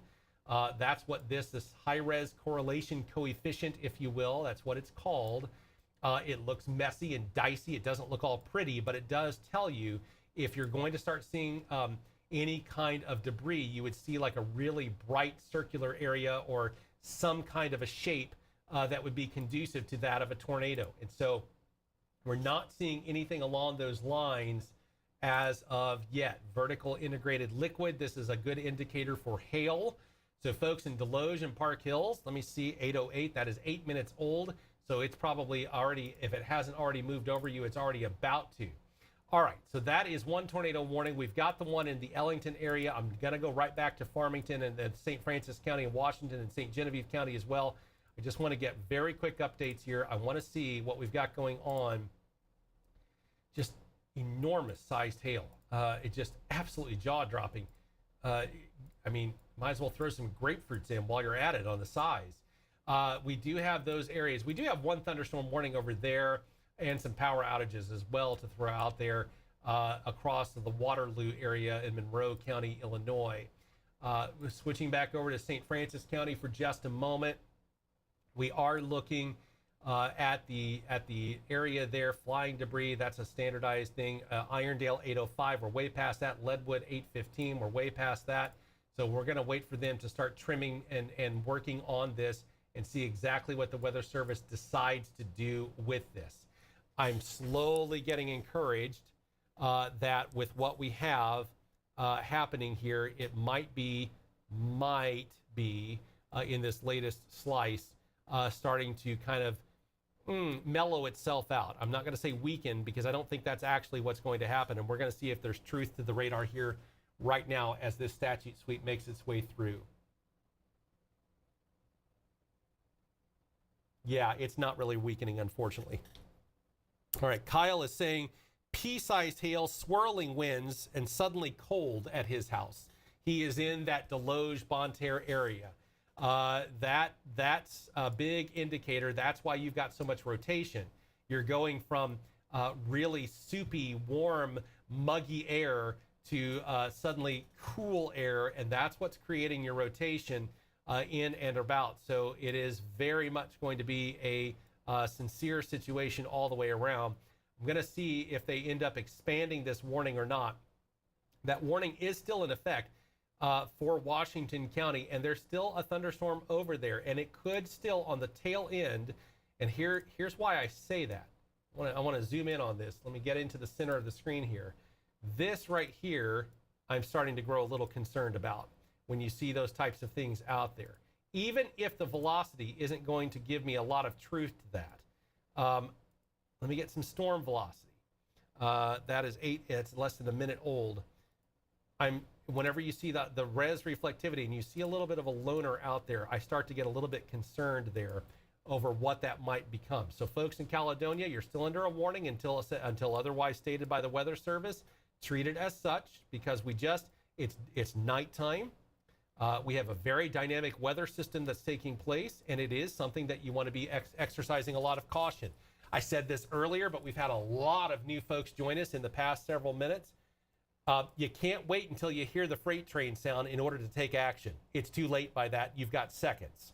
Especially if it's hailing and raining really hard, you may not even hear the freight train until it's right on top of you, and then it's really too late. So you need to be taking those precautions right now if you are under a tornado-warned storm as of this moment in time. So as we begin that transition to see exactly what takes place here, we've got the tornado warnings across Reynolds County. We've got another live statute sweep. We're almost in a live mode here with the Weather Service to see exactly what's going to be taking place there. That is less than a 60-second old sweep. So we are looking at all of these things. And yeah, we're still seeing these moments where right here, for example, it's just kind of lone stuff. That's what you really want to look for very cautiously and try to be very cautious about whenever you're thinking, okay, how does this happen? As we explained, all that wind gets pulled in. It's muggy, it's humid, the dew point's really high, the temperatures are warm, but inside the storm, it's gotten really chilled, cooled off from the rain and the upper levels of the atmosphere and the hail. Hail always cools things off. That's why you have tornadoes a lot when you have hail, believe it or not. Stirs up the atmosphere. That can be one of the indicators, not always, but one of the indicators. So you have all of these aspects taking place in and along this storm, and at any given moment, a dust up or two, a swirl, if you will, you can start to see these things kind of play out where what one tornado was, it might form another one. It may form another one, right? These are the things that you're going to look for. And so until this storm completely passes, Potosi, you're in the clear. And you're in the clear for the rest of the night in the clear. So I want to point that out. The other aspect is after this moves through, you folks in St. Francis County will be in the clear. But we still have this to get through. Let me put this into motion and show you what I mean. This has to be making its way throughout portions of the area. I realize the screen is not centered quite there on your end. I've got things tooled just slightly to keep some stuff off the screen to keep it a little less cluttered. And so it's a little bit challenging at times. But yeah, when you're seeing these things move through, all of this has to move through. So you have the western edge of that cell basically around the Curtois area, the bottom left-hand corner of Washington County for geographically challenged folks. It's the bottom left-hand corner, southwest corner. Moving off to the east. So it's moving off toward Caledonia, moving off to Bismarck, toward Farmington. All of that has to make its way through before we can really consider ourselves to be clear, unless the Weather Service is seeing something that we may find out about very shortly.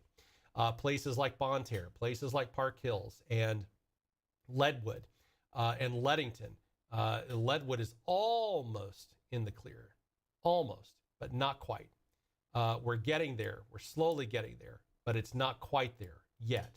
Farmington, you're on the leading edge of that. And so Doe Run right now is probably under the gun. But we're still looking at all of these different aspects, and it's all moving off to the east. Same holding true for folks in Ellington. You guys have this aspect as well with radar indicated tornadic activity and the thunderstorm warning even carrying a tornado possible signature on there. That is coming out of the National Weather Service office in St. Louis. But then the moment it moves, this is a very dynamic way that the Weather Service has done this. Shannon County is operated by Springfield. Reynolds is by St. Louis. Wayne County is by Paducah. So you have basically a tripleopoly of one storm cell that could cause 3 offices to have to start paying very close attention to as to whether or not they're going to do something. All right, we've got an update here, and this is what it says. Tornado warning remains in effect until 8:45 for southwestern St. Genevieve County and southwestern St. Francis counties. So the Washington County, the warning has been dropped. This is okay. A severe thunderstorm capable of producing a tornado was located over Farmington right now, moving to the east at 45 miles per hour. This is radar indicated. So if this is right over Farmington right now, and of course they prepare that a little bit in advance. So let's stop the motion for just a moment. And let's pull open some velocity here and see what we've got going on. And that rotation, I do think I see exactly what they're talking about there. We're going to start circling a few things. So when they say right over Farmington, that's essentially yes. That is basically right over the Farmington. It's actually over the Farmington right now. So if there's any truth to the radar, we hope that there's not. I really would like for these things to be wrong for the safety of people. But unfortunately, we've been proven tonight over and over again that these radar returns seem to be the real deal. It is important and imperative that you take this type of shelter.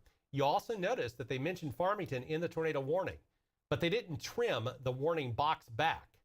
Park Hills, you're still under the tornado warning. Bonne Terre, Deloge, you're still in that tornado warning polygon, but they only mentioned Farmington. Why is that? That's because storms can morph and change as they move off in a direction and pull in that extra brand new fuel for what they're going to do. And so you start wondering, will something else start to happen? And that's the key. I've got another message here from Power Flickering in Deloge. Kyle sending me a picture of what appears to be a funnel cloud in and around. Let me see where this is at. In Park Hills, and the power is flickering in Deloge. That's an indicator that there's a problem going on with this storm. So, the power outages are truth to that all the way around. Folks in Farmington, I hope you're taking shelter. Folks in Bismarck, I hope you're okay. Kaufman, yes, probably going to get hit hard as well. I see Kyle is responding to a few things on Facebook. Pouring rain in French Village, wind and lightning as well. And also some other aspects as well. Is Doe Run in the all clear? Not yet, but darn close as far as the tornadic activity of rotation for the moment. But there's still more severe weather that you have to get through, as you can see right on this screen. And here's obviously Doe Run. I think it just appeared. Some of these towns, they kind of disappear when you zoom out. But yeah, that's what we're talking about there. We still got to get through just a little bit and kind of see what happens there. I am genuinely curious. It looks like the thunderstorm warning has been removed by St. Louis office in Reynolds County. The tornado warning is still active. The Weather Service in Paducah has issued a special weather statement talking about these particular storms. So they're basically gearing up and saying, hey, we'll take it from here. And we'll see exactly what kind of warnings, fresh warnings that we might be getting here very soon. For Farmington, this storm is moving off to the east at, like I said, 45 miles an hour. Those are nautical miles, not curvy road miles. So that is actually quite fast. It will not take long to be able to get over and across there. All right, we have what looks like a now that's unique. Brand new tornado warning in effect until 8:45 p.m. for west central St. Genevieve County. A severe thunderstorm capable of producing a tornado was located over Farmington, moving to I think there's a little bit of a glitch in the Weather Service system, moving to the east at 45 miles an hour. I'll explain that in just a moment. Tornado and quarter-sized hail, or at least extrapolation on this particular radar system. A radar indicated rotation. Flying debris, obviously, west central St. Genevieve County in the rural areas there. All right, here's why I say that. If it's still over Farmington, why would you drop the warning? And so I'm curious as to whether or not, let me get over to a refresher on a secondary source here.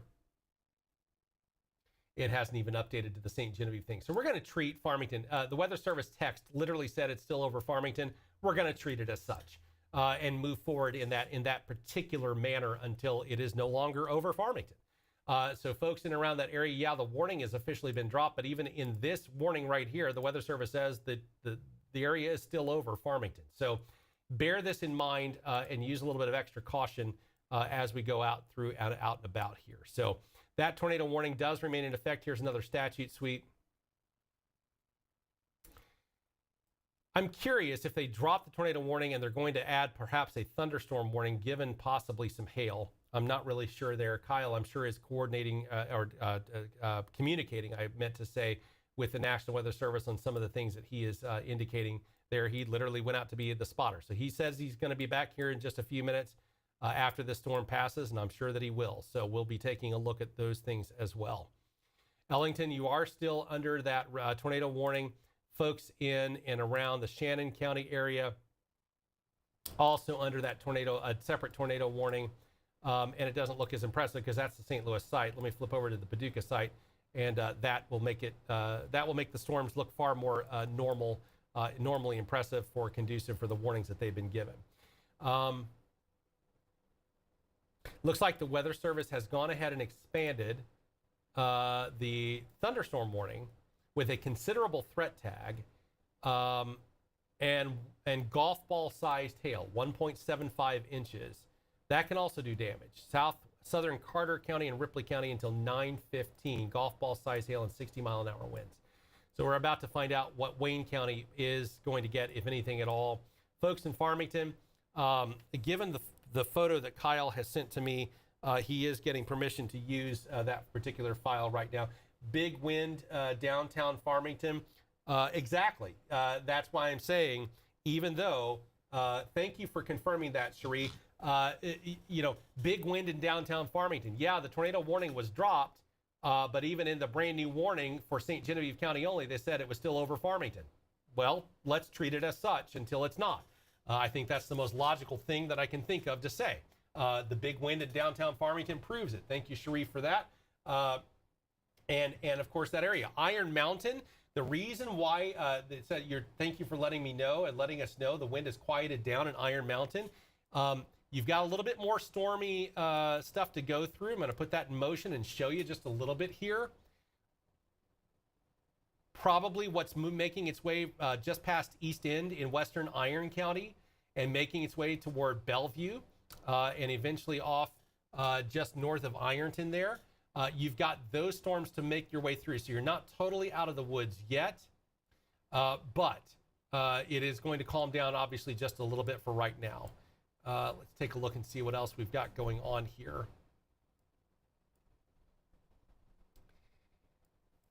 Thoroughly intrigued. Let me get back over to the St. Louis site for this Farmington cell. It is still showing quite a bit of pretty intense activity. Here's what I mean by that. We're talking about, intensity here. 60 dBz, 61, 58, 56, 50, 61. And whenever, you can't see that part on your screen, but, I've got a little bar graph up here. That's getting up there in strength. And so the reality is, and we have a brand new thunderstorm warning, literally just as I'm talking. That makes more sense now. Thank you for that. I had a feeling they were working on something. I just was like, that is so odd. So the tornado possible signature with this thunderstorm warning, this is for Deloge, Doe Run, Park Hills, Ludington, Farmington, Noblick until 9 p.m. Hail damage to vehicles is expected. Expect wind damage to roofs, siding, and trees. St. Genevieve and southern St. Francis County until 9:15 p.m. This is moving to the east at 45 miles an hour, possibly 60-mile-an-hour wind gust and quarter-size hail. And we're receiving that. More hail in Farmington.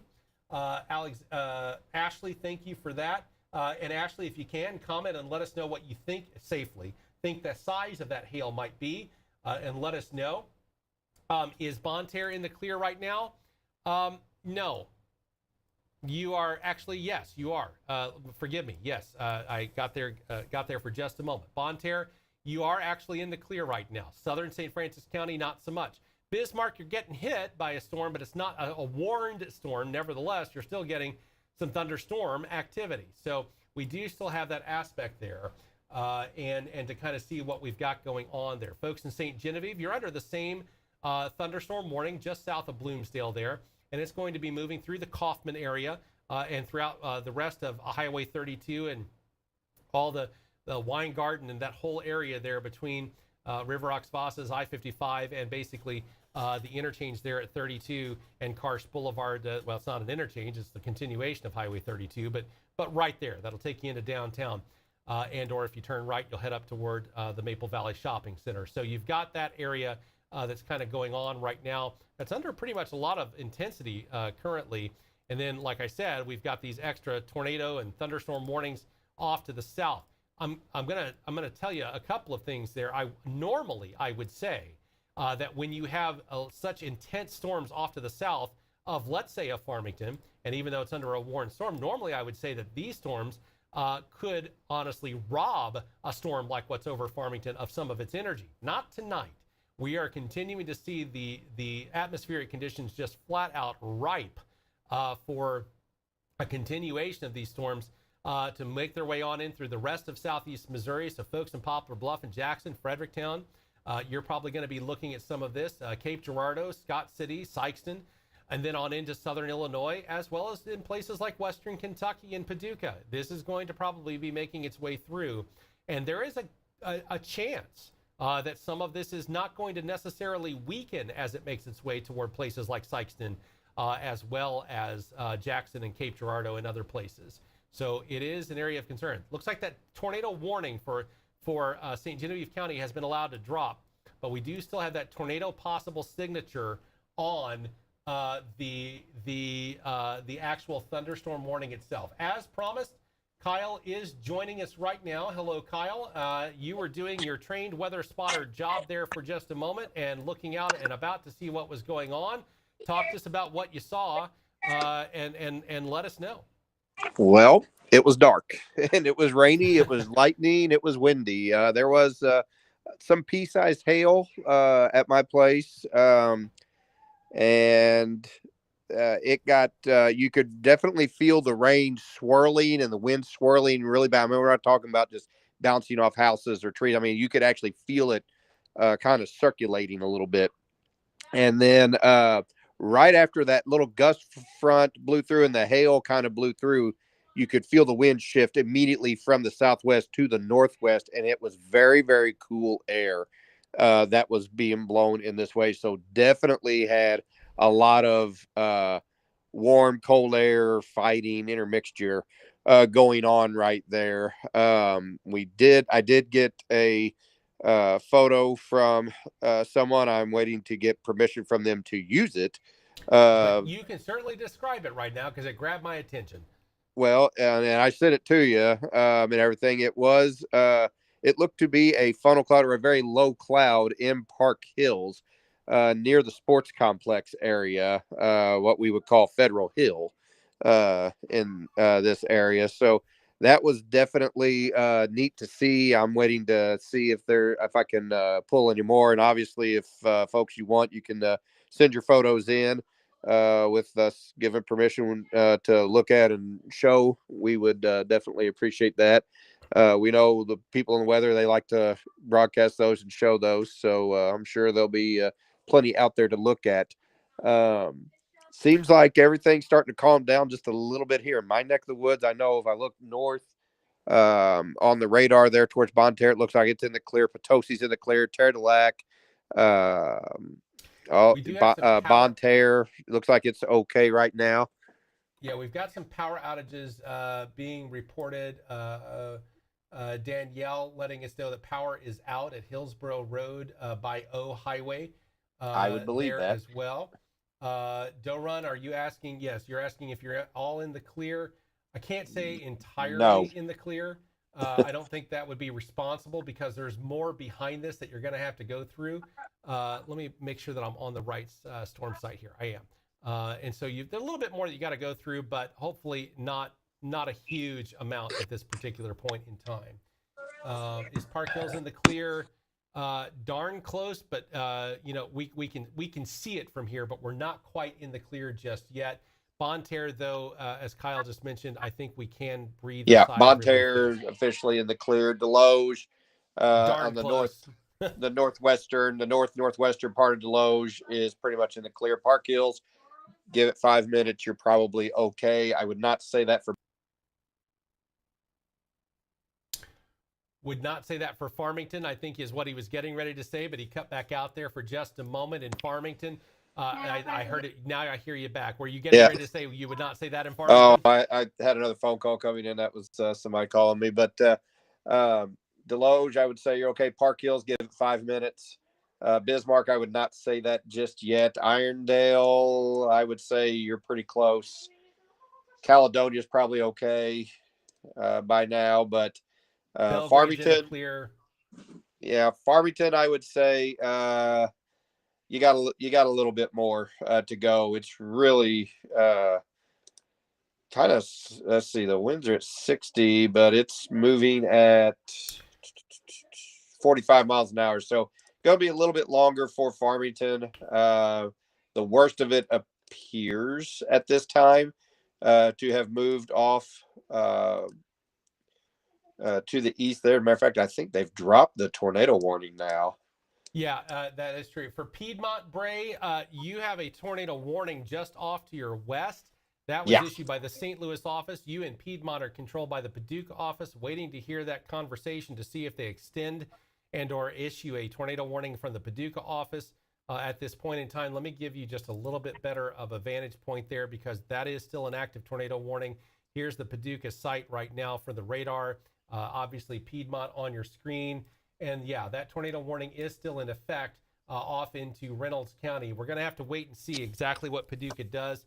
I'm certain that they're typing up something, but the question is what and for how long. That's the main key there. We do have a tornado possible signature with a considerable threat tag. Trained weather spotters, just like Kyle, have reported a 1.75 inch hail in diameter for Carter and Ripley counties in Missouri until 9:15. Golf ball sized hail by trained weather spotters. And that is exactly what they've got going on there. That can't be right. Let me try that again. That thunderstorm warning cannot be into effect until 11 p.m. That doesn't make sense. It's that. Well, we'll have to wait and see if they provide a correction on that part. But there is a considerable threat. Which one were you looking at, Matt? For Carter and Ripley County. There we go. Until 9:15 p.m. Yeah. I was looking at the Wayne County one. So. Yeah. So we do have a Wayne County one. They have gone ahead and issued a thunderstorm warning with a tornado possible threat tag on there for northwestern Wayne County. This includes Piedmont, Sam A. Baker State Park, Greenville, Lodi, and Mill Spring. That's until 9:30, moving to the east at 35 miles per hour. So like I said, I figured they were typing something up, but the question is, what are they typing? And now we know it's a thunderstorm warning. So taking a look at what's taking place. Yeah, we are getting a lot of messages from the Farmington area getting hit pretty hard, and I believe it. And that is not, it looks like for the most part, Kaufman, I see that hitting Kaufman yet. Darn close. Very close. You're very close. Give it about Kaufman. Another 5 to 10 minutes and you'll be in it. Or less. Yeah. I probably, the wind has already started to pick up right now. Hahn State Park is already in it. Pickle is already in it. So, Farmington itself, a part of it. Let me zoom in just a little bit and show you the street level here. You've got the regional airport. You've got the hospitals. You have the downtown area. And then you have southeastern Farmington, where, you've got some subdivisions there that are still getting hit pretty hard. And the whole town's getting hit with some, moderate rainfall, bare minimum, Delasue as well. But you're moving off in a direction of getting where the severe aspect of it is moving off to the east along Highway F, as in Frank, and moving off to the east towards basically toward Kaufman, towards St. Genevieve County at this particular point with that. Are there any updates that they have provided with this? They have not, just as of 8:43. So yes, we've got a lot going on. I think we're going to continue seeing a lot going on as of this point. And we have continued to see, let me go over here. Let's take a look at this. We still have that line that had formed all the way into Chicago has now taken over a part of the southern tip of Lake Michigan there. And that same exact line is what's going through Farmington right now. Yeah, I just said Lake Michigan and Chicago, and the same exact line in the same breath, in the same sentence for places like Farmington, all the way into northern Arkansas. That is the line that we're talking about here, albeit a little broken up in and around southeast Missouri. It had started to really form a solid line like what we're seeing in places like Illinois. That's why you've got a wall of blanket severe thunderstorm warnings with some pocket tornado warnings in and around just north of Mount Vernon toward Effingham and the Charleston, Illinois area. But here, it's still trying to get its act together. I'm concerned about that. And you're saying, well, wait a second, that doesn't make sense. It's trying to get its act together and you're concerned. I'm concerned because these particular storm cells are lone wolves. And that's where you want to get a little bit more of a concern on exactly what they're going to do and for how long. So as they are tapping that moisture in and around their existence, they are not meeting a lot of competition for that fuel to keep strengthening as those storm cells. And that's why I'm a little bit more concerned about them overall, Farmington included. They're on the tail end of the solid, but it's on the tail end. There's nothing off to its south to rob that cell that has just moved over Farmington of any of its strength. But then you get down toward Iron County, as well as Wayne and southern Reynolds County, and you start running into like there's what's ahead of it that's going to stop it and or siphon some of the fuel away. Nothing. Same for places like Van Buren and just north of Doniphan, the Grandin area. This is an area, again, there's nothing ahead of it that's going to rob it of fuel. So these have a tendency, especially at night, as you have that radiational cooling going on, as a cold front is moving through, as the air right in front of the storms are so soupy, you have a really prime ingredients for these lone wolf thunderstorm cells to really misbehave and do so rapidly. So that's what we're looking at right now with regard to all of this. I do expect that they will start trimming this thunderstorm warning for St. Francis County in the next several minutes. They'll trim that back and only encompass St. Genevieve County at that particular point in time.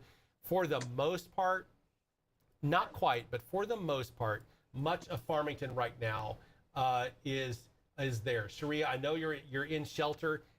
Give it just a little bit longer. If you're able to see things that are going on right now, which I suspect you are, you can still see the red area in the downtown area, right along St. Genevieve Avenue, Henry Street, H Highway, Perrine Road, West Columbia Street, West Columbia, right through downtown. Yeah, it's right there. The red and all of that is still right there. Give it just a few more minutes, and they have just paired that warning back to St. Genevieve County only. So you're kind of moving toward that in the clear. Bismarck's getting hit again with one more thunderstorm. And so you'll have hopefully a quick lull, very, very short lull between what's in downtown Farmington and what's in Bismarck right now. It won't last long. We're talking a few minutes. But severe weather-wise, as far as a warning, Farmington is now in the clear. Once Bismarck, once this last remnant makes its way through, you're going to be just like Caledonia, 9 miles to your west, which is now fully in the clear for the rest of the night, and so is Irondale. You're in the clear. Washington County primarily, except for the bottom right-hand corner, southeastern, you are in the clear. Ironton, fingers crossed, for the most part, you have escaped any major warnings tonight, which is usually not the case. So you have gotten quite lucky this evening. It has gone off to your north and gone off to your south, but not necessarily caused a lot of issues anywhere in Iron County. So you've kind of gotten lucky. I'm hopeful that the luck will hold true for Madison County as well, and Fredericktown.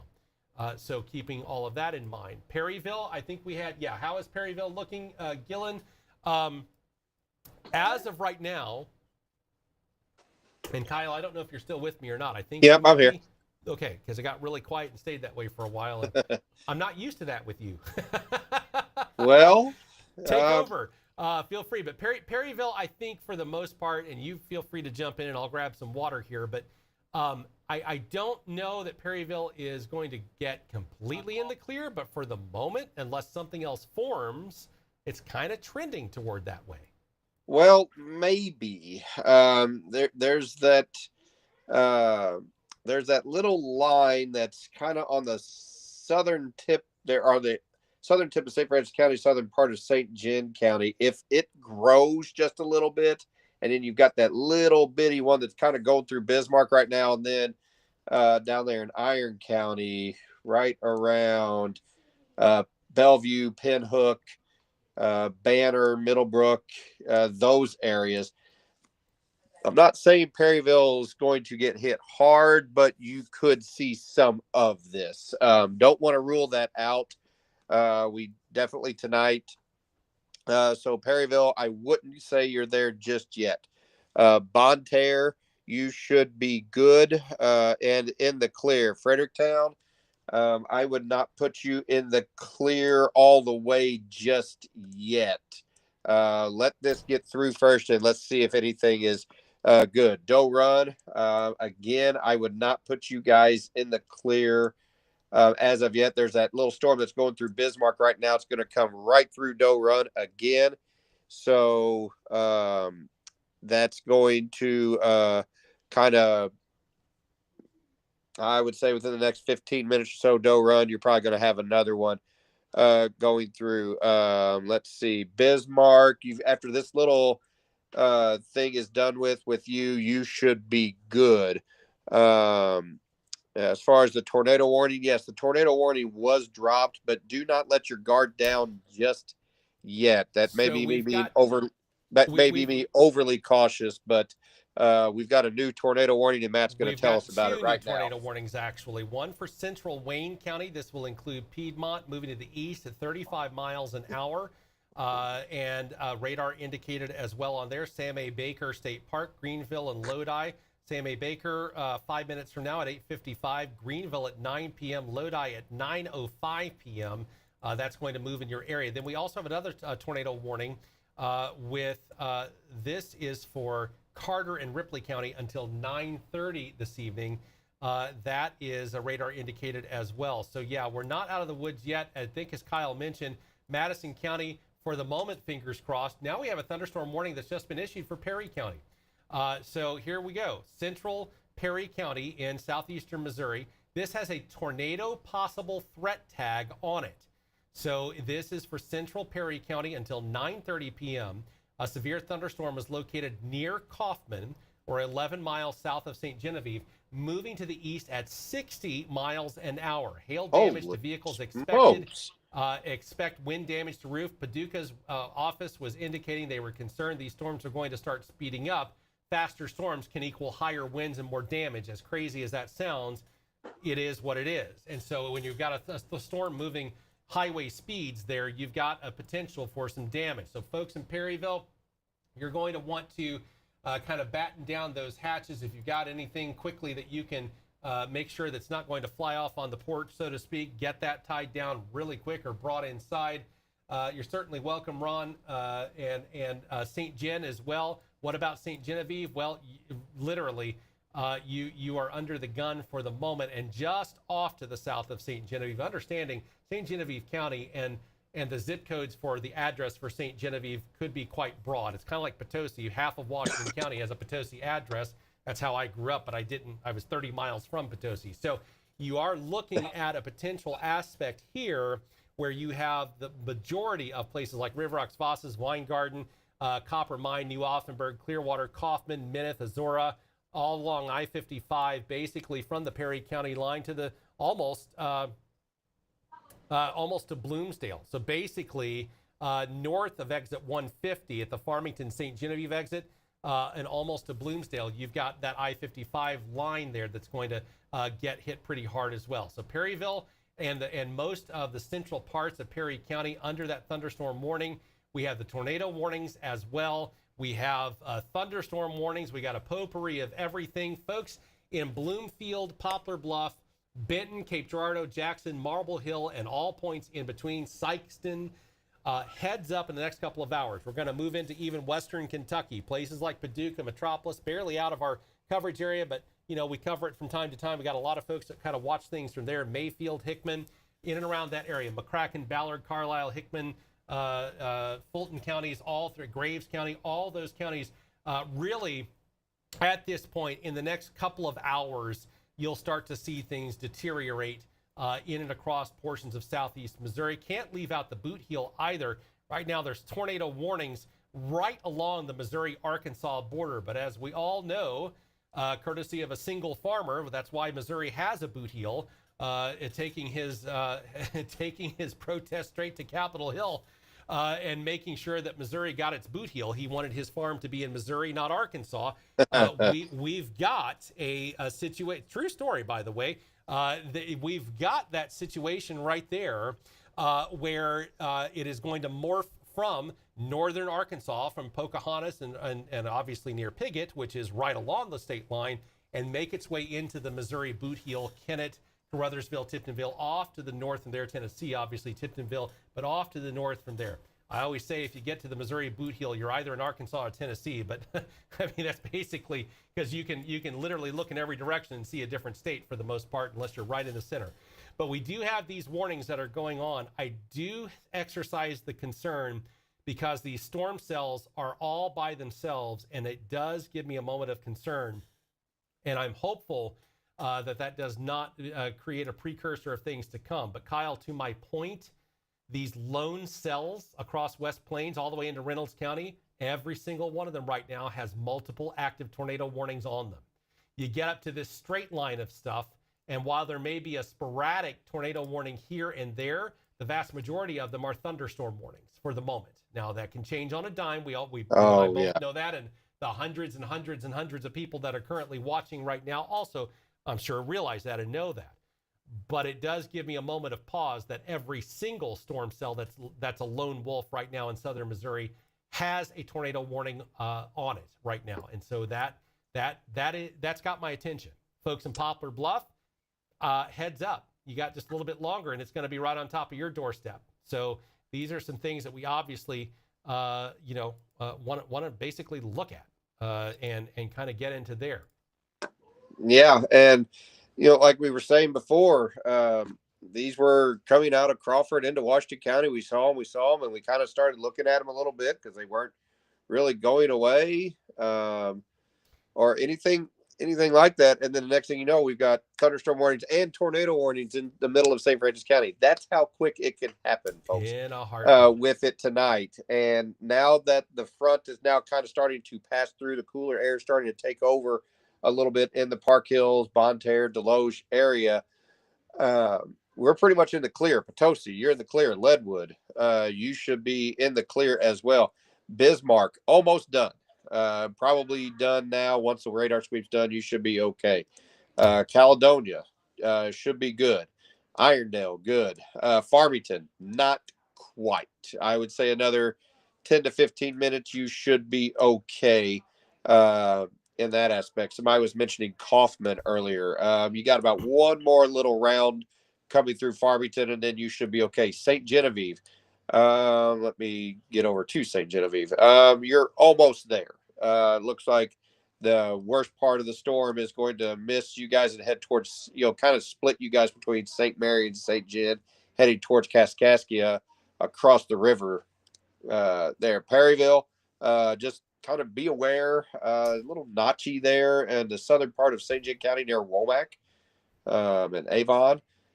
Little notchy little spot there kind of drew my attention. That thunderstorm warning does have a tornado possible signature on it. By the way, while you're talking, Kyle, for those of you watching, to the left-hand side of your screen, that is in Perryville, that camera, that live view, and that is courtesy of the city of Perryville, that camera.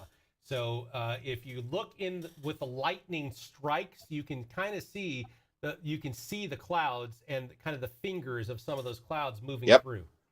And then also a lot of questions about Fredericktown. It looks to me like Fredericktown's going to miss the majority of this. Maybe the little northern part of Fredericktown in between the St. John and the St. Francis County and Madison County areas in between Fredericktown there. So if you're looking probably Mine Lamont,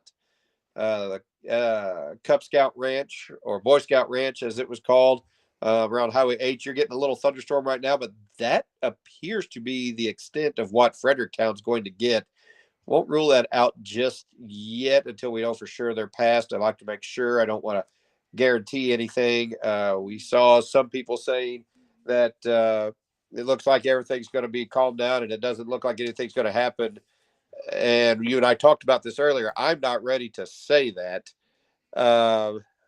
but then next thing you know, we're on air talking to, we've been on air for quite some time now talking about thunderstorms getting connected together, and look what happens. So I like to be better safe than sorry. Call it what you will. I just prefer to give people accurate information and be safe. I would, like you said before, be over prepared than under prepared. Looking down here at the big this area down here, we've got that tornado warned storm down here in Wayne County at 8:49, capable of producing a tornado located over Piedmont, moving east at 35 miles an hour. Sam A. Baker State Park at 8:55, so it's coming through there. Greenville around 9 o'clock, so right about now. Lodi, I think how you say that, or is it Lodi? That is, yes. Lodi, okay. 9:05. So the next 5 minutes or so, you could be getting some rain. Of course, that could be also affect the people there close to Clearwater Lake. So beware there. Let's see. And of course, further down, we've got the one that's radar indicated. Let's see. This one's in Carter County and Ripley County until 9:30. So that one's got a little ways to go. 8:45, capable of producing a tornado near Handy or 16 miles southwest of Van Buren. And that was moving east at 35. Handy around 8:50. So it's probably already experienced that. And then Hunter around 9:15. A lot of unincorporated areas or small areas down that way. So, excuse me. Poplar Bluff, be ready. It's going to be coming towards you before too long. Farmington, is Farmington over yet? Is Farmington good as of 10 seconds ago? Lily, Farmington is still getting the very back edge of the thunderstorm activity. You're not under a warned storm. Nevertheless, you're still getting pummeled pretty good right now with a lot of stuff going on. After this comes to a close, you're in the clear. Park Hills, you're already in the clear. Potosi, definitely in the clear. Ironton, darn close to being, you really didn't get much in Ironton, but the line, if you will, of where the air is more stable behind the line is moving in that direction. So very soon, 15, 20 minutes, you'll be completely in the clear. Places, unfortunately, like Greenville, Marble Hill, moving toward Cape Girardeau, Jackson, Charleston, and Bloomfield, Poplar Bluff, not in the clear, not even close. Folks in Perryville, St. Genevieve County, not yet in the clear. In fact, this storm just moved into the bulk of it, the severity of it, just bulk of it moved into Perry County, right on the St. Gen Perry County line. And so, zooming in, make sure I get everything centered there. I know I've been a little off in my center here because of the way we've got things. If you saw what I was working with, you'd understand everything that's center on your screen is actually on the left-hand side of my screen. And so that's why it's catching me sometimes. But in Perryville proper itself, you're under the thunderstorm warning.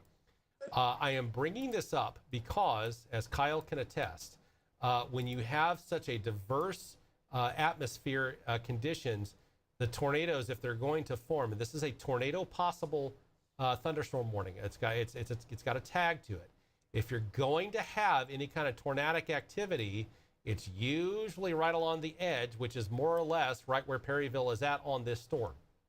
So, that being said, keep your guard up in Perryville, even if it's not pouring down rain at this point.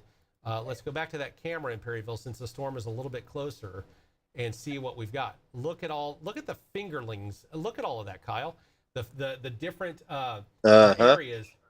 Every time a bolt of lightning comes through, you can see the different clouds all the way through there kind of hanging lower than the rest. That's instability. That's what that is. That's an updraft creating that from the warm air through the cold air, the storm itself. It's creating that atmosphere. That's why it has a tornado possible tag on it. any one of those little tiny clouds that are kind of hanging lower than the rest could be spinning to the point where all of a sudden they become a tornado. It's as simple as that. And Kyle can elaborate on that as much as he likes. Well, that's very, very true. I just got a message from Miss Laura Black, who I know very, very well. Hello, Miss Black, if you're still listening in. She sent me a video over by the Irondale Bismarck area where we could have had our possible funnel cloud. I'm going to grab that real quick, and I'm going to send that to you. Okay. As and soon as I put can that on here. Our social media sites and stuff as well. I've got my hands full with radar coverage at this moment. No, you're good. You're good. Let's see. This is going to take a minute for me to get that, but I'll share that eventually. But it'll be, the credit will be given to Miss Laura Black. We thank her very much for sharing and listening in. Folks in Wayne County, Greenville, basically Piedmont, as well as Greenville and places off toward Sam A. Baker State Park, Gads Hill, Rings, Damon, Virginia Settlement, Missionary Acres, Bounds, Lodi, Burbank, all of that area. You've got that tornado warning that is still underway. Greenville hasn't had the bulk of the system move through yet. Piedmont is toward the back end of that. Folks in Poplar Bluff, just almost immediately off to your west, you have a tornado warned storm. Not at all going to be shocked if they expand that just a little bit as we go off out and about in the next several minutes. So keep your head up and your eyes open on that one. Missouri Boot Heel, Kennett, once again, we've got now additional tornado warnings, even encompassing parts of Pocahontas in the Arkansas area. And so it is going to be making that beeline all the way into, and that now you've got another forecast office. I think that's Memphis, possibly. And no, it's Little Rock. Little Rock handles, I didn't know Little Rock handled all the way to the state border. I thought Memphis took over right around in that area. Well, I didn't know that either. I really thought, Memphis handles the Missouri Boot Heel. So I really honestly thought Little Rock did not cover that spot. But yeah, out of Little Rock, Randolph, Fulton, and Sharp counties in Arkansas, not in our coverage area. But again, because of the geographic boundaries, what is not in our coverage area, you get into the Missouri Boot Heel very shortly, will be. So that's where we're focusing on and mentioning these things. So all of these things being said, looking at all of this stuff, this is what we've got going on. Tornado warned storms. Everywhere that you see a lone wolf storm cell has a tornado warning on it. Folks in, let's say, Charleston, Paducah, Bloomfield, Benton, Marble Hill, Cape Girardeau, Jackson, Vienna, Jonesboro. Also places like Cairo, Wycliffe. I think I actually finally, for the first time in my life, just said Cairo correctly instead of Cairo, because I always get corrected. Bardwell, East Prairie, Charleston. Somebody message me from that area and tell me how proud they are of me. Sykeston, Bloomfield, Dexter, Bernie, Malden. This whole area is about to get inundated with some particular storm cells there. And so they all have tornado warnings on them right now. There's no reason to suspect that they won't still have the tornado warnings as of this moment. We can hope for the best, but we need to prepare for the worst. And that's kind of where we are right now with everything at this moment, to kind of see where things are going on. Perryville, you're getting hit right now. Let me go back over to that camera, because it's really getting close to that camera right now in Perryville, and see what we've got. A lot of lightning in these storms, boy. The camera may have just been taken out. It's still spinning. So the camera, there may be a power outage or maybe something else going on there, but for the moment, that camera does not seem to be operating as it was. Just Boy, look at the temperature drop on that camera too. Well, there we go. It's dropping rapidly. It is. You're exactly right. Yeah, it is. Look at that. Every 15 seconds it's dropping. I'm gonna tell you, there's so much lightning there, it's probably interfering with the signal. You are reading my mind. And they've got sustained winds of 33 miles an hour at 35 miles an hour at this camera. And they've hit 41.6 miles per hour just a short time ago. It says 12 hour, but that's not what that means. It's been more than 5 minutes, but that doesn't mean it's been 12 hours. I just throwing that out there. 76.6. It's still falling. that camera's out. So yeah, that's an indicator that there may be some pretty intense storms going on in Perryville and Perry County as well. So all of these things all obviously add up. I'm gonna point out something. I want everybody to kind of look at this. This is from the Paducah site, the radar itself. And you're saying, what is that? All of this, that is moisture in the atmosphere that the radar is picking up on. What that means, these storms right here have plenty of fuel to work with as they continue to make their way off to the east. So much so that in southern Illinois, take a look, we're getting a few little pop-ups that are starting to develop. And of course, as I start drawing circles, the radar updates, and they are starting to grow a little bit in intensity as well. So plenty of fuel to go with right now, all the way around. And that's why I am fairly convinced at some point these will be warned storms of some manner, thunderstorm or tornado, as they continue to make their way across southeast Missouri as of this point. No, I just don't have much of a doubt. Go ahead. Farmington looks like they may be in the clear now. Yeah, I was just going to say, I'm going to give you a moment to kind of catch your breath and look at some things real quick, and I'll answer some quick questions about some people are asking about a lot. Deloge, Bonne Terre, Park Hills, Bismarck, in the clear. Iron Mountain Lake, in the clear. Doe Run, you're probably getting a little bit of a sprinkle or maybe a little bit of a steady rain right now. You're essentially in the clear. That's just a residual little storm or residual little rain that's kind of trying to tag along there on the backside of that. Knoblick, you're pretty much done with everything. If you're going along a F highway, you're pretty much good until you get to Avon, the Avon area. Still a little bit of heavy rain over by Libertyville and Crossroads. Womack over along T Highway, you're getting some heavy rains right now, but that is outside of the warned area. So probably just some heavy rain, maybe a little bit of wind, some lightning with it, and that should be good. Kaufman, you're almost done with it. Weingarten, almost done. Somebody was asking about St. Genevieve. A little bit of residual rains here and there, but as far as the bad stuff, it appears to be gone. St. Mary, maybe a little bit of residual left here in the next few minutes, but you should be okay. Perryville, you're right in the middle of it right now. So it looks like that camera came back. The camera is working. And Kyle, if you can see that camera, that is a live view of that camera in Perryville. That is a lot of rain and maybe just a little bit of hail with that. Very hard to tell from right there. But Perryville, you're right in the middle of it right now. So give it time and you will probably get through that. Let's see. I'm looking down here. Fredericktown in the clear. I'm going to go ahead and say in the clear for Fredericktown.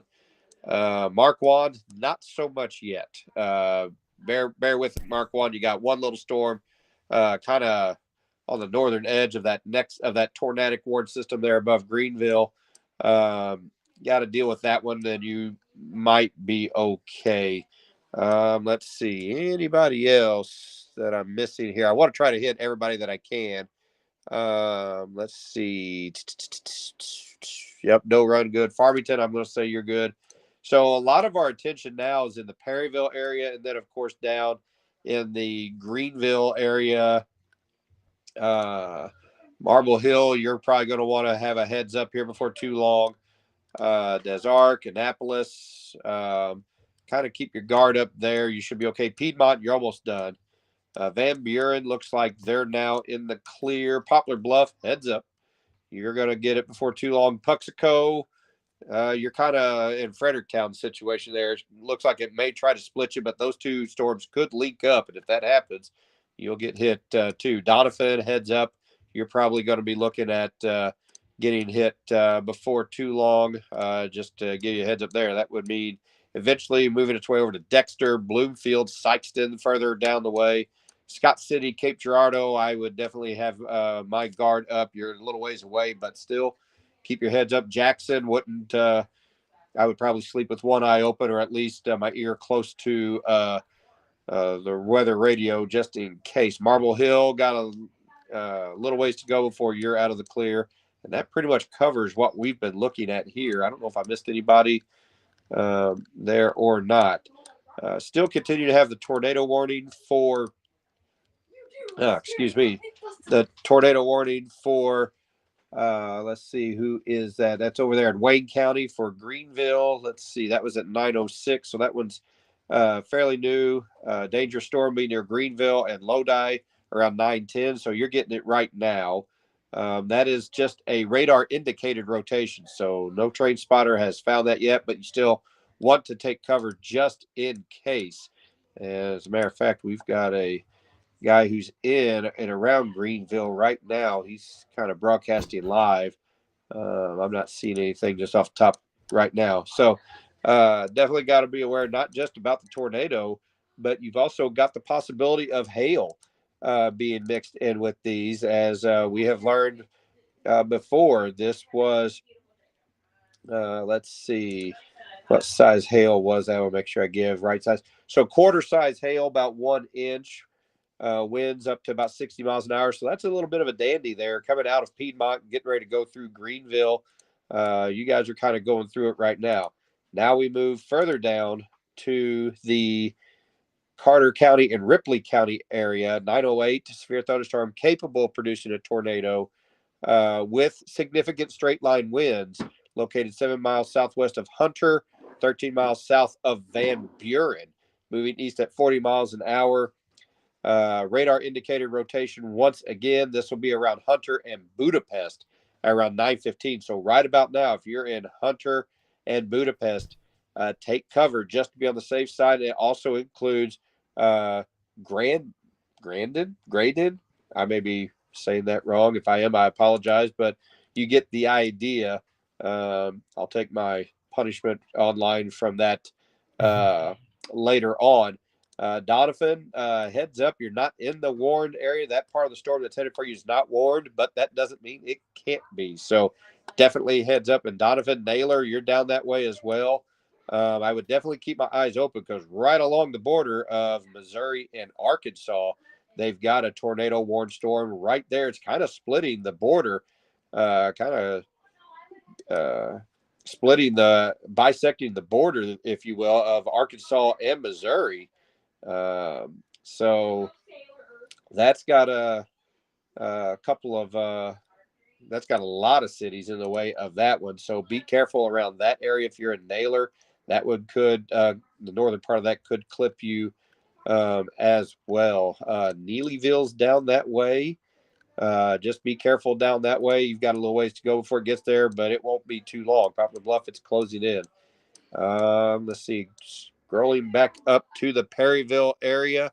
Once again, storm's kind of working its way through. No new warnings or anything coming through.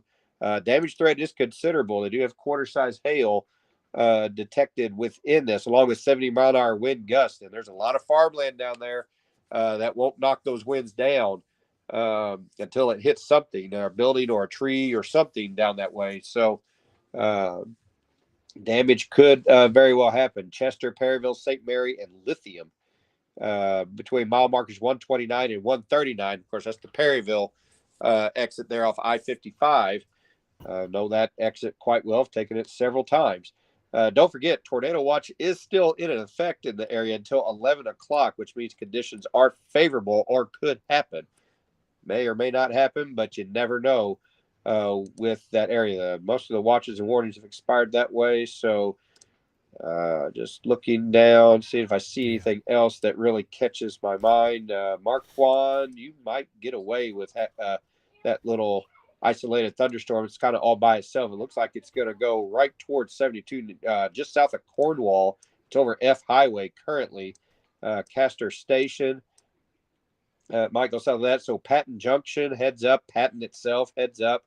Talent, you might need to be looking that way. Alliance, you might be okay. That's kind of headed right for North Patton and Alliance and Bollinger Mills. So heads up that way if you're listening down there. But it looks like, for the most part, St. Francis County now in the clear. Most of St. Genevieve County now in the clear. Washington County, Crawford County, Iron County, with the exception of very southern part, should be in the clear.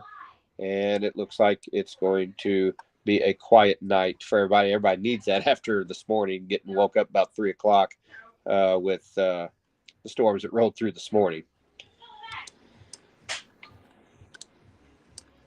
I put the tornado watch box back up on the screen. Every county that you see in red is still under a tornado watch, but as you can see, places like Madison, St. Francis, Washington, all those counties, the watch boxes have been dropped for you all. You're in the clear for the most part. And just as we saw the temperature sensor in Perryville, it dropped 10 degrees in about 7 minutes. And now it's dropped 12 degrees in roughly 15 minutes. So you're seeing that stable air because of everything moving through. Once you get that dew point down to 60 degrees, which is where it's at in Perryville right now, 66 degree, the actual air temperature, things in the atmosphere will start stabilizing quite a bit fairly rapidly. And that's what hopefully you'll see across these areas. But yes, when does the warning in Perryville?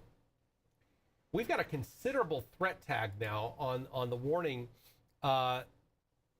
70-mile-per-hour winds for central Perry County, moving to the east at 55 miles an hour and quarter-size hail. Chester, Perryville, St. Mary, and Lithium. This includes I-55 between mile marker 129, which is the Perryville exit, and 139. So that's obviously, a considerable damage threat is a big deal, no matter where it's coming from. So, yeah, folks in Perryville definitely under the gun at this point in time. Here we've got another statute sweep that's coming through. Let's see what we get as far as all these different storms. See what's coming up here and making our way through. And yeah, these storms are definitely misbehaving, no question about it, and they're going to continue to do so, unfortunately, until they hit a wall, which means that there's no more energy left. And unfortunately, we've got a little bit of ways to go on there. I am hopeful that we don't see things continuing to progress on, but I'm also not too optimistic. It's extraordinarily windy here where I am at right now, and it's also still quite warm outside as well. So there's a lot of stuff going on there that still basically things have to get through. So it's very soupy outside. We are now seeing some development around Annapolis, believe it or not. Some of that tail end storm activity beginning to form even back in Reynolds County again at Annapolis for the first time, getting a little bit, nothing on a warning there. That would be up to the St. Louis office to do Iron County there. And so nothing as of yet. Well, we are approaching that point where these tornado warnings are either going to be dropped or expanded. And by that, the reason that I'm saying that is these storms are starting to reach the end of the polygon warning, or close enough to the point where somebody somewhere somehow is typing up something to give us some further information on that. So Kyle just sent me, is that... That's the one from near Bismarck and Irondale, the one that warned St. Francis County. It went through like Park Hills. Gotcha. That's and we do have permission to show that, by the way. Let me see if I can. You know what? While we're waiting on the National Weather Service to determine what they're going to do, let me see if I can. Make that happen. Bear with me.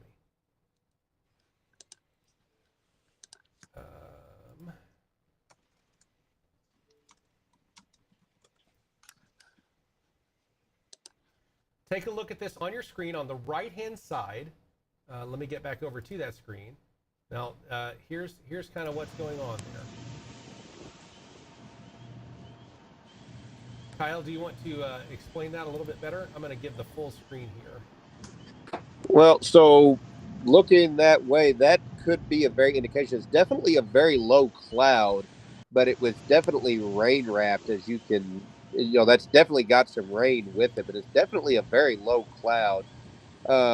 Could it have been a tornado? It very well could have been a very small one through there. We do know there was a lot of spin-ups in between Irondale, Bismarck, Park Hills, Leadwood, Terre de Lac, those areas. So it's very possible it could have been a very small little spin up. Now, whether or not it was an actual tornado or not, I'm not sure. It's very, very difficult to see. I kind of was looking at a little close to the camera there, kind of looked like maybe a little tail was dropping down some. But thank you, by the way, to Miss Laura Black for allowing us to use those in this Absolutely. video. So, but that is an incredible video that we were able to use there.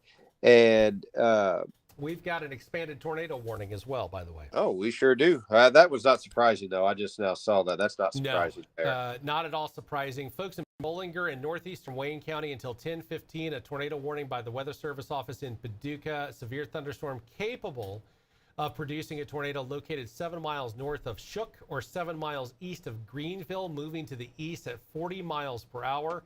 Again, the hazard there is tornado, radar indicated rotation, and it's a tornadic thunderstorm that will remain places like Zalma that's moving in your direction.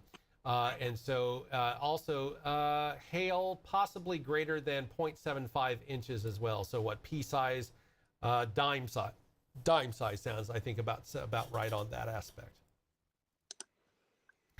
We do have a little bit of a fluctuation in the tornado warning for Doniphan, the area of Doniphan, Carter, and Ripley counties.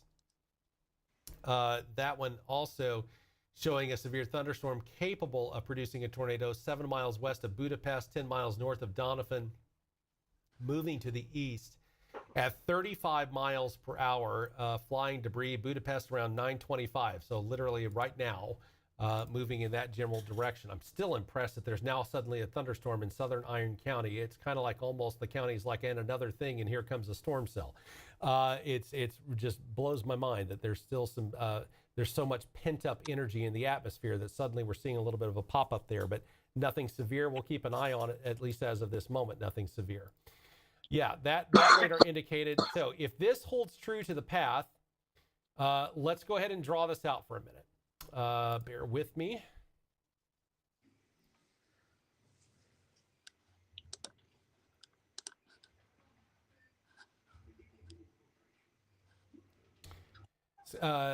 Can you tell me how fast this tornado warning showed that it was moving, Kyle?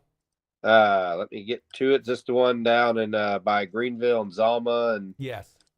Okay, this new one is Bollinger County, Wayne County until 10:15. Thunderstorm can produce tornado 7 miles north of Shook or 7 miles east of Greenville, moving east at 40 miles an hour. At 40. Okay.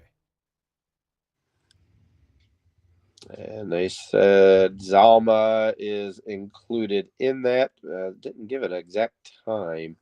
It is radar indicated rotation, just to remind people. So it's the radar's detecting it, but it doesn't necessarily mean that it's on the ground or anything. But it would be very hard to detect right now. Holy cow! Okay. One of our storm chasers is in Silva, Missouri. He's on the backside of it, and he is driving through a massive hailstorm right now. So, folks, if you're in Chaffee, Scott City, in and around this area, I've gone ahead and pushed this out into even places like Tams and Mound City in southern Illinois. I do believe that we have the potential for this storm cell for you to understand. In about 45-ish minutes, Scott City. And at 10:11 p.m., Benton, Missouri. We got 3 Bentons in the area, one in Kentucky, Illinois, and Missouri. This is Benton, Missouri. Oran at 10:04 p.m. And so this is Chaffee at 10:03, Delta at 9:56. You're looking at all these different areas here. Let me see if I can get at 9:52 in Cliff, 9:54 in Randalls, 9:43 in Drum, Glennon at 9:41. There goes a statute sweep again. Dongola, 9:38 p.m. So that's kind of what we're looking at. Now, here's the thing. You're not yet under a tornado warning. You may not be under a tornado warning. But the key of the matter is there's the potential for you to be placed under a tornado warning. And that's why I've extended out the storm tracker, if you will, out quite a ways. And I kind of wanted you to see that. Tams, 10:36 p.m., 10:41 p.m., in Mounds and Mound City in southern Illinois. Commerce at 10:21. Thebes at 10:20. p.m. Scott City 1014. As of the trajectory right now, this is going to go barely into Cape Girardeau. This will be in the southern edge of I-55, exit 93. If you know exactly where that is, you'll know exactly what we're talking about there. It is barely in portions of Cape Girardeau city itself, and then of course the airport is also in the path of this. The Cape Girardeau Airport near Scott City, also in the path of this storm. So yes, that is something.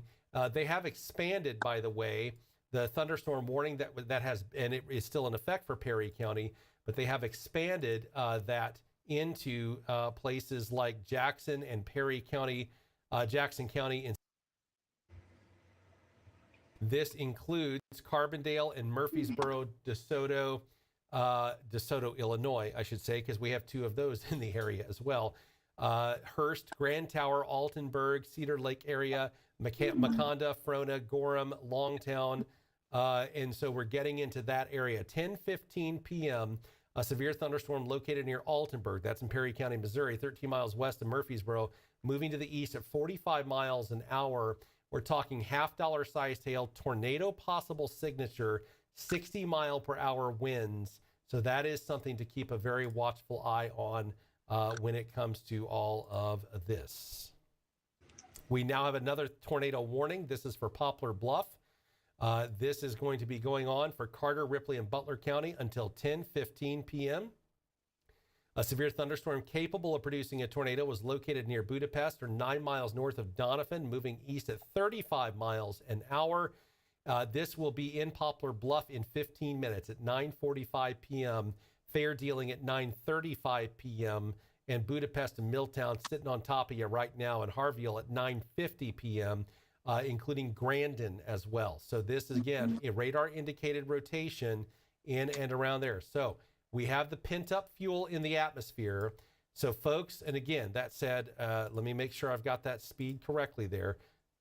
35 miles an hour. So I'm going to put another storm tracker on there, moving off to the east at 35 miles an hour. Let's do this again.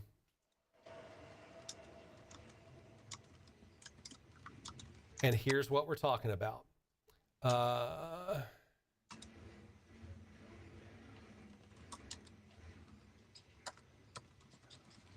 So we're talking about, what did they say? Did they say Poplar Bluff at 9:45 in the morning? I want to make sure we get this right. Yeah, so I've gone too far back. We want to redo that. You can see we really want to make this stuff right. We really do. Now I've just got to...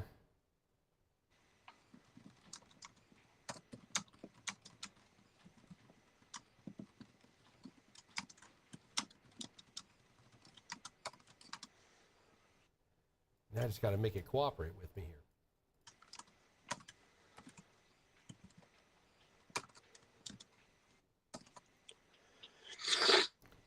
That's pretty darn close. Perfect. Now we've got what I want here.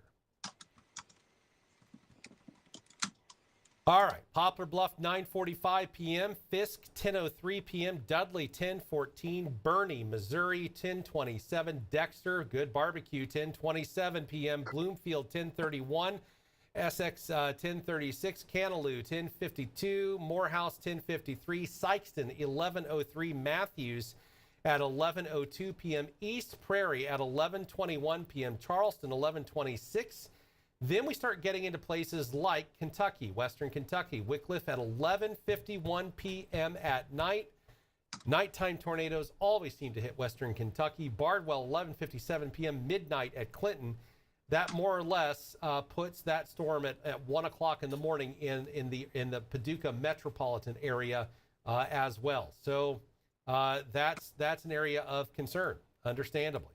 And I also wanted to see this one. Speaking of, this one's moving to the east at 40. So let's redo this again.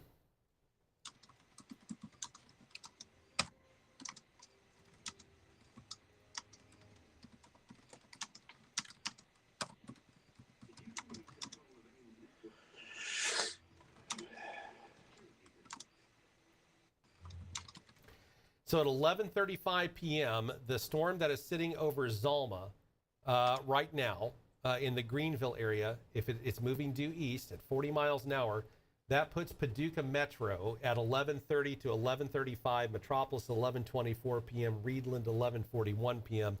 Couple hours away. You're saying, yeah, it won't hold itself together by then. The river will break the storm up. There's a lot of fuel in the atmosphere. Never say never. I actually think it's going to hold itself together. The Weather Service is convinced. That's why they've issued a particularly dangerous situation watch box for southeast Missouri and western Kentucky and portions of southern Illinois. That's what we're looking at right now, and it's very possible that we'll continue to be looking at that stuff for the next couple of hours or so. That being said, we can always hope for the best, but we need to prepare for the worst. Let me see if I can pull up in the Stoddard County Emergency Management camera and see if we've got anything going on here. That camera is just downright gone, isn't it? All right, let's see if we got another opportunity to grab a hold of a different camera that might be close enough to see some lightning. For the moment, we do not. The one in Poplar Bluff, we probably do. Definitely a lot of lightning there.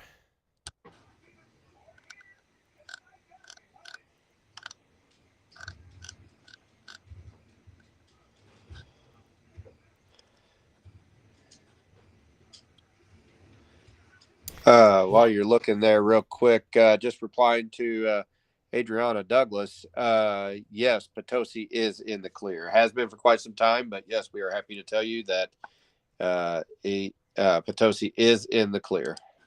Yeah, I think we can safely say Farmington, Potosi, good night. Viburnum, good night. Crawford County, way good Yeah. night. You've been out of there for a while now. Festus, Crystal City, St. Louis Metro, period, in the good night category. See you all later. Come back next time. We're just still in that southeastern Missouri aspect there where I've got to work on why this radar keeps trying to go into full screen mode. There we go. And then we've got pop-up thunderstorms ahead forming across portions of Kentucky and into southern Illinois around Hopkinsville, Kentucky, Madisonville, Clarksville as well.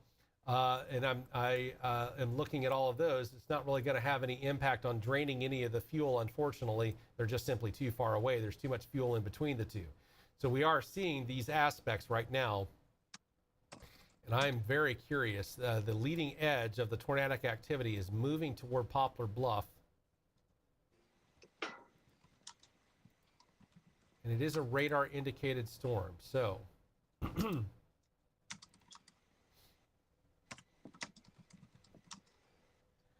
lot of lightning with these storms.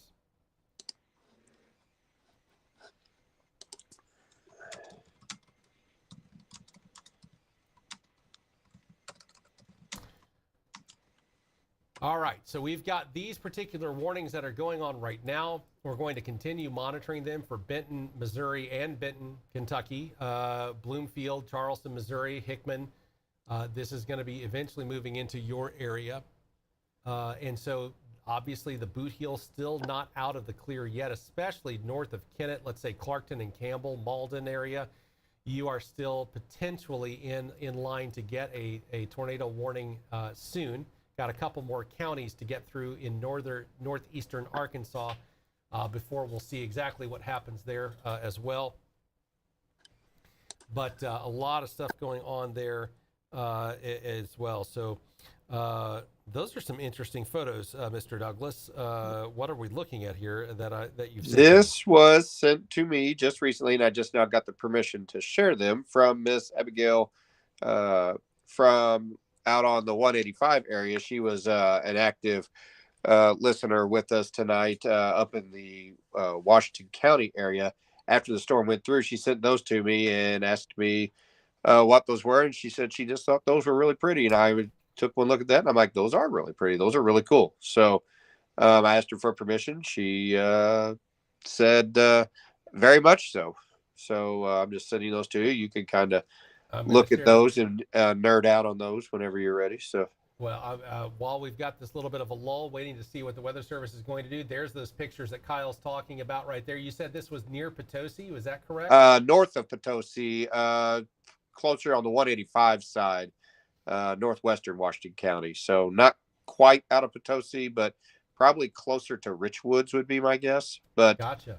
roundabout, I mean, I didn't ask for a full address or anything. I just know roundabouts where they are. So That's basically the atmosphere saying, "Woo, that was a tough time," and kind of calming down there just a little bit. Yeah. So, but you can see all those updrafts on the backside of that oh storm. yeah, most definitely. Yeah, I mean, it's just and a lot of the areas right now, unfortunately, is dark, and so those additional pictures are going to be kind of hard to come by.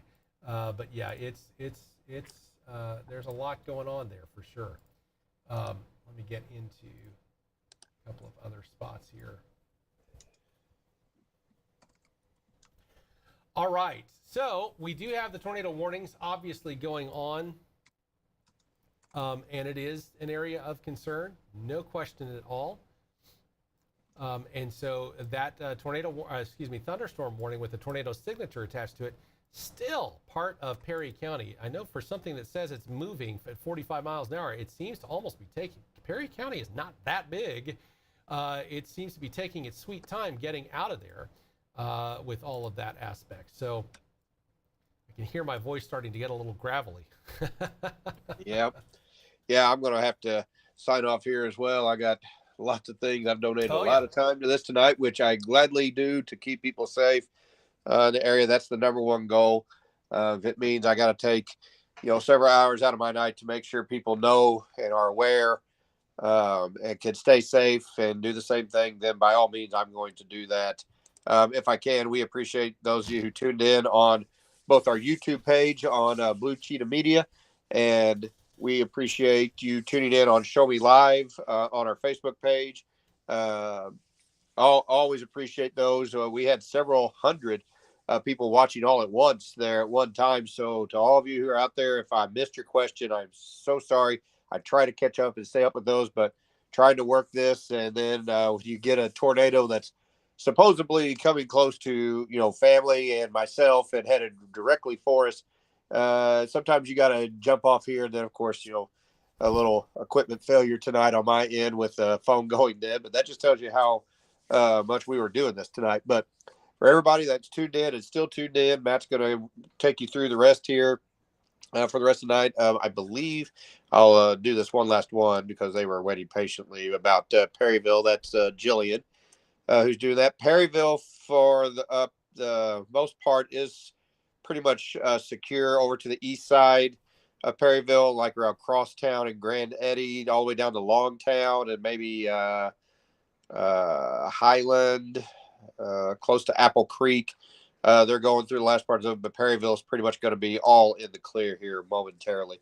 But everybody who tuned in tonight and trusted us with your weather information and all this stuff, we thank you from the bottom of our hearts to you. We don't get on here as much as we like to, but at the same time, when we do get on here, we want to make sure we're giving you accurate information. Look, folks, we don't do it for clicks. Okay. If we were doing it for clicks, we'd post every single little weather thing. We're looking at Matt McLean and I, we look through all kinds of information. We're looking at it. We bounce it off each other if we can, while we're working other full-time jobs and everything. But we're here to help you guys. We're here to serve you, the public here in the area. And we really appreciate you guys hopping along with us tonight. And we hope everybody else stays safe down in the Warren areas down there south of Marble Hill, in Poplar Bluff and, Scott City, Cape Girardeau. Stay safe down there tonight. Everybody down there near the Boot Hill and everything. And Arkansas, we hope everybody stays safe. You stay safe tonight, too, because it may be coming your way before too long. So anything's possible. We do have a tornado warning for Dunklin County in the Boot Heel of Missouri now as well. Kyle, thank you very much. I'll get to that, and you do what you need to do as well, and appreciate you very much, and thank you. So all right, well, guys, again, thank you very much for letting us come into your homes and into your ears and on your phones, on your computers, whatever it was you were listening to us tonight. We appreciate it, and I'll say good night for just a little bit. All right, Kyle, thanks so much. Kyle Douglas, thank you very much for everything. We'll continue on here. Tornado warning for north central Dunklin County in southeastern Missouri until 10:30 p.m. Also Clay County in eastern Arkansas. That's out of our coverage area, but the Boot Heel is not. It is in our coverage area, I should say. At 9:40 A severe thunderstorm capable of producing a tornado was located over Maynard, or 11 miles north of Pocahontas, moving east at 50 miles an hour. Tornado and quarter-size hail. That's what we're looking at for the National Weather Service out of Memphis. Because it is moving off to the east, that's going to, I mean, the boot heel isn't that wide. It's 2 counties wide, right? So Tiptonville, Union City, possibly even Hickman in Kentucky, right along the Ken-10 border there. That's what we're looking at for a potential aspect in the coming hour or so. Certainly a possibility. And then again, we have that tornado warned storm right over Poplar Bluff. And then another tornado warned storm right over the Zalma area as well. And moving toward Advance and Oran and Benton, Missouri. And towards Scott City eventually, if it holds together. And so far, it is. So we're going to have to take that wait and see exactly what happens there. For folks in Perry County, still part of the county is under a thunderstorm warning for now, but part of the vast majority of the severe activity is sitting over in Murfreesboro, Illinois, right now in Carbondale, Sand Ridge, Pomona, that area. Right now in the Perry County area, yeah, there's still some thunderstorm activity east of Perryville, but it is moving off and continuing to do so. The actual city of Perryville, you're now in the clear. Fredericktown, you are now in the clear.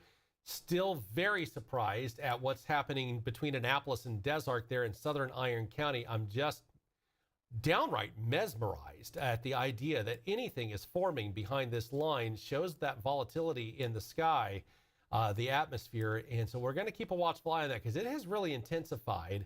If St. Louis, which controls the Iron County warnings, does anything with that or not. Right now, it still looks like it's under that, not severe. But anything developing behind this main line is just darn right impressive. So we are seeing these aspects right now. We've got the tornado warnings across portions of southeastern Missouri, Zalma, the Poplar Bluff area, and then the Boot Heel as well. Not a part of southeast Missouri, keeping that in mind. The Boot Heel is the Boot Heel. They do not, it is not a part of, it has its own geographic location in the Show Me State. So we've got Dunklin County there, a little bit of it now in the tornado warning. We're going to have to wait and see. It's very intriguing at how Memphis drew out the polygon, almost as if saying, hey, Paducah, why haven't you caught up with your warnings? Because they've kind of drawn what they have control over, the county regions, and considered a part of Dunklin County to be aspect of that. So I'm very intrigued by the methodology behind that to see kind of where things are at with all of that. But nevertheless, Dunklin County, you are in a tornado warning at this time. So Poplar Bluff as well. Let me see if we can get another camera angle here that might give us a vantage point. This one right here is, there we go. Yep, we're getting some really good activity here. Let me keep it on the screen for you all.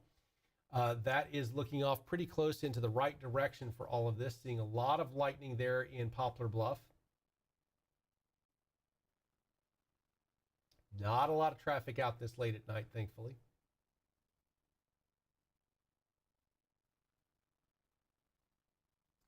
So there's a lot of stuff going on there, and understandably, we do have, it's radar indicated.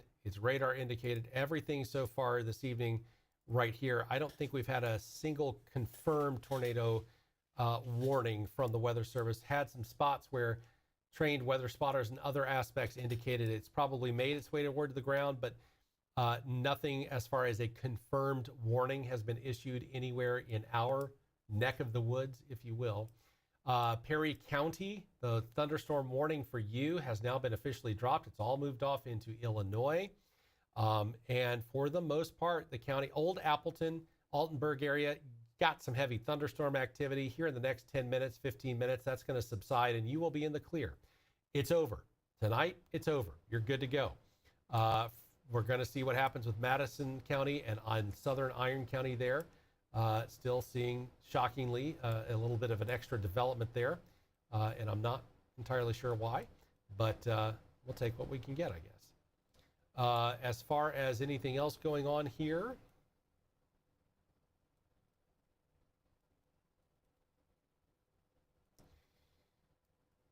It is going to be very interesting. Let me move this over. I'm going to do this one more time.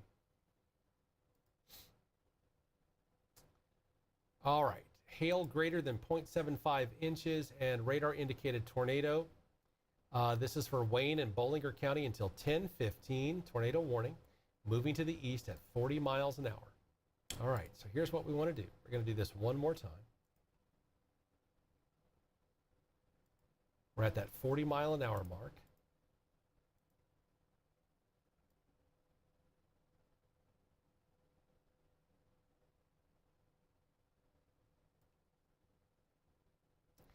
We're sitting at Benton, Missouri at 10:23 p.m. Oran at 10:16. Scott City at 10:26.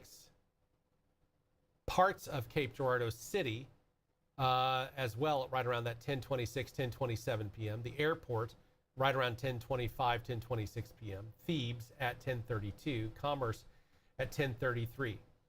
Then we have the potential for Metropolis, Joppa, Paducah, maybe as far south as Reedland, but doubting it. I think Paducah, though, especially exits 3 and 4 in western Kentucky, I think are fair game, possibly, depending upon how the storm morphs into down around exit 7. We're talking about Lone Oak at that particular point in time. But definitely exits 3 and 4, I think, are very much in play. That's at about 11:32 p.m., 11:40 p.m., and toward downtown Paducah. And then Joppa at 11:23 p.m. So about 90 minutes-ish from now. Cairo is at 10:57 p.m. Wickliffe, I think it's probably out of the scope there, but let's call it anyway. 11:05 p.m. That's an area. Now here's the other aspect. The tornado warned storm in Poplar Bluff, moving to the east at 35 miles an hour. We're going to see if that holds together. Let's move this about 35. Auto recalculate.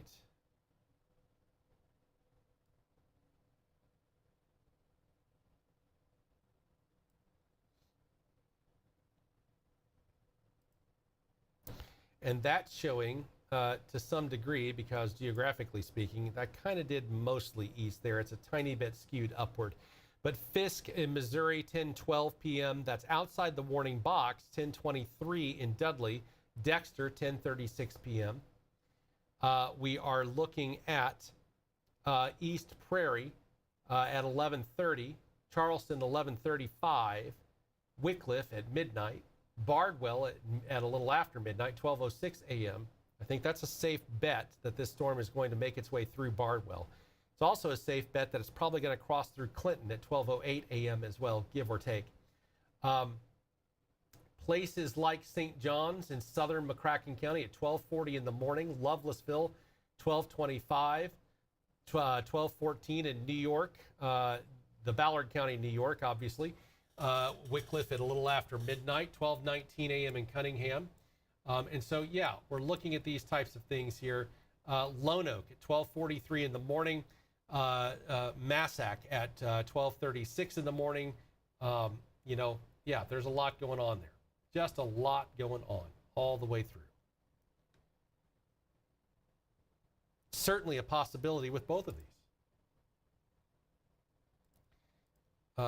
Given the geographic way it's designed out there with the state boundaries and counties and all of that, it's certainly a possibility.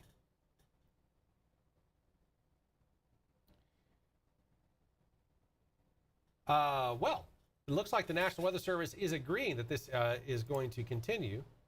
We've got a brand new tornado watch that was just issued until 5 a.m.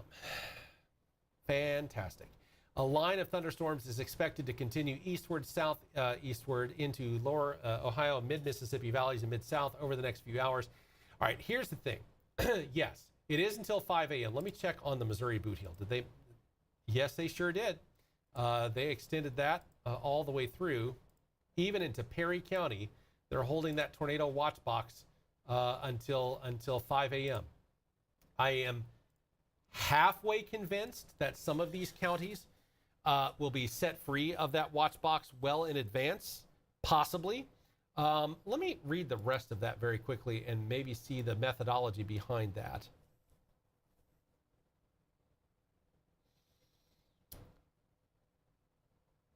wind gusts, all severe hazards.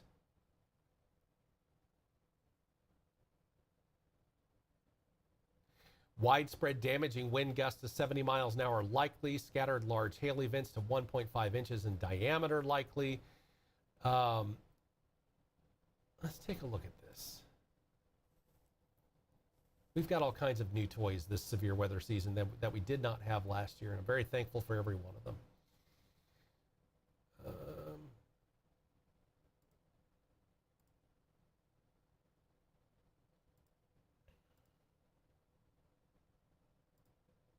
Okay.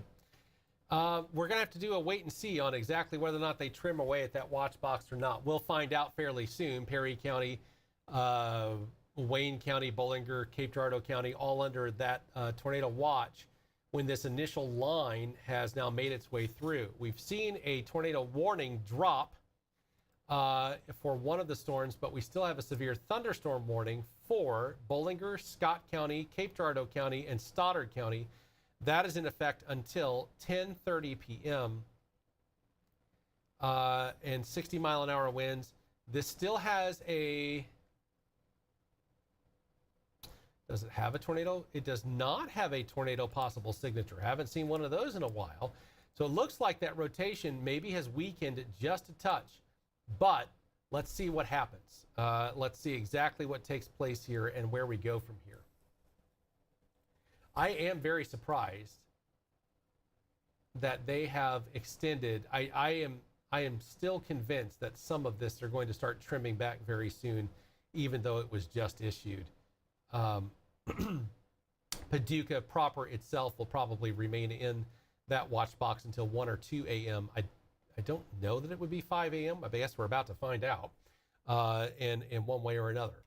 So let's take a look at these statute sweeps here, see what we've got.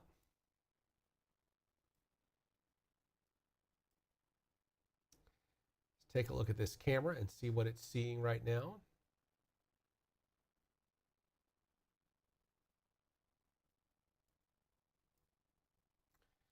Not a whole lot at night to be able to see it easily.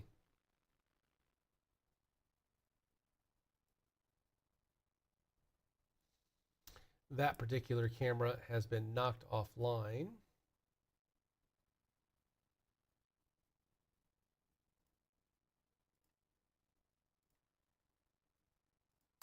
What about this one?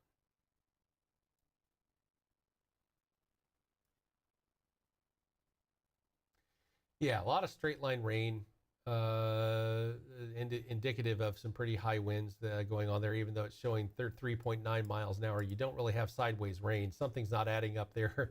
3.9 miles per hour, 5 mile an hour wind doesn't usually create sideways rain against a lens. Just throwing that out there. So something there is not quite accurate. I don't know exactly what that is, but it's obvious that you don't have sideways rain at 5 miles an hour in the wind category, at least not to that degree. All right, so folks in and around the Poplar Bluff area, the Boot Heel, Benton, Missouri, Oran, Marble Hill, Zalma, Scott City almost, Cape Girardeau Airport almost, Nash, Dutchtown, Cedar Cliffs, Chaffee, Benton, Missouri, Oran, Caney Creek, Parker, Blada, Morley. All of that is going to be under the gun for this thunderstorm warning as of right now.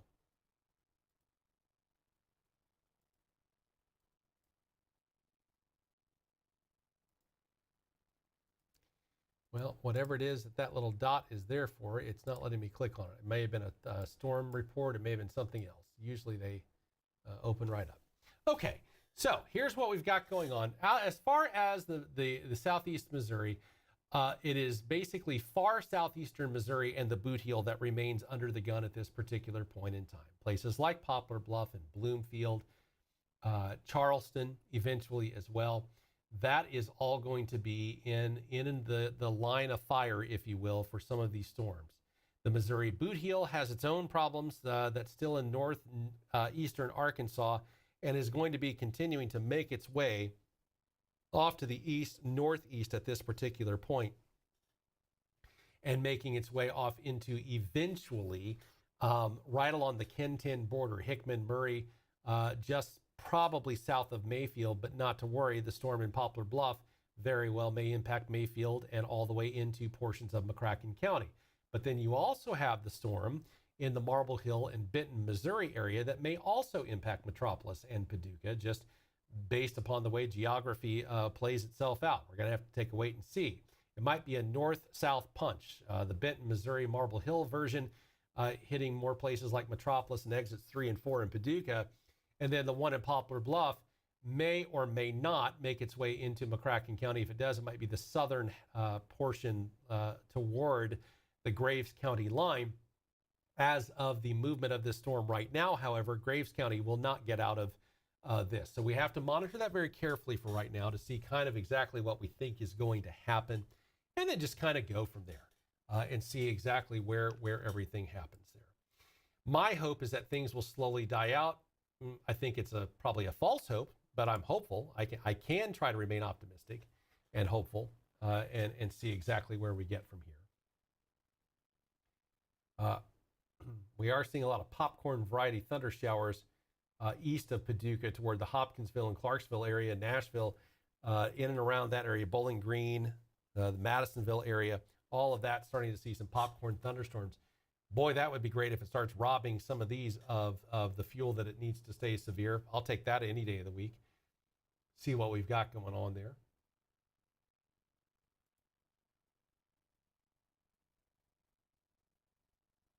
And I think the main factor here, let's see if we can get another camera angle now that we've got some stuff going on here. Awful lot of lightning in the Poplar Bluff tornado warned storm. Just an awful lot of lightning.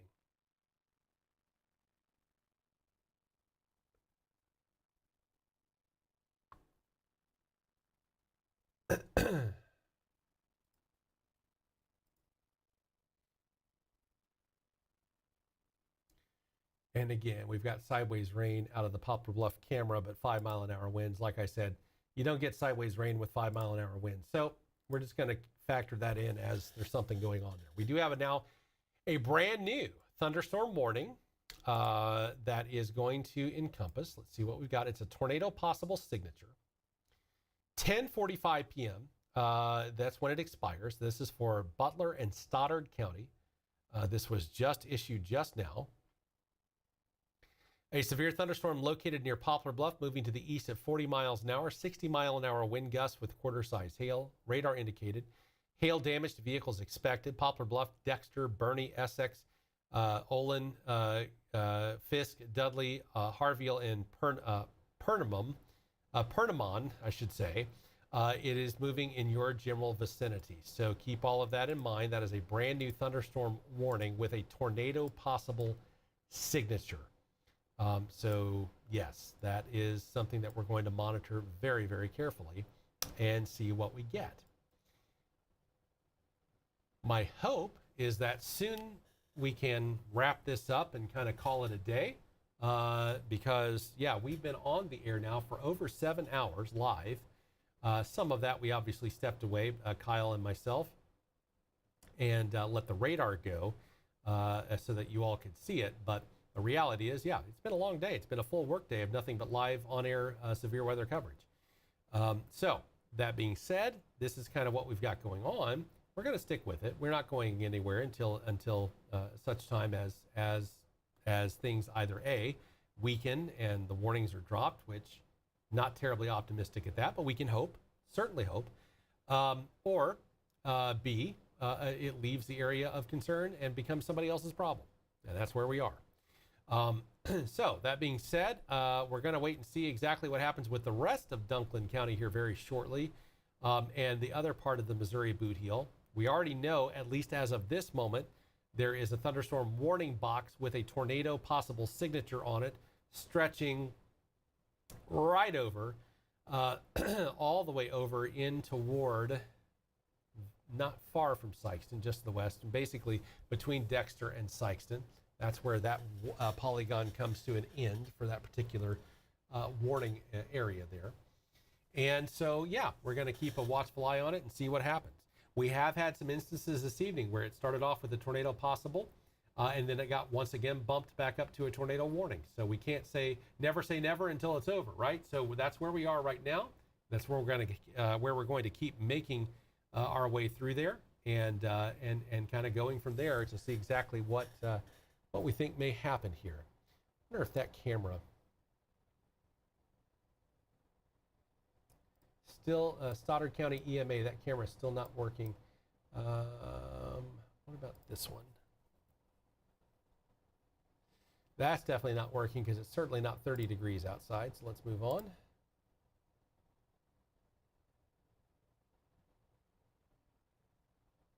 A little bit of a rain sprinkle. And yeah, see, like I said, sideways rain, and that's showing 27 mile an hour. 27 mile. That makes more sense. You got sideways rain and nearly 30 mile an hour winds. Yeah, that makes sense. 5 miles an hour with sideways rain, that does not make sense. I think we can all agree on that. That's kind of crazy. All right, so here's what we've got. Hopefully, I am hopeful. I am trying to remain optimistic, glass is half full kind of guy.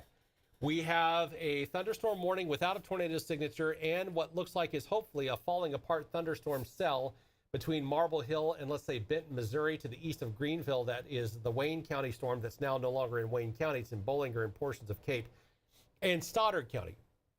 Then we've got the tornado warning for Poplar Bluff, which has now been allowed to expire or has been dropped. It has been replaced with a thunderstorm warning with a tornado possible signature tag to it. And it is encompassing for quite a few miles there. But we also still have, for the National Weather Service office in Memphis, a tornado warning for Dunklin County, portions of it anyway, for now to determine. We're going to wait and see if these die out a little bit. I can certainly hope so. I think we can hope for that all day long and kind of go from there.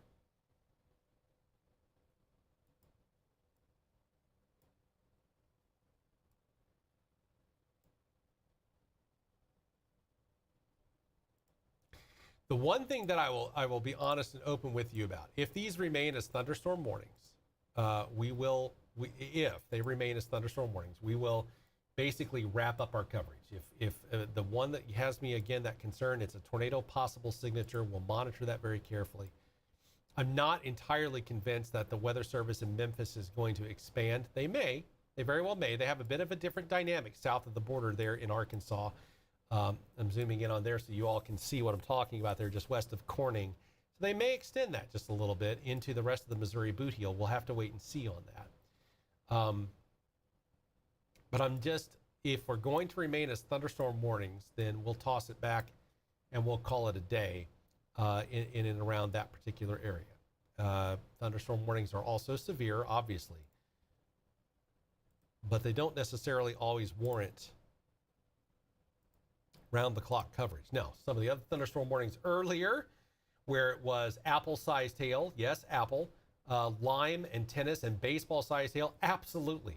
That's deadly, literally deadly. If a hailstone that large hits you, that could quite literally kill you. So yes, of course, that warrants round the wall-to-wall coverage. But if we're just looking at these types of things, I'm not overly super concerned at this particular point.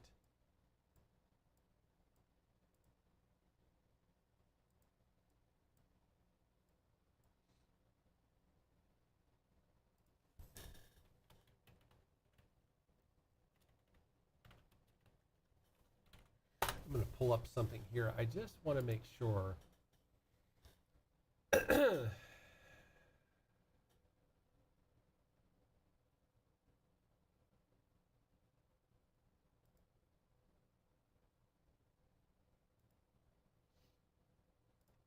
Yeah. So here's some good news. I wanted to confirm this. This is what gives me a little bit of hope and a little bit of optimism. I'm going to share this with you. Throughout a good chunk of the land that all of this is there. Let me get rid of this so that I can actually share. There we go. Ameren is the utility company that handles the power for not everything, but a chunk of southeast Missouri. In fact, I believe their border is kind of drawn to some degree a little bit there. You can see kind of that greenish line, right? And so the reason why I'm bringing this up, let's move this over to satellite. That does us no good whatsoever. So let's move this back.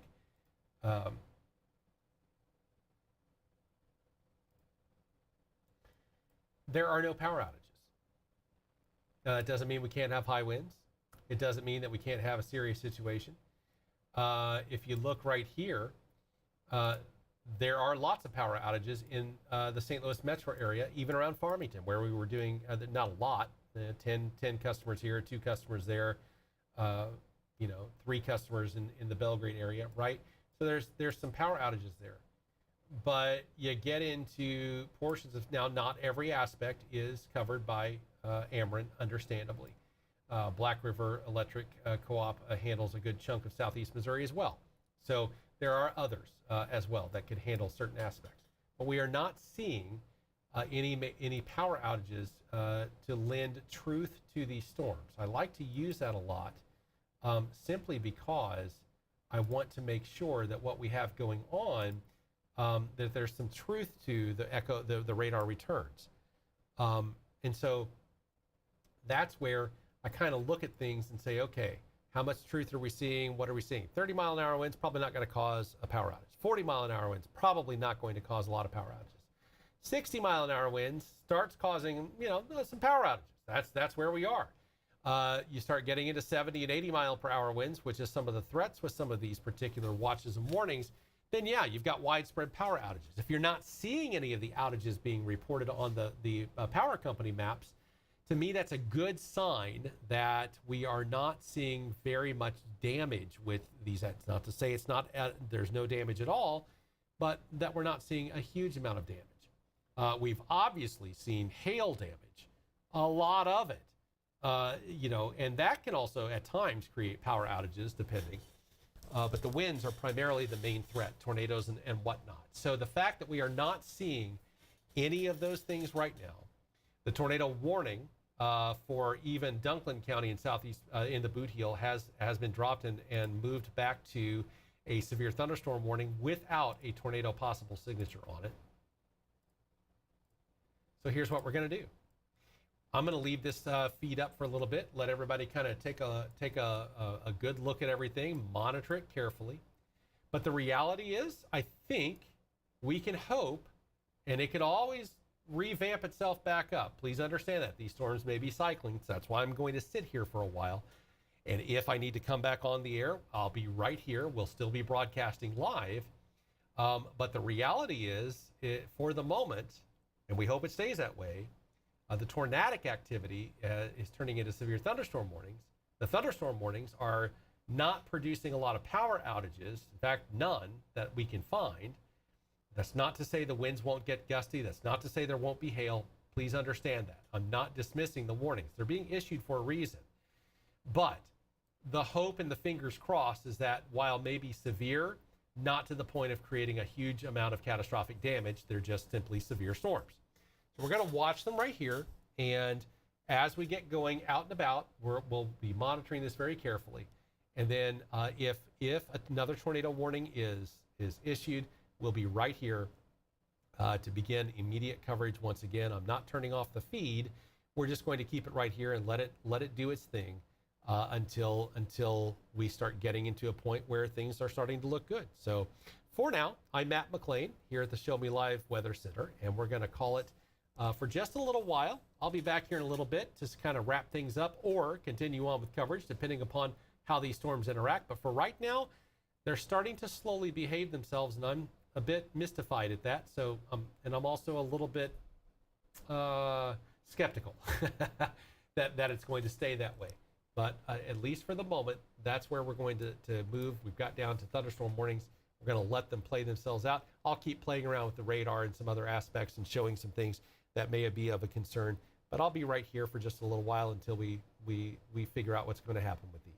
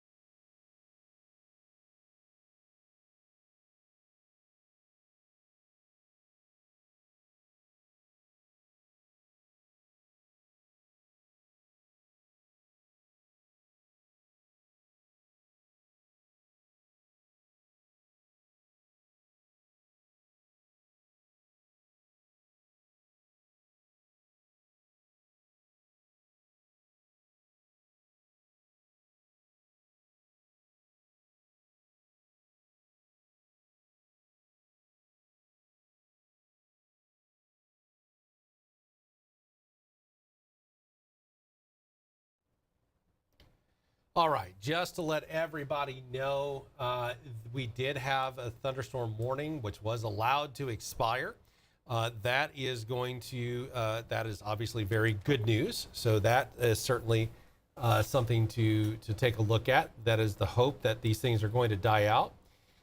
We do have the thunderstorm warning, which remains in effect for the Poplar Bluff area. We're talking basically Butler and Stoddard County until 10:45. There is a tornado possible signature on that, but the rotation is, I think, weakening enough that we, fingers crossed, might stay in the area where it's going to be okay.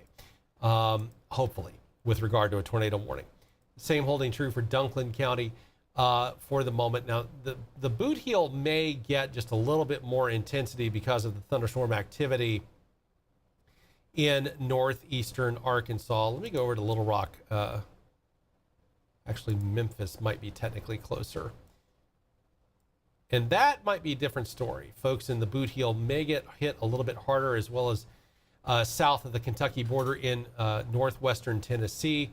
Basically everything else, fingers crossed. We got a little popcorn variety here of stuff that's kind of dwindling out, but nothing that is warned. Marion, Harrisburg, El Dorado, just south of West Frankfort there, that's under a thunderstorm warning for right now.